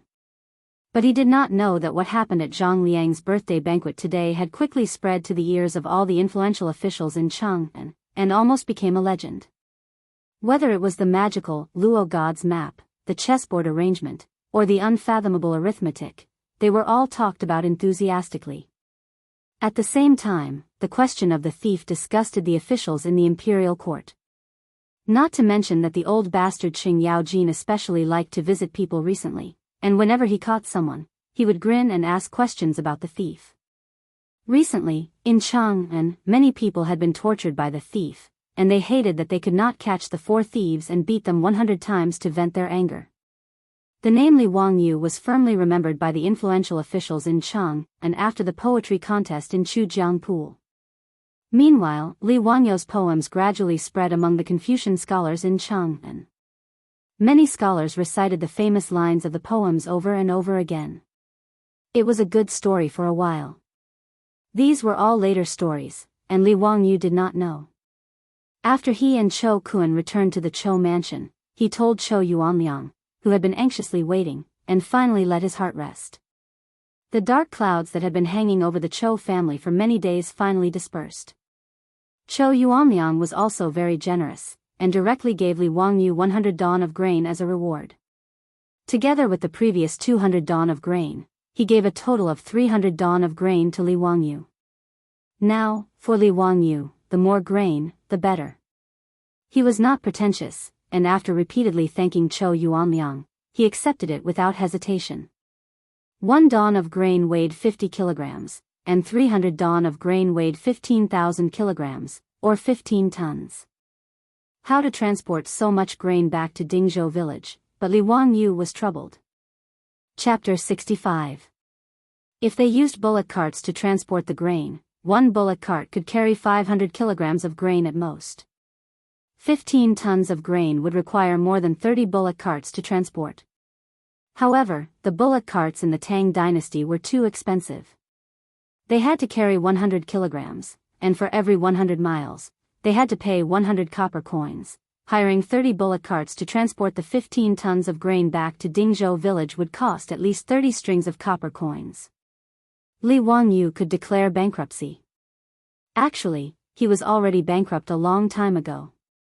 This child still had a huge debt of more than 1 million strings of copper coins. Although he still had 10 taels of gold, Li Wangyu could not bear to spend half of it just to transport the grain. In the end, it was the Niu brothers who came up with a solution for him. Water transportation. Outside Dingzhou village was the Gan River, and the Gan River was directly connected to the Wei River. In this way, they could use ships to transport the grain directly to Dingzhou village. Although the distance by water was longer, about 180 miles, and they had to sail against the current, the transportation cost was much cheaper than using bullock carts. When Chou Yuanliang heard that Li Wangyu's Dingzhou village could use water transportation, he waved his hand and said that he could use the Chou family's ship to transport the grain for free. Originally, most of the Chou family's grain was transported to Chang and city by water transportation. This was more convenient. They could directly send a ship from the East Wei Bridge outside Chang and city to transport the grain directly. In the Tang dynasty, the East Wei Bridge north of Chang and city was the end of the Wei River's grain transport. There were many sails here, and it was a large cargo port. In the poem, Looking at the East Wei Bridge in the Evening, it was written, Qin has Wuzhou, 1,000 boats Wei Chu head. It could be seen that the water transportation was developed. After solving the problem of transporting the grain, Li Wangyu was naturally overjoyed. He asked Niu Wu to ride first and return the 3 horses that he borrowed from the Huxian county government. Then, he returned to Dingzhou village and told the village chief to arrange labor in the village to help him transport the grain. After Niu Wu rode back, Li Wangyu and Niu Yong said goodbye to Chou Yuanliang and Chou Kuan. Under the lead of the Chou family's housekeeper, they went to the East Wei Bridge and boarded the Chou family's ship to escort the grain ship back. The grain transport boats in the Wei River were all Shekwa River boats. This kind of river boat was short and wide, with a flat bottom and shallow cabin. It had a large load capacity, and each boat could carry more than 1,000 stones. Moreover, it was convenient to load and unload. It was suitable for navigation in an open river with stable water flow. Because the journey from Dongwei Bridge to Dingzhou village was a boat going against the current, it was completely dependent on the wind and a few boatmen using long poles to push the boat. The speed was very slow. It was roughly the same speed as a person walking. It would take about 2 days to sail from Chang and to Dingzhou village. Li Wangyu and Niu Yong counted the grain on the boat, thanked the Chiu mansion's housekeeper again and again, and prepared to call the boatman to set sail. However, he heard a familiar voice coming from the dock. Xiao Lang, wait for me. Li Wangyu looked up and saw that it was Chou Kuan, that fatty, who was riding over. Brother Chou, is there anything else? Li Wangyu asked curiously. Chou Kuan rolled down from the horse's back and stepped onto the boat with a smile. Xiao Lang, I want to go to your Dingzhou village to stay for a few days. I wonder if it's convenient. Chou Kuan's words made Li Wangyu slightly surprised, but he immediately smiled. Brother Chou is willing to come to my house as a guest. Of course, you are welcome. Li Wangyu did not know that after he and Niu Yong left the Chiu mansion, Chou Kuan immediately told his father everything that he saw at Zhang Liang's mansion today. Chou Yuanliang was also shocked by his son's story. He did not expect that his son could get to know such a person by casually buying a painting in Pingkong Fong. Although Li Wangyu was only 16 years old, he could not see through his ability at all. When he heard that Lu Guogong actually let Li Wangyu call him uncle and beat Li Wangyos but as an elder at the banquet, Chou Yuanliang could not help but be moved. What was the identity of this young man? To be treated like this by the founding duke, it really made Chou Yuanliang, who was born in a merchant family, feel shocked. Chou Yuanliang immediately made a decision that would make him proud for the rest of his life. He must find a way to be on good terms with Li Jia Shaolang. He told his son Chou Kuan to immediately take the gold and silver to the dock and accompany Li Wangyu to Dingzhou village. He would do his best to help. He only hoped that both sides could have more incense. Li Wangyu did not dislike Chou Kuan. Instead, he felt that he was very much to his liking. Although the fatty was born in a merchant family and his character was slightly foppish, he was not pretentious. Moreover, although the fatty Chou Kuan was straightforward, he was loyal. That day in front of Qing Yaojin, he stood up for justice and asked Qing Yaojin to let him go. The boatman shouted and the boat was slowly pushed away from the dock by several long poles. It slowly sailed upstream. 2 days later, the boat sailed into Gan River. Dingzhou village was already in sight. From afar, Li Wangyu saw many people standing on the riverbank, waiting for them. The leader of the group was a stunning beauty. It was Su Changqing. Seeing her dress fluttering as she stood on the riverbank and smiled at him, Li Wangyu's heart throbbed. It turned out that someone was waiting for him. The feeling was so wonderful. After not seeing Su Changqing for a few days, he missed her even more. In a moment of excitement, he could not help but rush to the bow of the boat. He shouted at Su Changqing, who was on the riverbank, "Sister, do you want to go out?" Su Changqing was amused by him and laughed. She wiped the tears from the corners of her eyes and shouted at Li Wangyu, "I don't want to go out with children." These words made Li Wangyu stunned. Don't want to go out with children? Damn, this kind of naked contempt could not be tolerated. Do you believe that I won't go to your room tonight? The people around them did not understand their joke. Chou Kuan was puzzled. "Shaolang, why don't you want to go out?"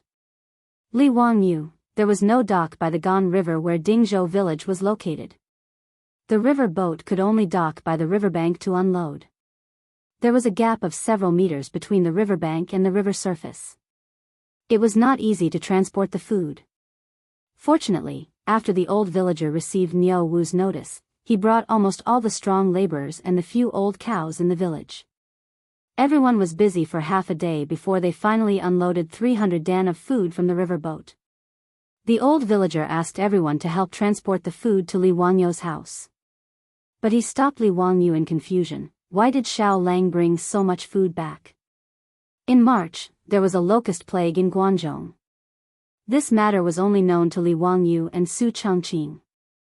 In the eyes of outsiders, it was unreasonable to transport so much food to the village at one time. How long would it take to eat all this food? Li Wangyu naturally would not tell the old villager that this was the life-saving food he prepared for the whole village. With these 15 tons of food, some wild vegetables, and the food stored in the villagers' houses, it should not be a problem to cope with this locust plague. Moreover, Dingzhou village was backed by the Qinling Mountains and had the Gan River to the north. Whether it was fishing or hunting, Li Wangyu felt that the villagers should not suffer from famine. Hee, it's nothing. I don't feel anxious when I have food in my hands. But this is too much. Not much, not much. I think it's too little. Li Wangyu smiled. Old villager, in a while, the villagers who are invited to help will each bring back a dough of food as a reward. We are all villagers. What reward do we want for helping to transport some food? You little child, don't learn bad things from the people in the city. The old villager was unhappy when he heard this. He did not call Li Wangyu and Shaolang and directly lectured them. After being lectured by the old villager, Li Wangyu was stunned. Chapter 66. The surrounding farmers who were helping to transport grain heard this and nodded in agreement with the old village chief. That's right, we need to be paid for helping a little child transport some grain. If this gets out, does our Dingzhou village still have any face? Yes, Eunuch Li took such good care of us in the past, not to mention that your family now has you, Xiao Lang, and your family's women and children. If we do something for you and ask for a reward, if this gets out, our Dingzhou village will be scolded to death. Everyone work harder, help Li Jia Xiaolang quickly transport the grain home. The words of the Dingzhou village villagers made Li Wangyu sweat. He really had not expected these Guanzhong men to be so loyal. If he gave them a reward, it would make him seem stingy. Fine, if they did not want to give, then so be it. In any case, the grain was being stored for the villagers. When the locust plague came in a month, these would be life-saving grain.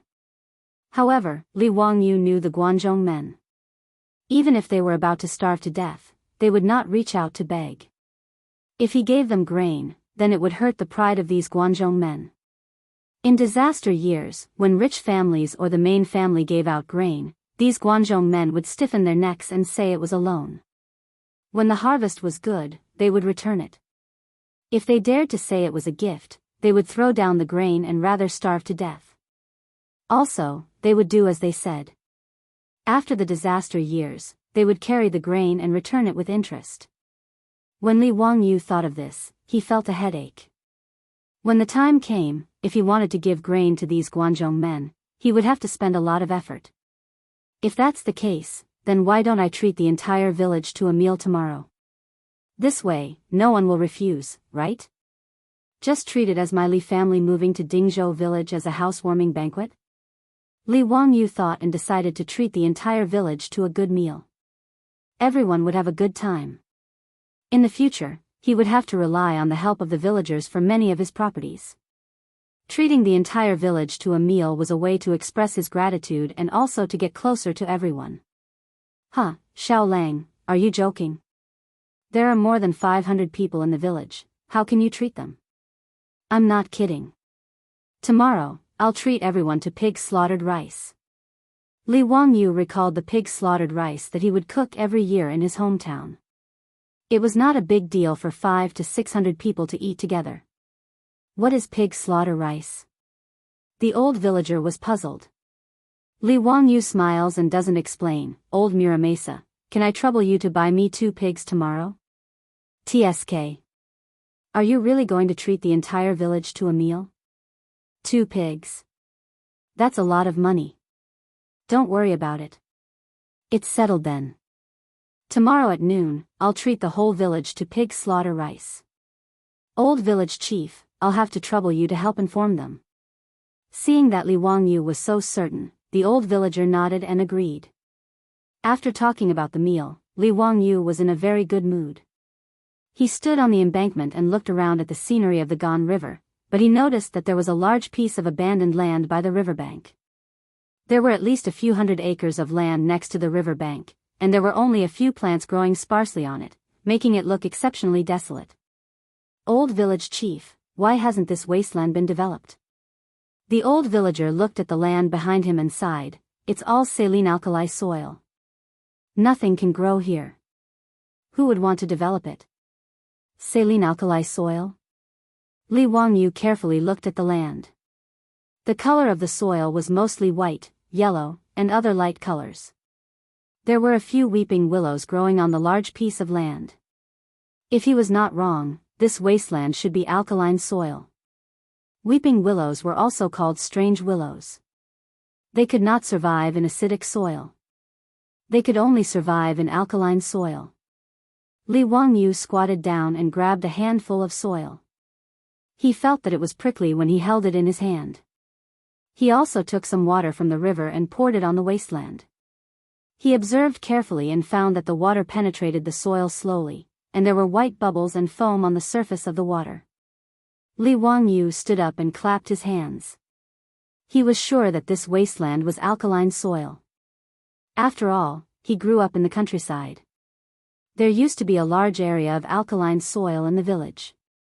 Later, under the guidance of the scientists at the Agricultural Research Station, they cleaned and improved the soil and turned the waste into treasure.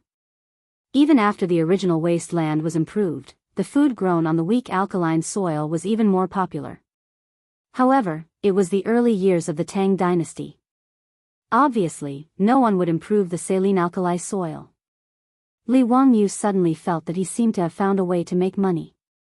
Moreover, he could give out the food legitimately.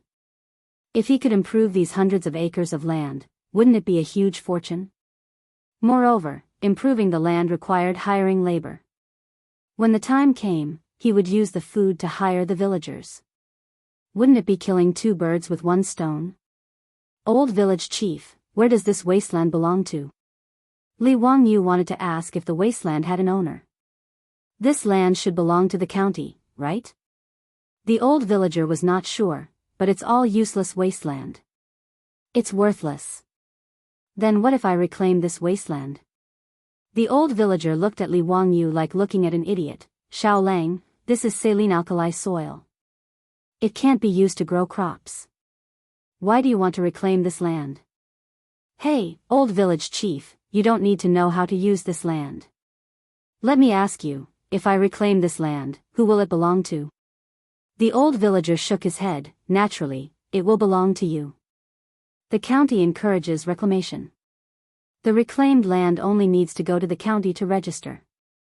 The reclaimed land is exempt from taxes for 3 years. However, this saline alkali soil can't grow crops. Xiao Lang, don't make trouble. Li Wangyu did not refute. He just looked at the hundreds of acres of wasteland in front of him and smiled. Sure enough, knowledge is productivity. In Li Wangyu's eyes, this land was a treasure. It was close to the Gan River. Whether it was for cleaning the saline alkali soil or for watering in the future, there was no shortage of water. It was very convenient. However, he still needed to talk to Yang Quan about taking over this wasteland. It was hundreds of acres of wasteland, so it was better to be safe. He didn't want to end up without a master after he finished reclaiming the land. That would be too disgusting. Li Wangyu thought about Yang Quan's promise to reward him with 100 strings of cash if he won first place in the poetry competition. He wondered if he should go to the Huxin County Yamen again. While he was thinking about this, all of the grain had already been transported to the shore. The river embankment was only 1 or 2 li away from Dingzhou village. It was very convenient. Without much effort, the 300 dan of grain was all moved back to Li Wangyu's home by the villagers using wheelbarrows and ox carts. There was too much grain. The family's granary was full, and there was still a lot that had not been moved in. Fortunately, there were few people in his home, so there were still many empty rooms. Even so, the 300 dan of grain filled the granary and the 2 rooms in the front yard. When Li Heng saw that Xiao Lang had brought back so much grain after leaving home for only a few days, his old face was full of smiles. Perrin was also excitedly busying herself without stopping for a moment. For the people of the Tang dynasty, having grain was the happiest thing. Not to mention, there was so much grain that their homes almost couldn't hold anymore. After they were done, the villagers didn't even drink a mouthful of water before leaving. The Niu brothers also prepared to leave, but they were stopped by Li Wangyu. He insisted that the 2 brothers bring back a dan of grain. A dan of grain was worth more than 3 strings of cash. How could the Niu brothers be willing to take it? Xiao Lang, we brothers didn't help you much. How can we take so much grain? If this gets out, we will be criticized behind our backs. Niu Yong insisted. Niu Wu also rubbed his big hands. Hee, we have enjoyed riding horses these days with Xiao Lang's help. We also ate and drank well in Chang'an. How can we take any more grain back? Xiao Lang, don't say any more. Li Wangyu pulled the 2 brothers and persuaded them sincerely. Brothers of the Niu family, you must take the grain back. Have you forgotten about your 9 fellow soldiers? Take it as a token of my sincerity. His words actually made the Niu brothers somewhat hesitant. The 2 brothers indeed didn't need food, but those 9 disabled comrades who had lost the ability to work did need it. After refusing for a long time, they finally couldn't resist Li Wangyu's insistence. They had to thank him again and carried the grain back. Chapter 67. After sending off the Niu brothers, Li Wangyu finally had the time to introduce Chou Kun to Su Changqing and the others. Chou Kun, the fat man, didn't regard himself as an outsider at all. He greeted Su Changqing and the others one by one. The fat man also saw that the relationship between Li Wangyu and Su Changqing was not ordinary, but he was very puzzled. In his opinion, Su Changqing was too old. She was 24 or 25 years old. In the Tang dynasty, she was at the level of an aunt, but Li Wangyu was only 16 years old.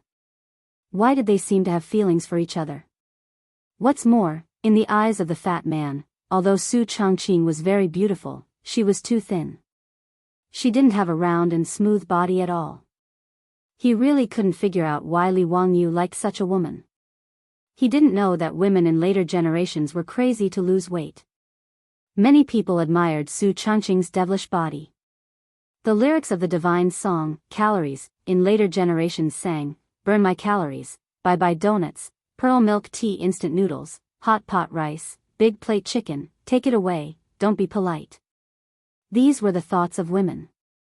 Fortunately, although the fat man Chou Kun was simple and straightforward, he was not a fool.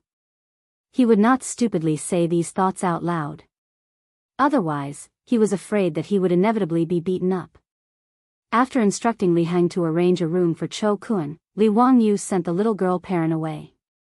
Finally, he had a chance to whisper to Su Changqing. He confessed to Su Changqing about his trip to Chang, and this time. The only thing he neglected to mention was the erotic painting. He only said that he helped Chou Kun's family to draw a sketch of the goddess Luo's painting, and solved his family's crisis in exchange for the food. Su Changqing knew that he must have a little secret, but he was very smart and didn't expose it. He just smiled and watched the little man in front of him talk about all kinds of things in Chang, and, by the way, Changqing, our bathroom renovation plan can be carried out. Li Wangyu took out the 10 taels of gold from the package as if he was presenting a treasure. These 10 taels of gold can be exchanged for 60 strings of copper coins. It's more than enough to build a bathroom and toilet. I forgot to ask the village chief just now. I don't know where I can find a kiln to make porcelain. Li Wangyu excitedly talked about his plan, which made Su Changqing feel inexplicably moved. This little man was really working hard for their family in the Tang dynasty. In the days that Li Wangyu was not at home, she looked forward to his return every day.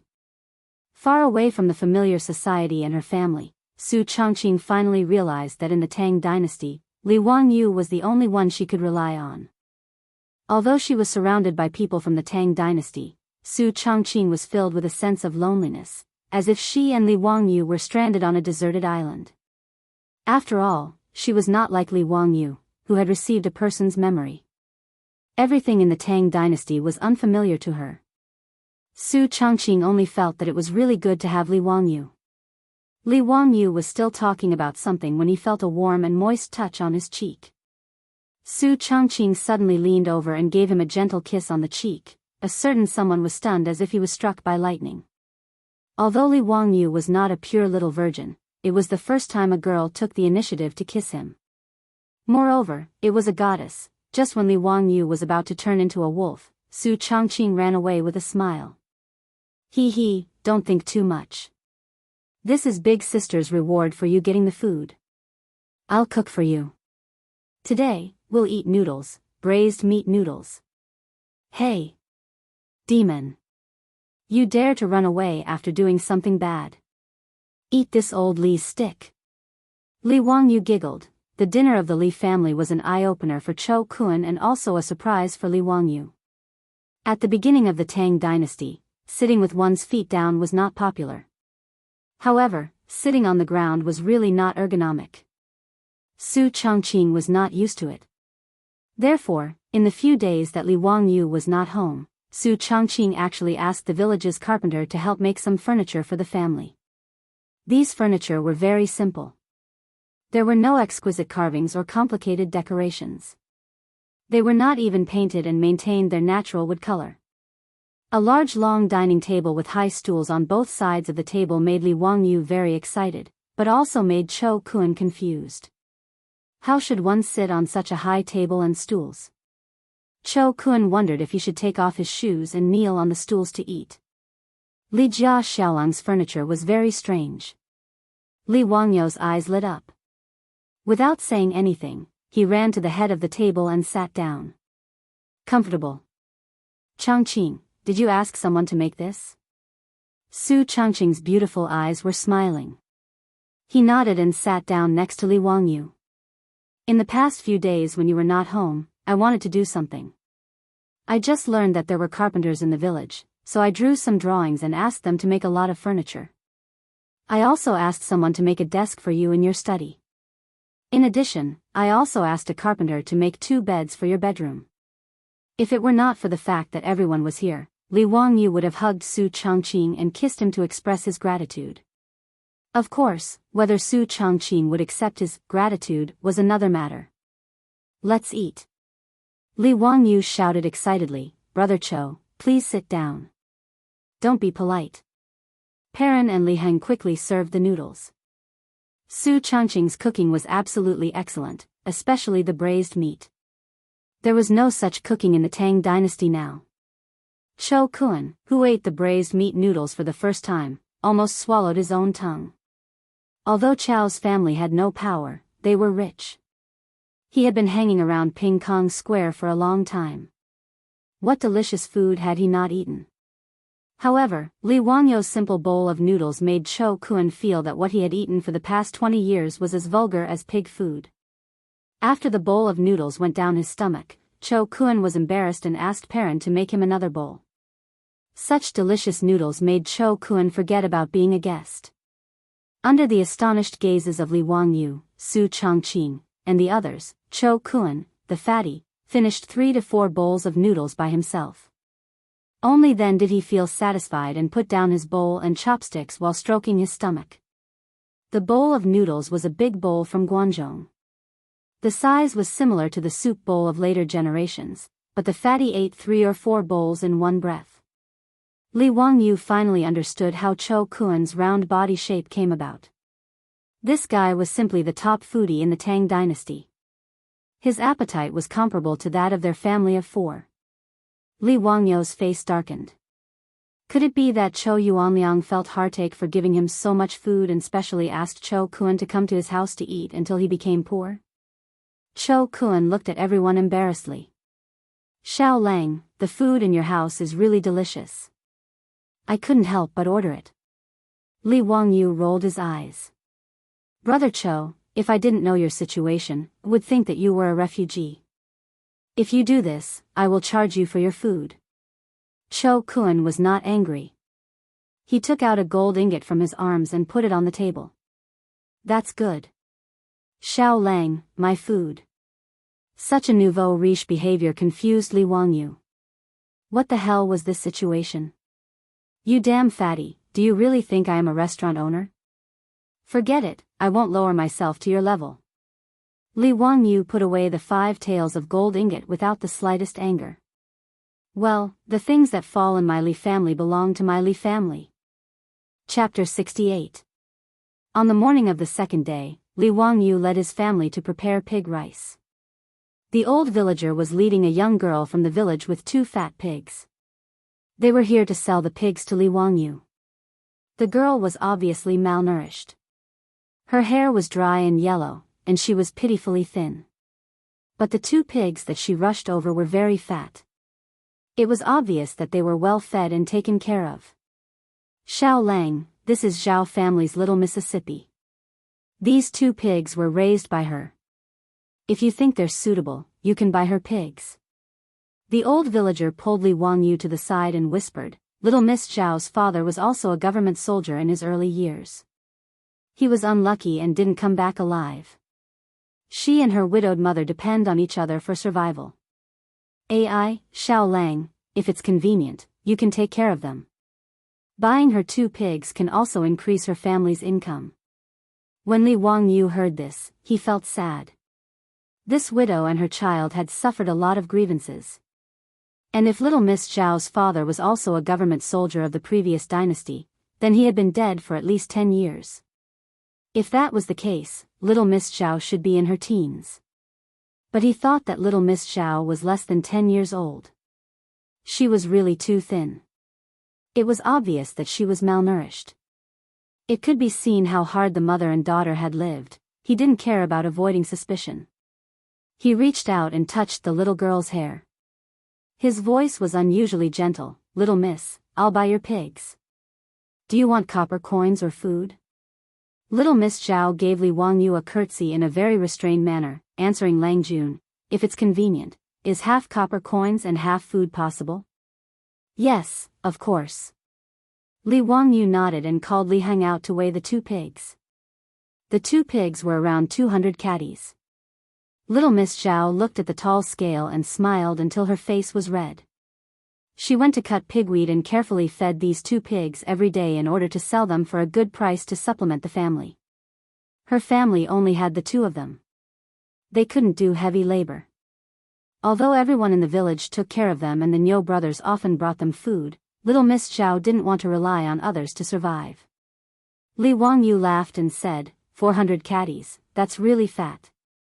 40 copper coins per catty, that's a total of 16,000 copper coins. Little Miss Zhao, I'll give you 8 copper coins and 2 dan of grain. What do you think? Who knew that little Miss Zhao would shake her head? Lang Jun, your calculation is wrong. This was a pig made of wool, so the price could not be calculated according to the price of slaughtered pork in the county town. The price of a pig is less than 20 copper coins at most. I can't accept so many. Her words made Li Wangyu stunned. He did deliberately calculate the price according to the price of meat in the county town, but he didn't expect that the little girl wouldn't accept it at all. "Miss Zhao, isn't it good to earn more money?" Li Wangyu asked. Little Miss Zhao's head shook like a rattledrum. "My mother always taught me to be an honest person and not take money that I shouldn't take. What's more, you're willing to buy my pig. I'm very grateful to you." Li Wangyu could only be in awe of her. Although she was poor, she was able to stick to her original heart and was neither greedy nor humble. It was really rare. Was the quality of the people of the Tang dynasty so high? Li Wangyu could only comply with little Miss Zhao. "Then let's calculate it at 20 copper coins. I'll give you 4 copper coins and 1 dan of grain and 5 dan of grain." Little Miss Zhao still wanted to say something. She felt that the grain was too much, and the pig couldn't be sold for 20 copper coins. However, Li Wangyu didn't wait for her to speak. He glared at her, "Do as I say, or I won't buy this pig." Little Miss Zhao bit her lips. Her eyes were filled with gratitude as she bowed to Li Wangyu and agreed. He found someone to help little Miss Zhao transport the copper coins and grain home. The people who slaughtered the pig came, but they were none other than the Niu brothers. "Niu Dalong, Erlang, you're also cameo as butchers?" Li Wangyu asked curiously. "What do you mean by cameo?" "The slaughtering in this village is done by us brothers, huh?" "Xiao Lang, I heard that today you're going to treat the whole village to some pig slaughtered rice." "Yes, I'll have to trouble the 2 brothers to help." Li Wangyu pointed outside the courtyard, where a large pot and stove were already boiling water. Li Wangyu decided yesterday that he was going to treat the whole village to pig slaughtered rice, so he started preparing early in the morning. When they found out that Li Wangyu was going to butcher a pig and treat everyone, the village was as lively as New Year's. The old village head was directing the villagers to bring out straw mats and short tables from their houses and directly place them on the road in the village.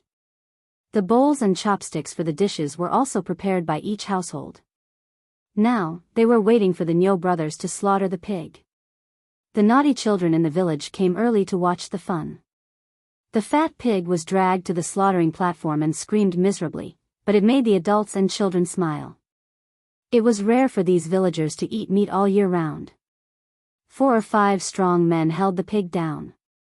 Niu Wu held a short knife and directly cut the pig's blood. Immediately, a woman came over with a big basin and collected the pig's blood. This was specially ordered by Li Wangyu to use the pig's blood to make blood tofu. After the 2 fat pigs stopped breathing, Li Wangyu directed the villagers to carry the pigs to the side and use boiling water to remove the pig's hair and clean it. After dissecting the pig's stomach, Li Wangyu began to direct the villagers to divide the work. Some cleaned the intestines, some cleaned the pig's head, and some cleaned up the pig's feet.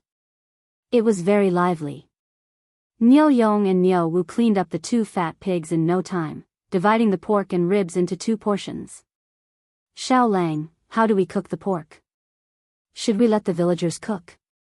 Niu Wu wiped his sweat and asked. Please don't. I will personally cook the pig slaughtered rice today. Li Wangyu quickly stopped him. These Tang Dynasty women probably only know how to cook meat. It would really be a waste of these 2 fat pigs. Su Changqing originally wanted her to cook, but she was driven far away by Li Wangyu. Changqing, you don't know how to cook the pig slaughtered rice today. Just watch me. Can you really do it? Su Changqing was a little unsure. Just watch.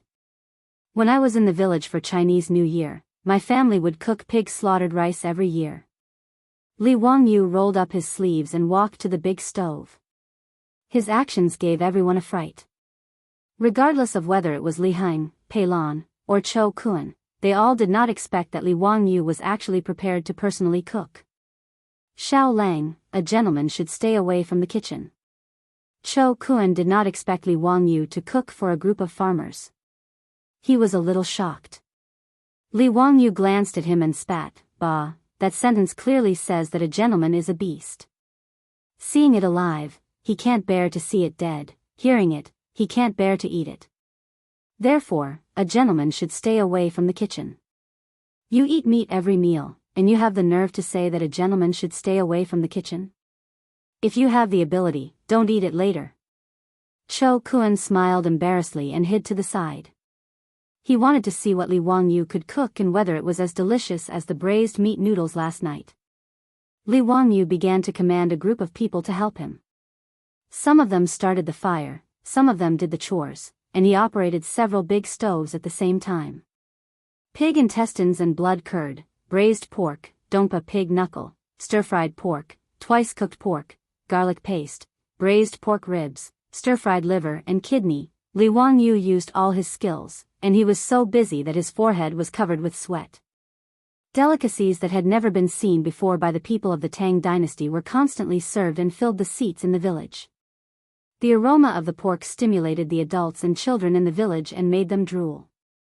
They all looked at Li Wangyu, who was busy at the stove, and waited for the banquet to start. When Li Wangyu finished the last dish and ordered the women to bring it to the table, the pig slaughtered rice could finally be served. Just when everyone was ready to eat, the sound of horse hooves came from outside the village. Chapter 69. Li Wangyu looked at the people riding into the village in surprise. They were familiar faces. As the saying goes, better to come early than to come at the right time. The people riding into the village were the magistrate of Hu County, Yang Quan, and the registrar, Lu Xiao.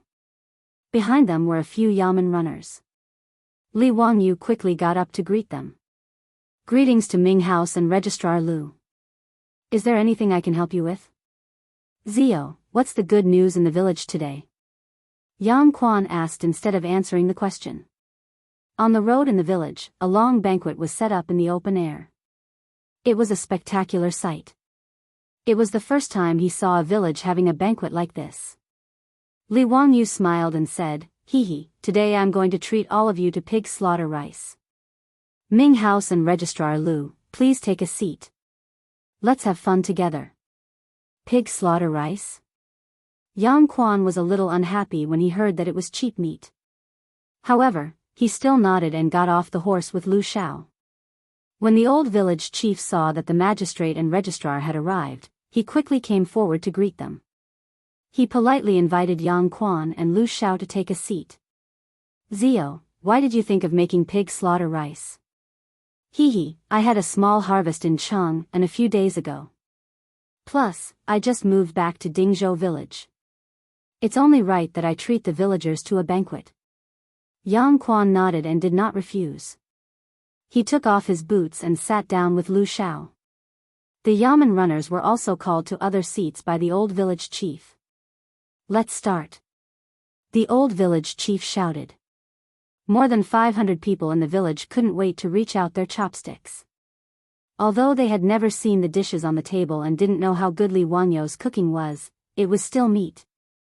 Even if it was cheap meat, few people in the village could eat it. Only the Niu brothers, who often went hunting in the Qinling Mountains, could taste meat occasionally. Moreover, most of the Niu brothers' harvests would be exchanged for food at the county town, so there weren't many opportunities for them to eat heartily. Many women in the village were still murmuring that such good meat should not be ruined by Li Jia Xiaolang. What kind of cooking was this? Shouldn't meat be cooked in a big pot and then eaten with sauce? But when the first bite of meat was put into his mouth, the unspoken criticism in his heart disappeared. The originally noisy banquet suddenly became silent except for the sound of chewing. Meat. Fragrant. The color was rosy, the fragrance of the meat overflowed, and it was soft and tender. One bite was filled with bliss. These villagers, who rarely had the chance to eat meat, couldn't help but cry at this moment. As for the children, their cheeks were stuffed to the brim, and a few of them almost choked because they ate too quickly. Chat. Who would have the time to do that? Whether it was the adults, the children, or the toothless old man, there was only meat in their eyes at this moment. Everyone in the village, including the old village chief, looked like a reincarnated hungry ghost. Yang Quan and Lu Xiao looked at each other and silently shook their heads. In their opinion, it was because these villagers were too poor that they rarely ate meat throughout the year, so they were so unbearable. Yang Quan even blamed himself. These were the people under his rule, but they lived in poverty. It was a shame to talk about it. After Pai Lupi ascended the throne, he purged a large number of old officials from the Sui dynasty. At the same time, he rectified the governance of the officials and severely punished corruption. Yang Quan's master was Yu Shinan, and he took away 70 to 80% of the old man's righteousness. However, no matter how much Yang Quan loved the people and was close to them, he was not the god of wealth, and he did not have the ability to make the people of the Tang dynasty rich. Zhenguan was prosperous, but the people were still poor. Reaching out his chopsticks and picking up a piece of Dongpa pig knuckle, Yang Quan actually felt a little nauseous. The nobles of the Tang dynasty almost never ate cheap meat like pork, let alone such greasy fatty meat. However, out of the mentality of sharing happiness with the people, and out of respect for the young man Li Wangyu, Yang Quan forced himself to put the meat into his mouth. In the next moment, Yang Quan's eyes widened in disbelief. The aroma of the meat instantly occupied his entire mouth. The fatty meat was not greasy, the lean meat was a little chewy, and the fatty meat between them melted instantly, bringing with it a hint of sweetness. The pig skin of the pig knuckle melted in his mouth, and there was a bit of the gelatinous texture of the meat skin. Fatty but not greasy, sticky but not mushy, it was really the best. This is really pork? Yang Quan still could not believe that what he just ate was cheap meat. Even the beef and mutton he usually ate did not taste like this. Li Wangyu chuckled and said, "Yes. What kind of dish is this?" "Dongpa pig knuckle." Li Wangyu did not think much and answered casually. Yang Quan looked puzzled. "What is Dongpa pig knuckle?" Li Wangyu was stunned and then realized that Su Dongpa would not come out of his mother's womb for hundreds of years. Dongpa pig knuckle was a special delicacy in Sichuan cuisine. It was said that it was a traditional dish made by Wang Fu, Su Dongpa's wife, and it was named after Su Dongpa's great love. But he could not explain it to Yang Quan, so he rolled his eyes and answered, "I came up with it by accident on the hillside in the east, so it was named Dongpa pig knuckle." Yang Quan shook his head. No. Since it was created by Zio, why not call it Wangyu's elbow? It can show that it was created by Wang Yu, and it can also describe the delicacy of this dish, which makes people want to eat it. Haha. His words shocked Li Wangyu. Dongpa pig knuckle became Wangyu's elbow? Was it really okay? Lu Xiao at the side also nodded repeatedly. Ming House is right. Wangyu's elbow is much more elegant than Dongpa pig knuckle. Li Wangyu was speechless. Forget it. Wangyu's elbow is Wangyu's elbow. Anyway, I am getting more and more shameless. It doesn't matter if I plagiarize more and more. On the other hand, Su Chongqing, who was at the side, heard their conversation. In order to not laugh out loud, he held back his laughter until his face turned red and his body trembled. Li Wangyu was speechless. Looking at Su Chongqing, who was trying hard to hold back his laughter, Li Wangyu rolled his eyes silently. Ah, shame. After Yang Quan removed Dompa Pig Knuckle from history, he no longer talked nonsense. His chopsticks began to fly around the table. Almost every dish made him full of praise. Lu Xiao wasn't any better than Yang Zhua. In fact, he was even worse. After swallowing the pork, he didn't even bother to talk to Yang Zhua. Instead, he only cared about himself as he ate heartily.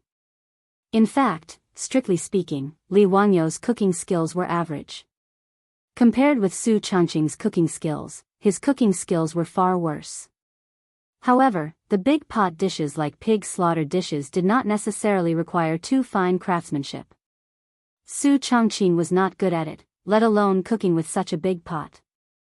But even so, in the Tang dynasty, where cooking was not popular and pork was just a cheap meat, which was usually eaten after being boiled in plain water, Li Wanyu's cooking skills could be said to be amazing. Cho Kun, the fat man, ate so much that he almost swallowed his own tongue. He did not care about the field anymore and snatched the meat with a table of farmers happily. After a long time, he finally patted his belly with satisfaction and put down his bowl and chopsticks. Xiao Lang, your pig slaughter rice is so delicious. I finally understand what it means to not know the taste of meat in March. Ah, how can I eat the food in those restaurants in Cheng and in the future? As soon as he finished speaking, Yang Quan glared at him angrily. Ignorant and incompetent. When I heard Shaoin Qi, I didn't know the taste of meat in March. Is that what you mean? Cho Kun did not understand. He blinked and looked puzzled.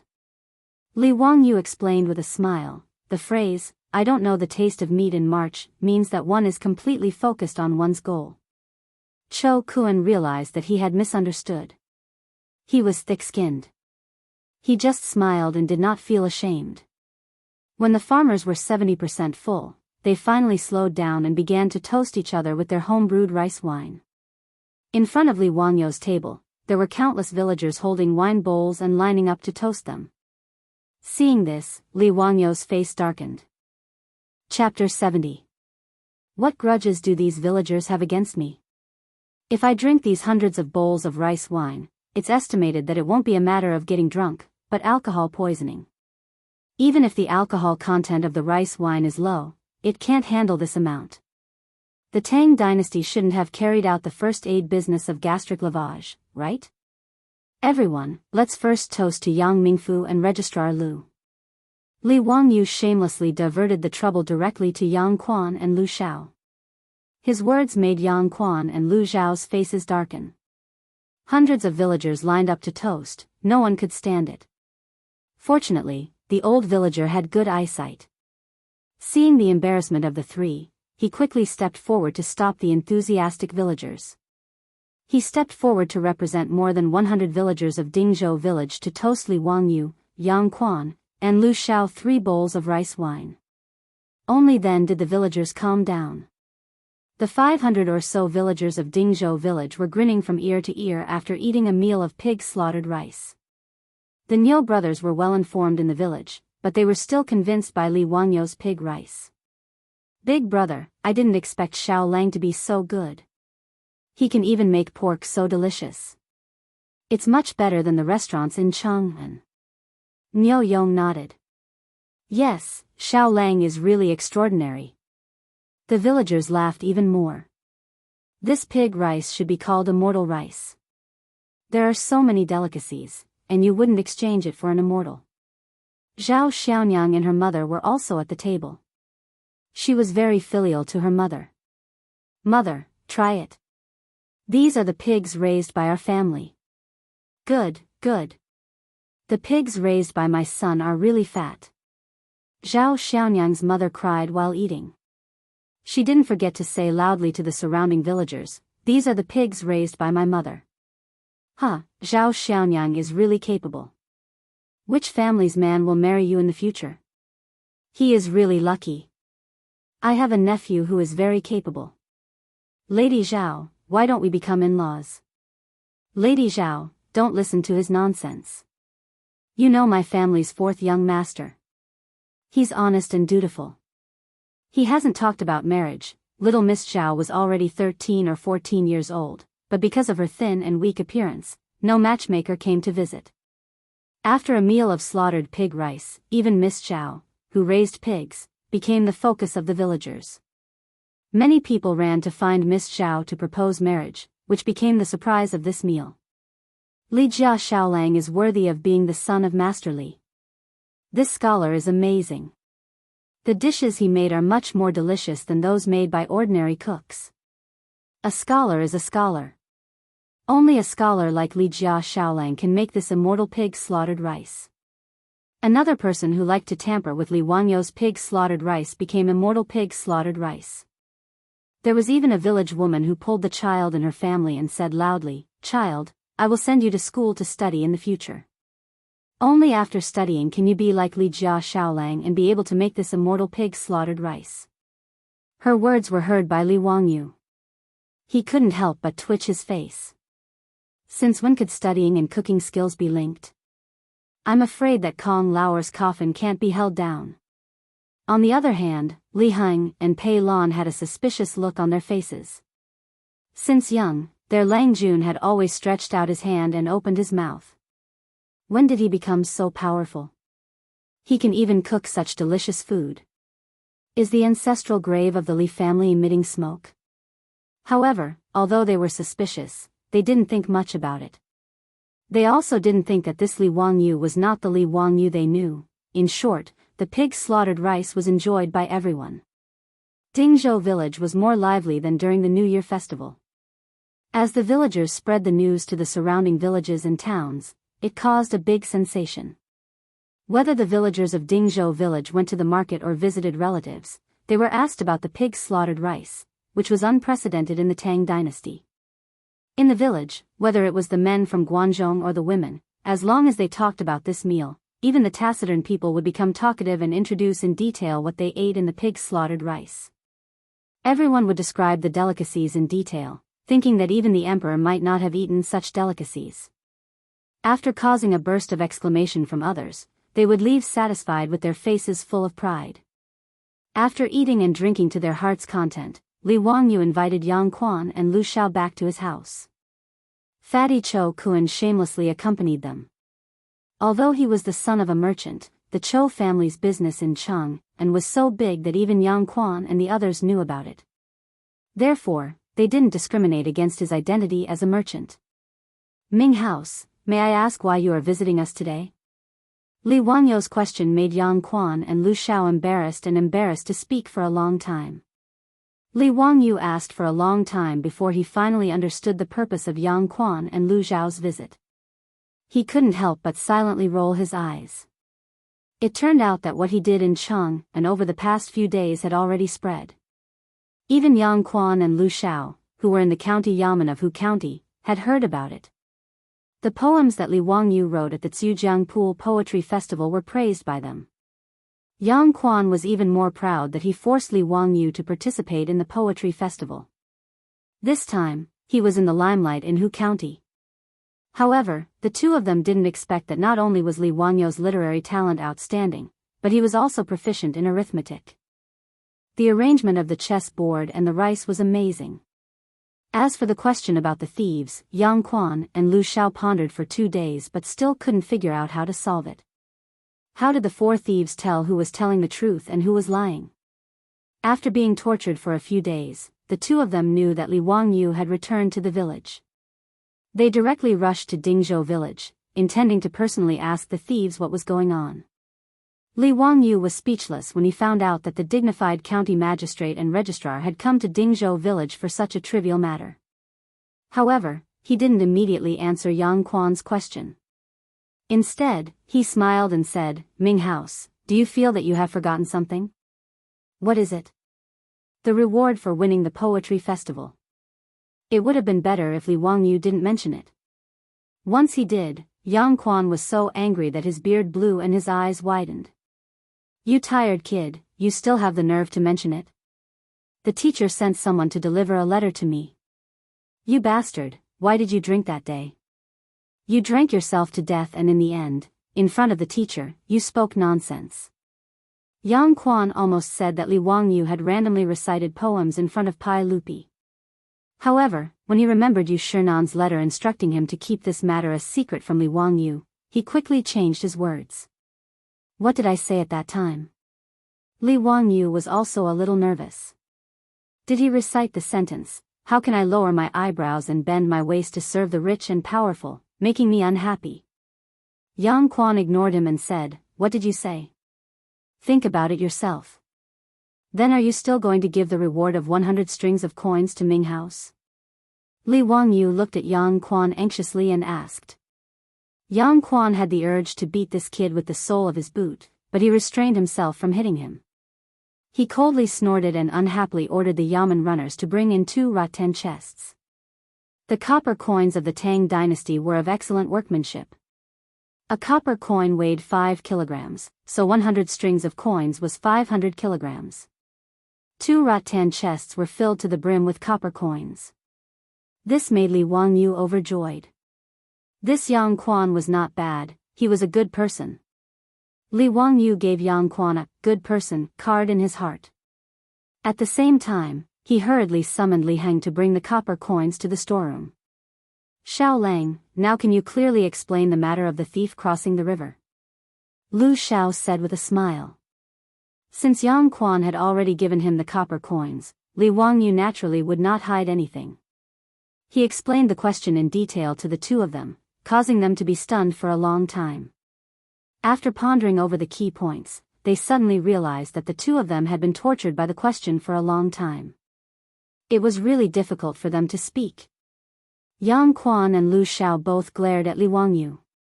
They felt that this kid was really too hateful. Chapter 71. After Li Wangyu finished explaining the robber's problem, he suddenly remembered the barren land by the river yesterday.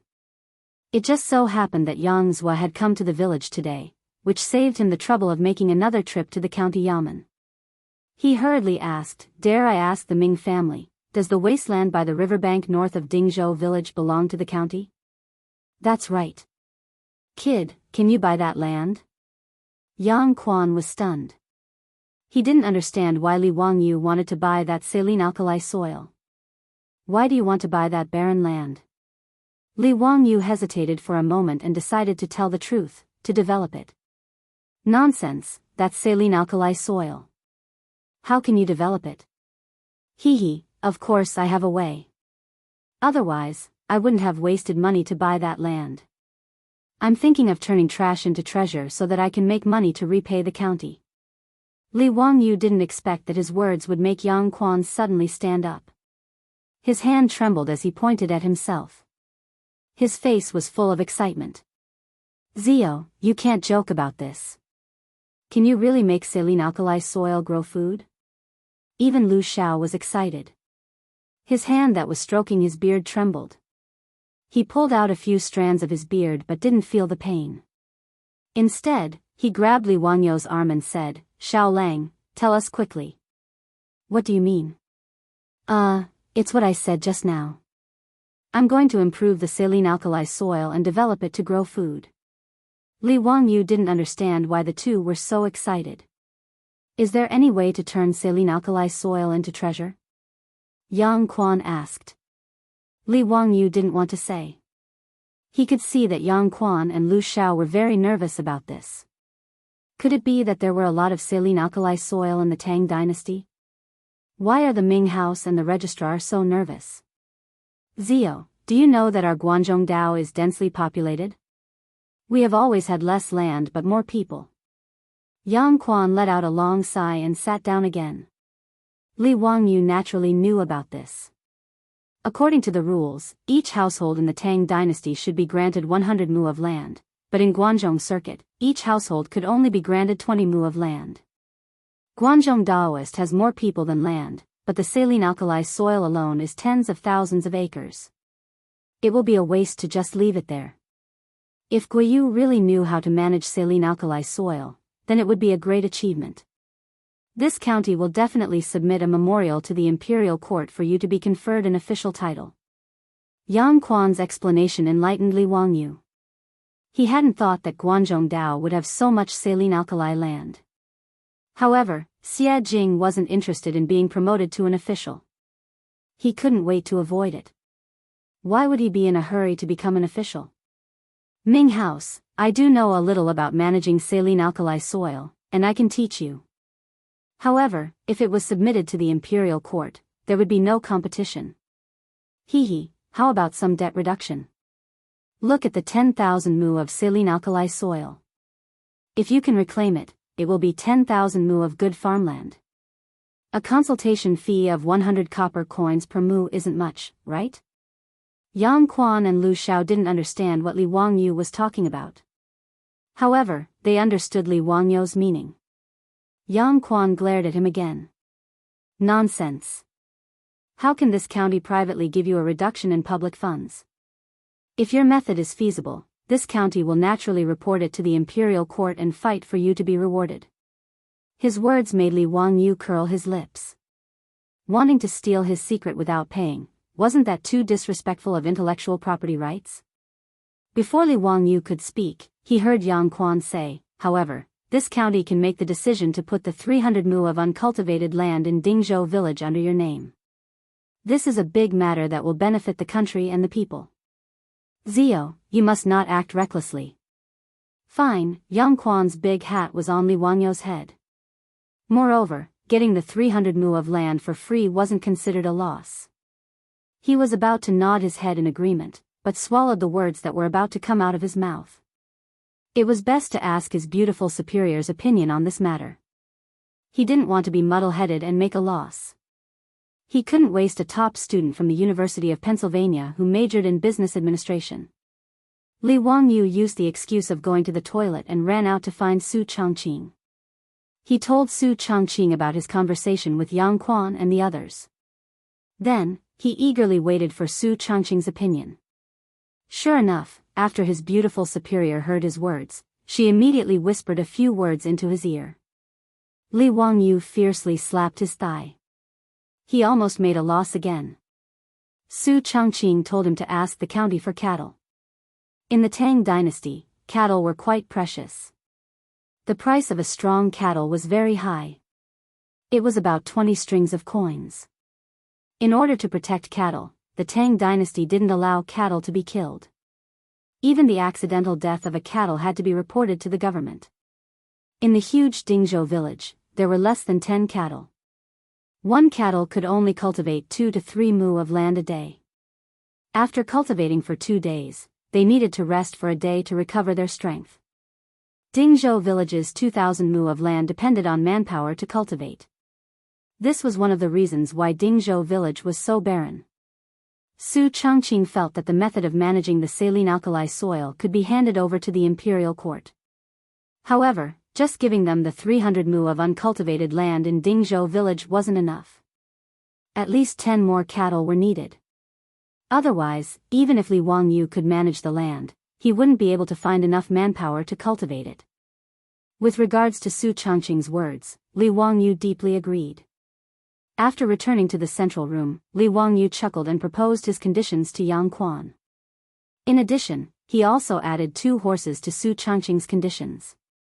He was tired of the days when he had to walk outside. Although he had the money to buy it now, it was better to save as much as possible. He still owed a huge debt. Ming House, you see, my family only has 4 people. There's not a single able-bodied worker. Even if I manage to manage the saline alkali soil, there's no one to cultivate it, right? Moreover, without cattle, there's no way to manage the saline alkali soil. Li Wangyu's reasons left Yang Quan speechless. Indeed, he and Lu Xiao were very clear about the Li family's current situation. However, the condition of 10 cattle and 2 horses made Yang Quan slightly hesitant. Zio, are you sure your method will work? At the very least, the land in Dingzhou village will work. I can't guarantee the saline alkali soil in other places. As you know, Ming House, not every piece of land is the same. Li Wangyu didn't say anything definite. The saline alkali soil was divided into two types, alkaline soil and acidic soil. His method was suitable for managing the saline alkali soil. As for acidic soil, it wasn't impossible, but he couldn't guarantee the results. Yang Quan and Lu Xiao looked at each other and nodded silently. Yang Quan directly agreed to Li Wangyou's request. Then this old man will agree to your request. However, if you can't grow anything, the county yamen will take back the cattle and horses. Zio, do you agree? Li Wangyou naturally agreed to this condition. If the saline alkali soil really failed, he would be too embarrassed to take back the cattle. The two sides agreed on the conditions. The county yamen would send officials to record how Li Wangyou improved the soil. Li Wangyou had to guarantee that he would teach his method to these officials without reservation. When the barren land grew crops, Yang Quan would naturally report this matter to the imperial court and ask for credit for Li Wangyou. Li Wangyou didn't care about this at all. He didn't aspire to be an official. After the guests and the host enjoyed themselves, Li Wangyou respectfully sent Yang Quan and Lu Xiao out the door. Yang Quan suddenly thought of something and asked Li Wangyou, Zio, I heard you bought a lot of food. Why? Chapter 72. Yang Quan's question made Li Wangyou hesitate for a moment. In the end, he decided to warn Yang Quan about the locust plague. If the government could step in to eliminate the locust plague would not be that scary. The earlier the locust plague was eliminated, the fewer people who would starve to death in the Tang dynasty. Ming House, when you came to Dingzhou village from the county office today, did you see anything out of the ordinary on the way? Out of the ordinary? Ziyu, what do you mean? Yang Quan did not understand Li Wangyou's question. In the fields, didn't Ming House feel that there are a lot of locust larvae in the fields this year? Li Wangyou's words made Yang Quan and Lu Xiao's expressions turn serious. Ziyu, are you worried that there will be a locust plague this year? Are you the one who prepared the food? Li Wangyou shook his head silently. Ming House, I'm not worried. I'm sure that there will be a locust plague in Guangzhou this year, and the scale will not be small. I prepared the food for the villagers of Dingzhou village. Sigh, it may not be enough. Ziyu, be careful with your words. Don't speak nonsense about a locust plague. Lu Xiao heard and quickly stopped Li Wangyou. Registrar Lu, I'm not speaking nonsense. Just look at the locust larvae flying all over the fields. Many farmers are already burning incense in the fields to worship that bullshit locust god. Don't Ming House and Registrar Lu know about this? Li Wangyou's voice grew louder as he spoke. Ming House, if we don't do anything, I'm afraid there will be no harvest this year, and then, he could not continue. He did not dare to imagine the terrifying scene of a locust plague in Guangzhou in March. The crops that had just been planted in the fields would be eaten up. Guangzhou was a region that only planted crops once a year. If all the crops in the spring were eaten up by the locusts, it would be a disaster. Although there was a record in the Aid for Governance Comprehensive Mirror, in the first year, Guangzhou was famished and there was only one rice dipper and straight silk. In the second year, there were locusts all over the world. In the third year, there was a flood. Although the people eat the food, they have never tasted any complaints. Yes, the world is big, the scattered people return home salty, the rice is no more than 3 or 4 qian. However, Li Wangyou didn't really believe the records in the history books. It was now the second year of Xinguan, and the price of grain was 360 copper coins per bushel. After natural disasters like the plague of locusts and floods, the price of grain in the autumn of the third year of Xinguan actually fell to 3 or 4 copper coins per bushel. This was simply a fantasy. Could it be that Pai Lupi borrowed the rice from the sky? But no matter what, the March locust plague was a real threat. Li Wangyou could save Zhou village, but he could not save the world. He might not be able to save him, but the government could. That was why he took the risk of misleading the public and directly told Yang Quan about the plague of locusts. Yang Quan stared seriously at Li Wangyou for a few seconds before sighing. How could I not understand what Ziyu is saying? When the larvae of the locusts first appeared, I had already sent a letter to the court, but... He shook his head. But how could it be so simple to kill the locusts? Li Wangyu did not understand. He asked, since the Ming house knows, what is so difficult about it? This is a matter of life and death. If there is no way to kill the locusts, I have a few ideas. Yang Quan shook his head again. It is not difficult to kill the locusts. The Book of Songs has a saying, punish the thief, punish the flame. It can be seen that using fire at night can attract the locusts to the fire, just like moths. But this is not a problem of the method, it is that you cannot do it. Why not? Li Wangyu was confused. Since the ancient people knew how to kill the locusts, why would they allow the locusts to overrun the land? Yang Quan and Lu Shao were silent. This made Li Wangyu even more anxious. After repeated questioning, Yang Quan finally opened his mouth to explain. First, the people are ignorant. They think the plague of locusts is released by the locust god to punish the people. Therefore, they are unwilling to kill the locusts for fear of offending the heavens. Secondly, there are many disputes between the court and the great scholars. Therefore, we have to think about how to deal with the locusts. Lu Shao also explained, Ziyu, things are not as simple as you think. Our Tang dynasty believed in Buddhism. As the saying goes, sweeping the floor does not harm the lives of the ants. We love the moths and the lanterns. There are many disputes about how to deal with the locusts. Li Wangyu was confused by the words of the two officials. This was the first time he had heard the saying that locusts should not be harmed because they were also living beings. After the locusts consumed the food, when the people of the Tang dynasty traded their children for food, human life was no longer a living being. Saint Mary. There was a Saint Mary in the Tang dynasty. Then the ministers in the court are just going to watch as the locusts overrun the land? Are they going to rely on the prayers of the farmers to survive the plague? Are there no measures to prevent this? Lu Shao sighed deeply. Dealing with the locusts is against the heavens. The only way is to cultivate virtue. Li Wangyu understood immediately. At that moment, he could only say that he had bought a watch last year to express his thoughts. Cultivating virtue meant that everyone had to strengthen their moral character and practice their inner strength. When everyone had completed their cultivation, the plague of locusts would naturally subside. Which idiot came up with this idea? Dealing with the locusts? Is that even possible? Dealing with the locusts is against the heavens. Why didn't the officials and scholars who came up with this idea go to heaven themselves? If they wanted to go to heaven, Li Wangyu could donate some firewood. He could guarantee that they would be burned to ashes and sent to the heavens as a wisp of smoke. Li Wangyu really wanted Pai Lupi to hurry up and eat the locusts so that the entire Tang dynasty could begin to deal with the locusts. However, this was obviously unrealistic. He was just a commoner. How could he possibly meet the emperor? Was this Pai Lupi someone that Li Wangyu could meet whenever he wanted? Besides, so what if he met him?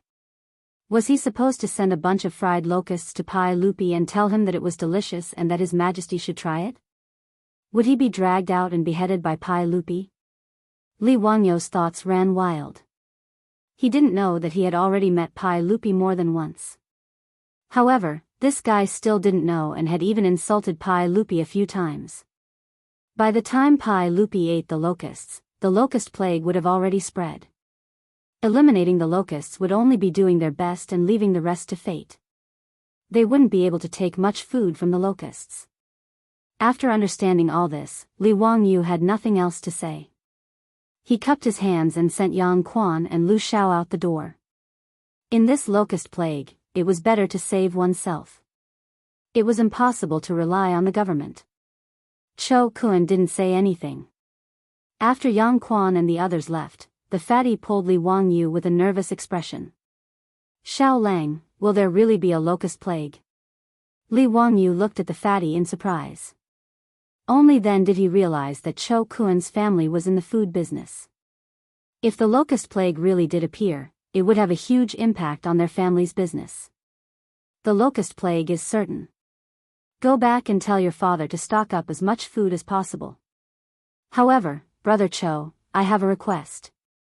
When the locust plague happens, the price of food will definitely skyrocket. I don't ask that you open your warehouse for free, but at least don't hoard food for huge profits. Is that okay? Li Wangyu nodded and replied.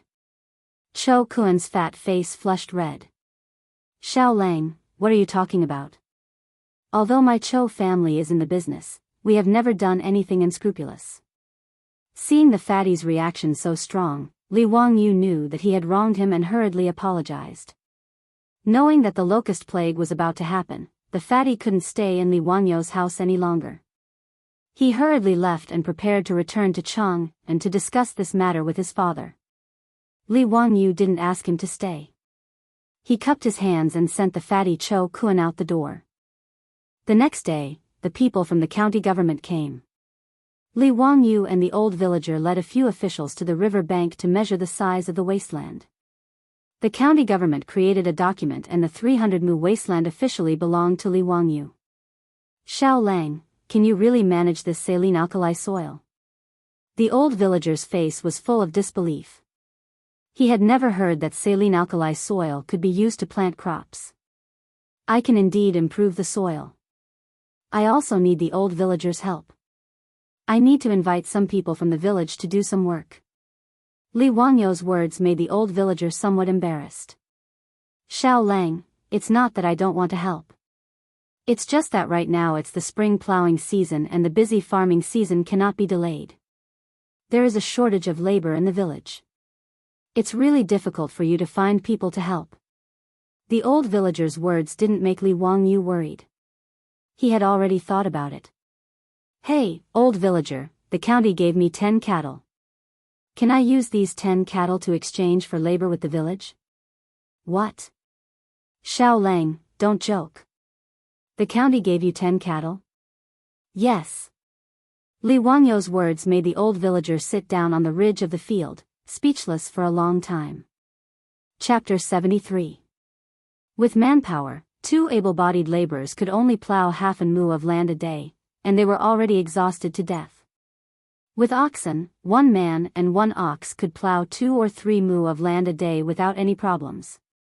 In total, 1 ox was equivalent to 8 or 9 able-bodied laborers. If Li Wangyu could really provide 10 oxen for the village to use, then the old village chief would have no problem finding dozens of men to work for him. Dingzhou village had 127 families and a total of 563 people, among which there were about 200 able-bodied laborers. However, because of the lack of oxen, every year during the farming season, the entire village had to work together. Not only was the speed slow, but the quality of the land could not be compared to that of oxen. If Li Wangyu could really provide 10 oxen to help the village with the spring plowing, then it would really be a great help to the village.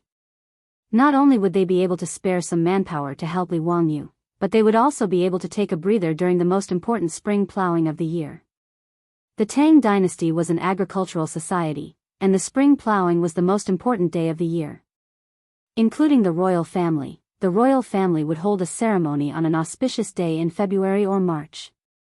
On that day, Pai Lupi would wear ceremonial robes and go to the altar to worship the heavens and the ancestors. After that, he would go to the royal family's farm to plow the land. Pai Lupi would personally plow the land, and the leaders of the 3 provinces and 6 departments would lead oxen to plow the land. Even Empress Zhangsun would bring a group of imperial concubines to sow the land. Under the guidance and escort of the officials from the Ministry of Rites, Taichung Temple, and Jinwu Guards, amidst the sounds of drums and hymns, they went back and forth 3 times, completing the 3 rejections and 3 rejections ceremony. Although Pai Lupi's ceremony was just a formality, it also showed the importance of the spring plowing in an agricultural society. Now that the spring plowing was imminent, it was not surprising that Li Wangyu was able to get 10 oxen. It was not surprising that he was able to scare the old villager like this. The old village chief grumbled as he got up and grabbed Li Wangyu's arm. Xiao Lang, you can't joke about this matter. When will the oxen be sent? The county government will send the oxen tomorrow. However, old village chief, if I want to keep this ox, the prerequisite is that I must first manage this saline alkali soil. Therefore, I have to trouble the old villager to find someone to help me. Otherwise, if the saline alkali soil is not improved, the county will take back the cattle, and I won't have any cattle to lend to the village." As soon as the old villager heard his words, his eyes immediately glared. "Xiao Lang, just say the word. I'll call for as many people as you need. If anyone dares to not come, I'll beat him to death." The old man's calculation was very clear. Although the 10 oxen were given to Li Wangyu by the county government, the old man's calculation was very clear. But since Li Wangyu was willing to lend the cattle, it was the cattle that belonged to the village. If more than 100 farmers in Dingzhou village could own 20 oxen, they would be the envy of the surrounding villages. Such a precious cattle, since it had entered Dingzhou village, there was absolutely no reason for it to be taken away. "Xiao Lang, is your method really feasible? This old man has never heard of growing food on saline alkali soil in my life." The old villager was now only worried about whether Li Wangyu's method of managing saline alkali soil was feasible. "Old village chief, don't worry. There is absolutely no problem with my method. Can you tell me about it first?" The old villager still wanted to hear it first. "First of all, deep plowing, then washing and soaking the soil. Then add soil, and finally add fertilizer to increase the fertility of the soil." Li Wangyu did not hide the method and simply told the old villager. The old villager was somewhat puzzled. "I understand the rest, but what does washing mean?" "It means that you have to surround the soil, wash it with a lot of water, soak it, and repeatedly remove the saline alkali components in the soil." The old villager shook his head as soon as he heard this. He pointed to the hundreds of acres of saline alkali soil in front of him and said, "How is that possible? Xiao Lang, look at such a large piece of land. How much water does it take to wash and soak it?" His words made Li Wangyu stunned. He pointed to Ganhe. "Isn't this Ganhe? You can have as much water as you want. Ganhe's embankment is only a few meters high. It's not easy to use a rollover cart to carry water. There are more than 2,000 acres of land in the village that need to be watered. You have to wash it several times. It requires too much manpower." The old villager shook his head. "Rollover cart?" Li Wangyu looked at the rollover cart on the embankment and suddenly realized. He couldn't help but smile. "Old village chief, I have a way to carry water without manpower." "What? Without manpower? Do you want to use cows?" "That won't do. Cows can't be used."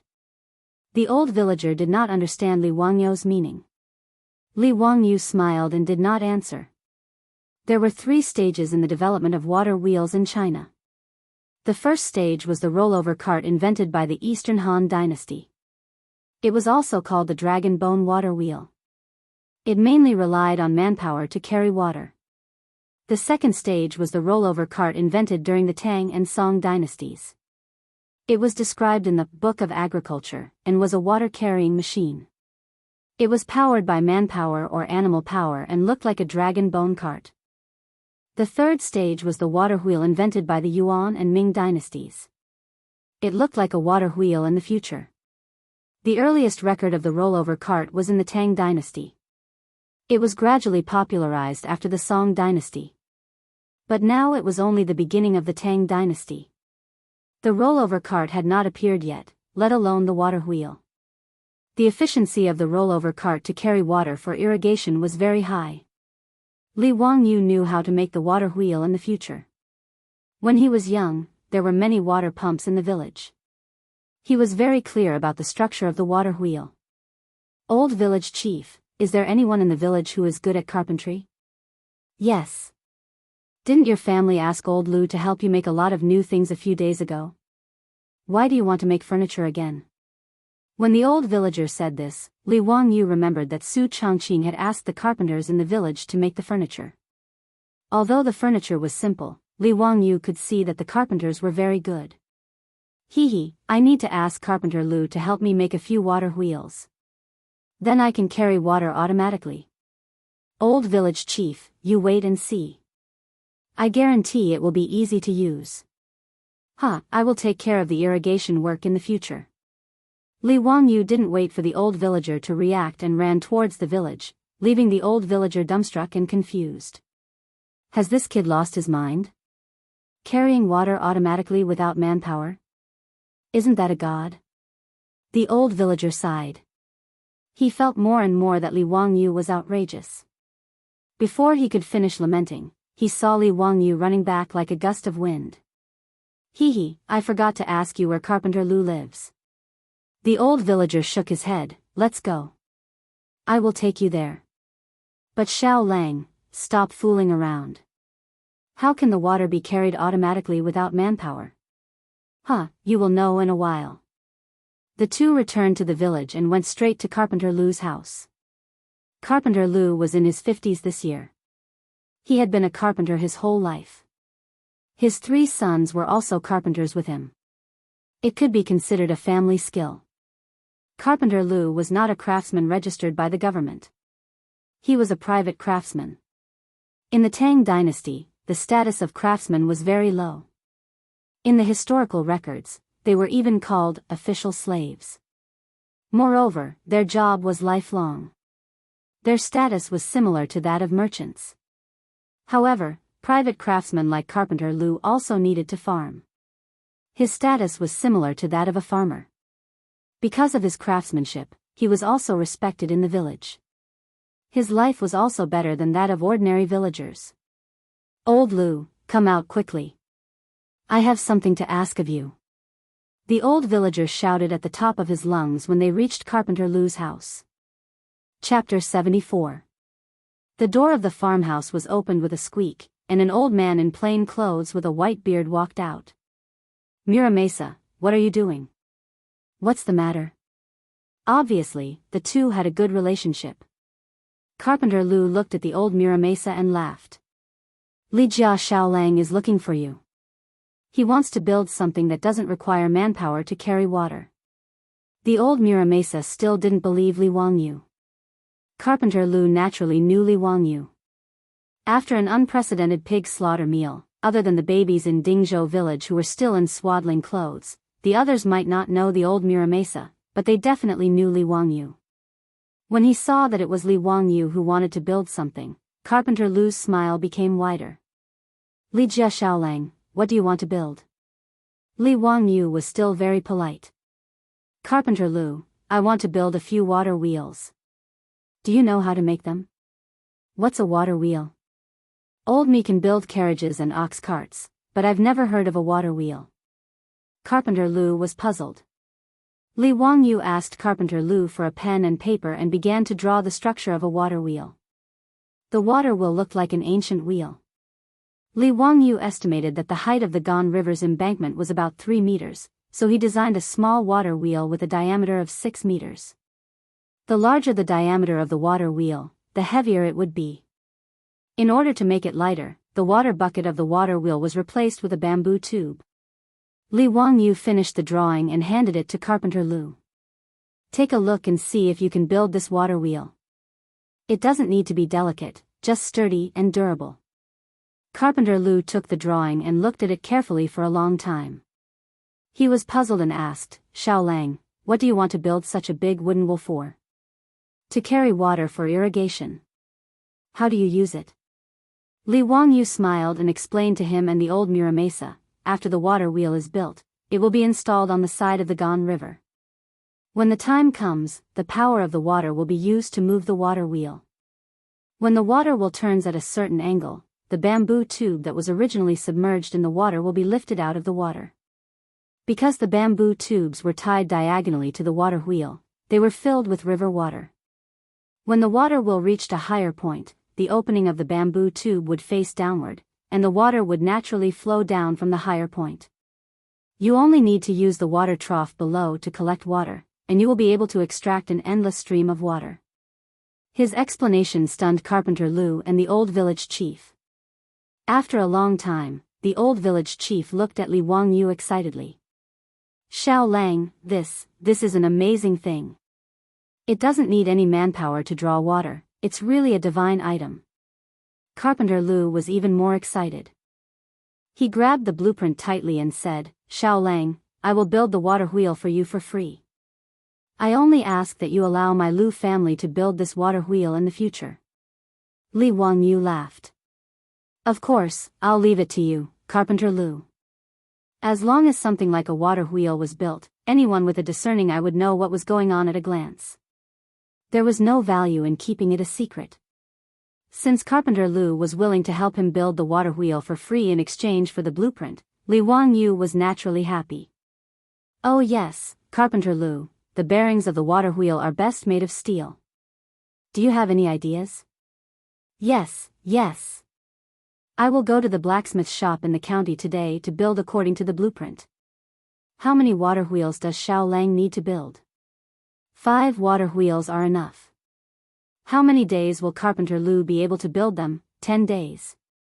Old me, 10 days is enough for me to build 5 water wheels. But the installation will require a lot of manpower. Carpenter Lu estimated the weight of the water wheel. It was not something his old arms and legs could carry. The old village chief laughed. Old Lu, you just need to focus on building the water wheel. 10 days later, I will gather all the strong men in the village to help with the installation. Don't worry. Then there is no problem. Li Wangyu explained some details of building the water wheel to Carpenter Lu. After making sure that Carpenter Lu understood everything, he left. But after taking 2 steps, Li Wangyu turned back and said, Carpenter Lu, I heard that your son is also a carpenter. Can I ask one of them to help me build something? Carpenter Lu smiled and said, Xiao Lang asked them to build something because he thinks highly of them. I will ask Dalong to help me build the water wheel. You can take Erlang and San Lang with you. Thank you so much, Carpenter Lu. Then I will ask Lu Erlang and San Lang to come to my house tomorrow. I will tell them what they need to do. Li Wangyu remembered that he had promised Su Chongqing to renovate the bathroom. Now that he had money, he did not want to make things difficult for himself. The most important thing was to renovate the bathroom as soon as possible. Li Wangyu could tolerate other places in the Tang dynasty, but the sanitary conditions were too poor. Even he was not used to it, let alone Su Chongqing. With food in hand, there was no need to panic. Li Wangyu planned to expand the Tang dynasty's modern bathroom plan. Old village chief, can you help me find some people first? I want to renovate the house a little. Are there masons in the village? Yes, there are a few in the village who help people build houses. Your father asked them to renovate the house. Why, Xiao Lang wants to rebuild the house again. Li Wangyu smiled and shook his head. No, just a simple renovation. By the way, is there a kiln nearby? I also want to burn a batch of porcelain. The old village chief was getting more and more confused about what Li Wangyu wanted to do. However, in his opinion, Li Wangyu was a genius. Just by looking at the water wheel, he knew that. How could an ordinary person think of something like this? The old man felt that even if Li Wangyu was not a literary star, he was not far from it. So even if he did not understand, he still patiently told him where to burn porcelain. There was a kiln in Huxian. Although it was not a high-quality product, the craftsmanship was still passable. Li Wangyu thanked the old village chief and hummed a song as he went home in a good mood. Why are you so happy? Su Chongqing saw Li Wangyu's smiling face and asked with a smile. Hee, I asked someone to start renovating the house tomorrow. The modern bathroom is about to shine. Li Wangyu showed off to Su Chongqing. Really? Su Chongqing was surprised and happy at the same time. Li Wangyu patted his chest and said, leave it to me. In less than a week, you will be able to enjoy modern bathroom facilities. Let's go and help me measure the size. I will go to the county to order ceramic tiles later.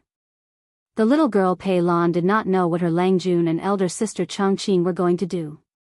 She only saw the two of them mysteriously running to the west wing and the rear courtyard with measuring tools. They fiddled around for a long time and also wrote and calculated on a piece of paper. This made her feel very strange, but she did not dare to ask. She could only hide her suspicions in her stomach. Ever since her Langjun fell seriously ill, Perrin felt that he had become a different person. However, Perrin only felt that her Lang Jun was getting smarter and smarter. He also treated her better.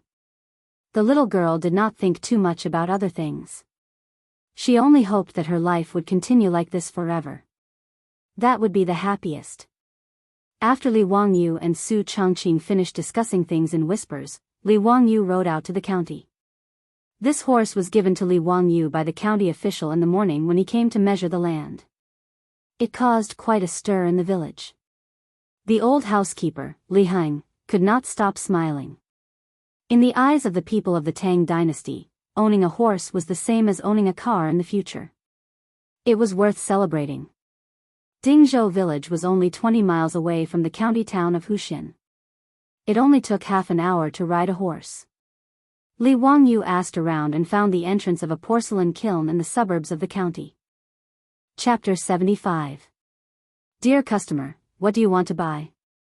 As soon as Li Wangyu got off the horse, the shopkeeper of the kiln greeted him warmly. Customers who can ride a horse are big customers, worthy of the shopkeeper's personal reception. Shopkeeper, can you order porcelain in your kiln? Of course, what kind of porcelain do you want? Although our kiln is not big, the craftsmanship of our old masters is very good. Whether it is porcelain bowls, porcelain bottles, porcelain basins, all kinds of shapes, as long as you need, we can order them. Li Wangyu smiled, took out the drawings he drew and handed them over. I need to make a batch of ceramic tiles. Can you see if you can do it? How can a modern bathroom not have ceramic tiles? Not only does it look beautiful, but it can also be waterproof. Li Wangyu thought that it was necessary. The shopkeeper looked at the drawing on the drawings, and his face was full of pain. Dear customer, what is the use of this thing called ceramic tile? Old me has been making porcelain for so many years, but I have never seen this thing. Hee, I have my own use. Can you make it? Of course, I can. This thing is too simple, it is just a piece of porcelain plate, there is no difficulty. Dear customer, are you sure you want to burn this thing? The shopkeeper still did not believe that someone would want to burn such a thing. Li Wangyu nodded, that's right, the quantity I need is written on it. How long do you think it will take you to burn it? The shopkeeper pondered for a moment. This thing is very simple, 3 days is enough. But you need to pay the deposit first, after all, if you don't want this thing after it is burned, it is not convenient to deal with it. Okay, no problem. In addition, I also need to burn a batch of ceramic pipes. Shopkeeper, can you see if you can burn it? Li Wangyu took out another drawing. It was the size and style of the ceramic pipe he was going to use for the sewage pipe. No problem, this kind of ceramic pipe is also very simple to burn. The shopkeeper glanced at the drawing. It was just an ordinary ceramic pipe. Many fastidious rich people would also order it for the sewage pipe. Just when the shopkeeper thought that Li Wangyu was going to burn these simple things, Li Wangyu took out another drawing from his arms. What is this? The shopkeeper looked at Li Wangyu with a puzzled expression. The toilet bowl used for the toilet is also made of ceramic. I wonder if it can be made? Don't think that Li Wangyu was wrong. During the Tang dynasty, the toilet bowl was indeed called this. Originally, the toilet bowl before the Tang dynasty was called Huzi, but the grandfather of the Tang dynasty's founder, Li Yuan, was named Li Hu. In order to avoid the word Huzi, he changed it to Ma Zi, and then it slowly became a toilet bowl. Of course, Li Wangyu's toilet drawings were not as complicated as the ones in the future. In fact, it was just a sitting, flushing toilet. There was no backflow or drain. Otherwise, with the pottery technology of the Tang dynasty, they might not be able to make it. His explanation made the shopkeeper stunned again. He looked at Li Wangyu with a strange look, wondering why this customer ordered so many strange things today. However, he would not refuse money. He nodded and replied, yes, it can be made. Before he finished the drawing, Li Wangyu put his hands into his arms again. The shopkeeper was going crazy. Couldn't he take out all the things he wanted to make at once? The shopkeeper was no longer in a hurry. He glanced sideways at Li Wangyu, wanting to see if Li Wangyu would take out any other blueprints from his bosom. Li Wangyu was scared by the shopkeeper's stare. He smiled awkwardly and said, No more. I just want to make these things. Sir, it's 5 strings of copper coins. The deposit is 2 strings of copper coins. After confirming that Li Wangyu was no longer taking out drawings, the shopkeeper calculated the total price. Okay, but you have to help me deliver it to Dingzhou village. Is that okay? The shopkeeper saw that it was not far away, so he agreed. Li Wangyu took out the copper coins from the pouch and handed them to the shopkeeper. They agreed to receive the goods in 3 days. The order of ceramics was settled. By the way, shopkeeper, there should be a lot of abandoned and broken pottery pieces at the entrance of your kiln, right? Is it convenient for you to give me some? The shopkeeper silently rolled his eyes. Why did this customer keep making strange requests? However, there were a lot of broken pottery pieces piled up in an open space at the entrance of the kiln. These were just garbage that could not be disposed of. The shopkeeper naturally would not be stingy. He took Li Wangyu to the place where the waste was piled up and let him take whatever he wanted. After thanking the shopkeeper, Li Wangyu found an ox cart and loaded it full of broken pottery pieces. After paying the fare, he asked the coachman to help him deliver it to the Li family in Dingzhou village. After that, Li Wangyu went to other places in the county to order a lot of things.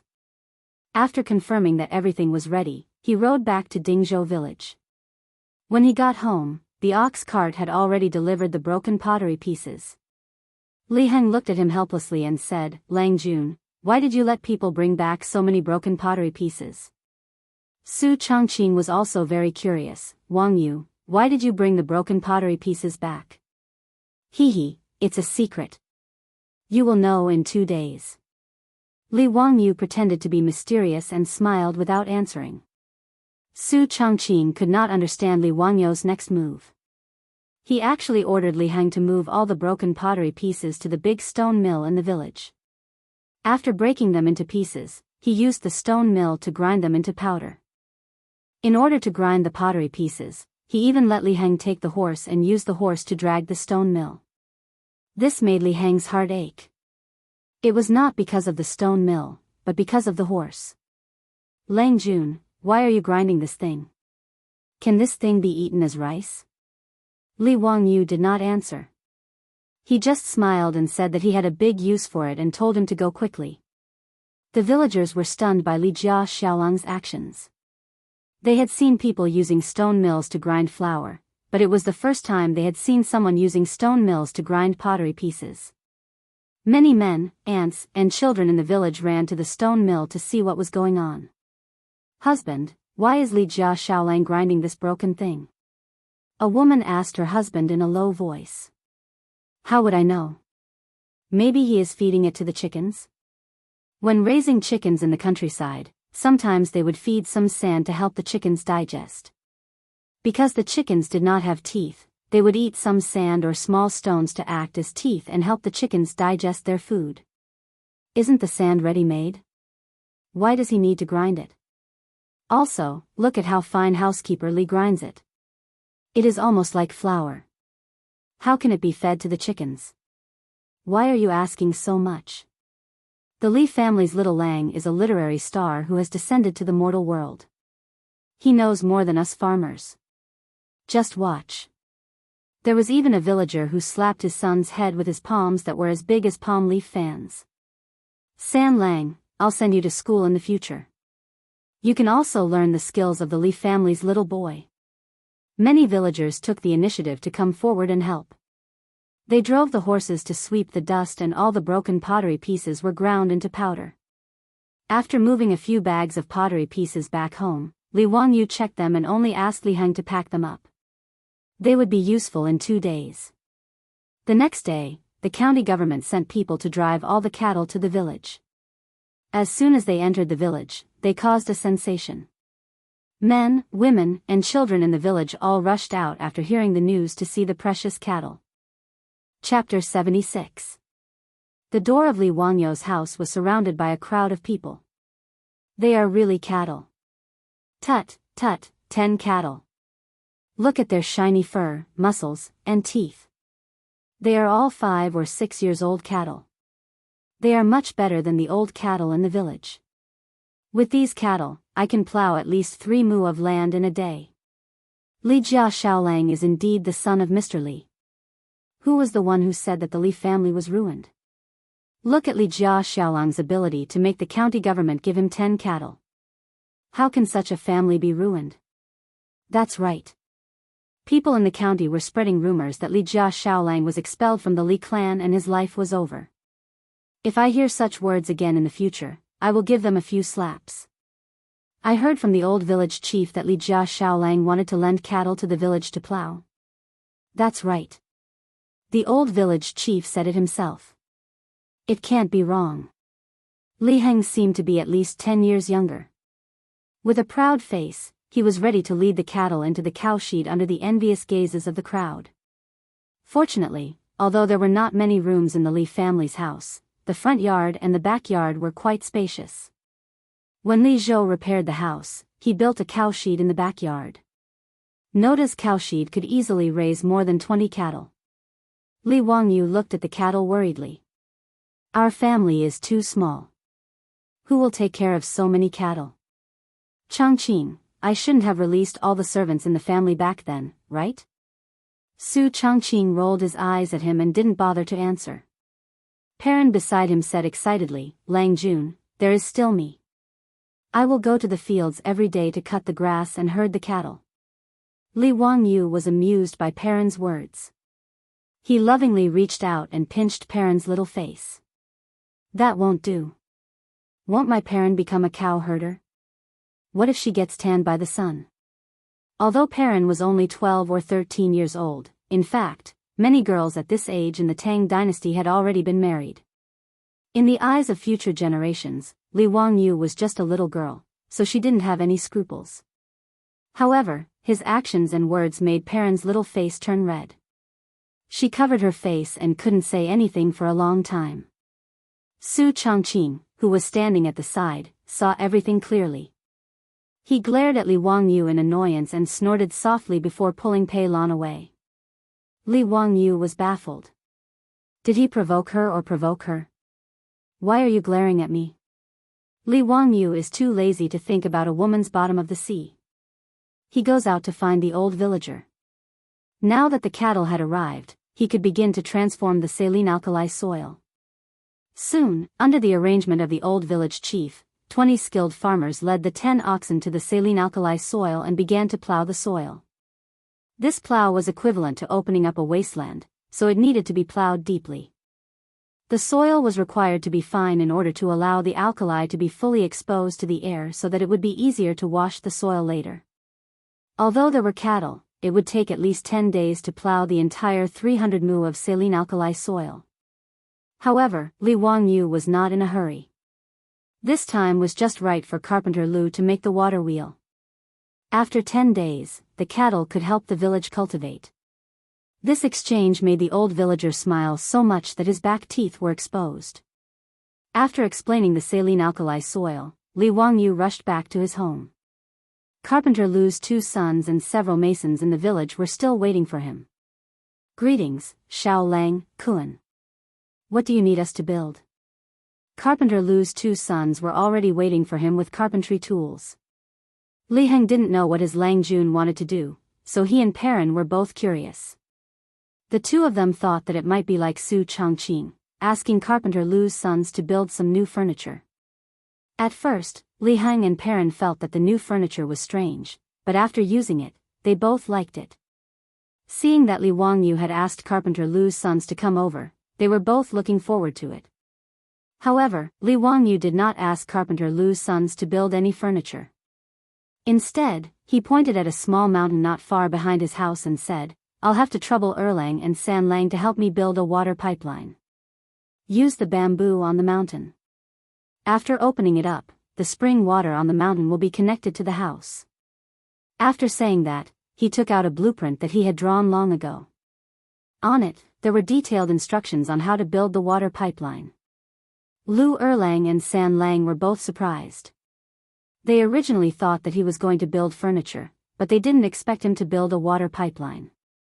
After carefully looking at Li Wangyu's blueprint, the 2 of them were full of admiration. Xiao Lang, Kun, this idea of yours is really interesting. In this way, you don't need to use people to draw water from the well. The spring water on the mountain can continuously flow into your kitchen and this bathroom. May I ask, Xiao Lang, Kun, what is a bathroom?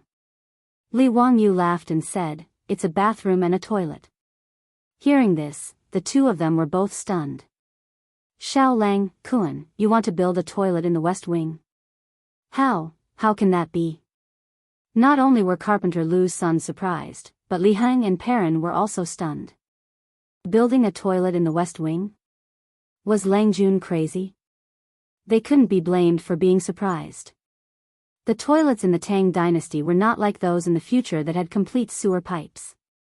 They were dry toilets. Even in the countryside of the future, no one would dig a dry toilet in their house.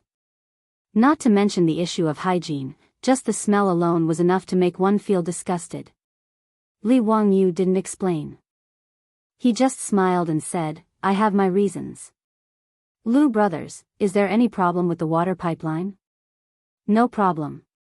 It can be built in 2 days at most. It's not complicated. Although they didn't understand what Li Wangyu was thinking, the Lu brothers still nodded and agreed. After telling them about the water pipeline, Li Wangyu invited the masons to the backyard and asked them to dig a deep circular hole in the backyard.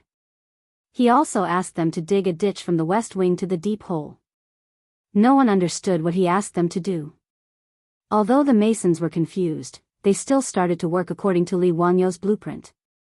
After giving them the blueprint, Li Wangyu didn't care about it anymore. He just waited for the materials he ordered to be delivered 2 days later. 2 days later, several ox carts came to Dingzhou village. They were all delivering things to Li Wangyu's house. The strange things on the ox carts made the villagers talk about it. They were all guessing what Li Jia Xiaolang was doing. Li Wangyu checked the things delivered, especially the baked tiles and the toilet bowl. Needless to say, the craftsmanship of the Tang dynasty craftsmen was really good. It was no worse than the furniture sold in the future. He picked up a tile with a beautiful pattern and flicked it with his finger. The tile made a crisp and pleasant sound. Changqing, what do you think of the tiles? Hee, it will be beautiful in the bathroom. Su Changqing didn't speak for a long time. He frowned and thought for a long time before he asked uncertainly, Wang Yu, did we forget something? Huh? What did we forget? There was no cement in the Tang dynasty. How can these tiles be pasted on the wall?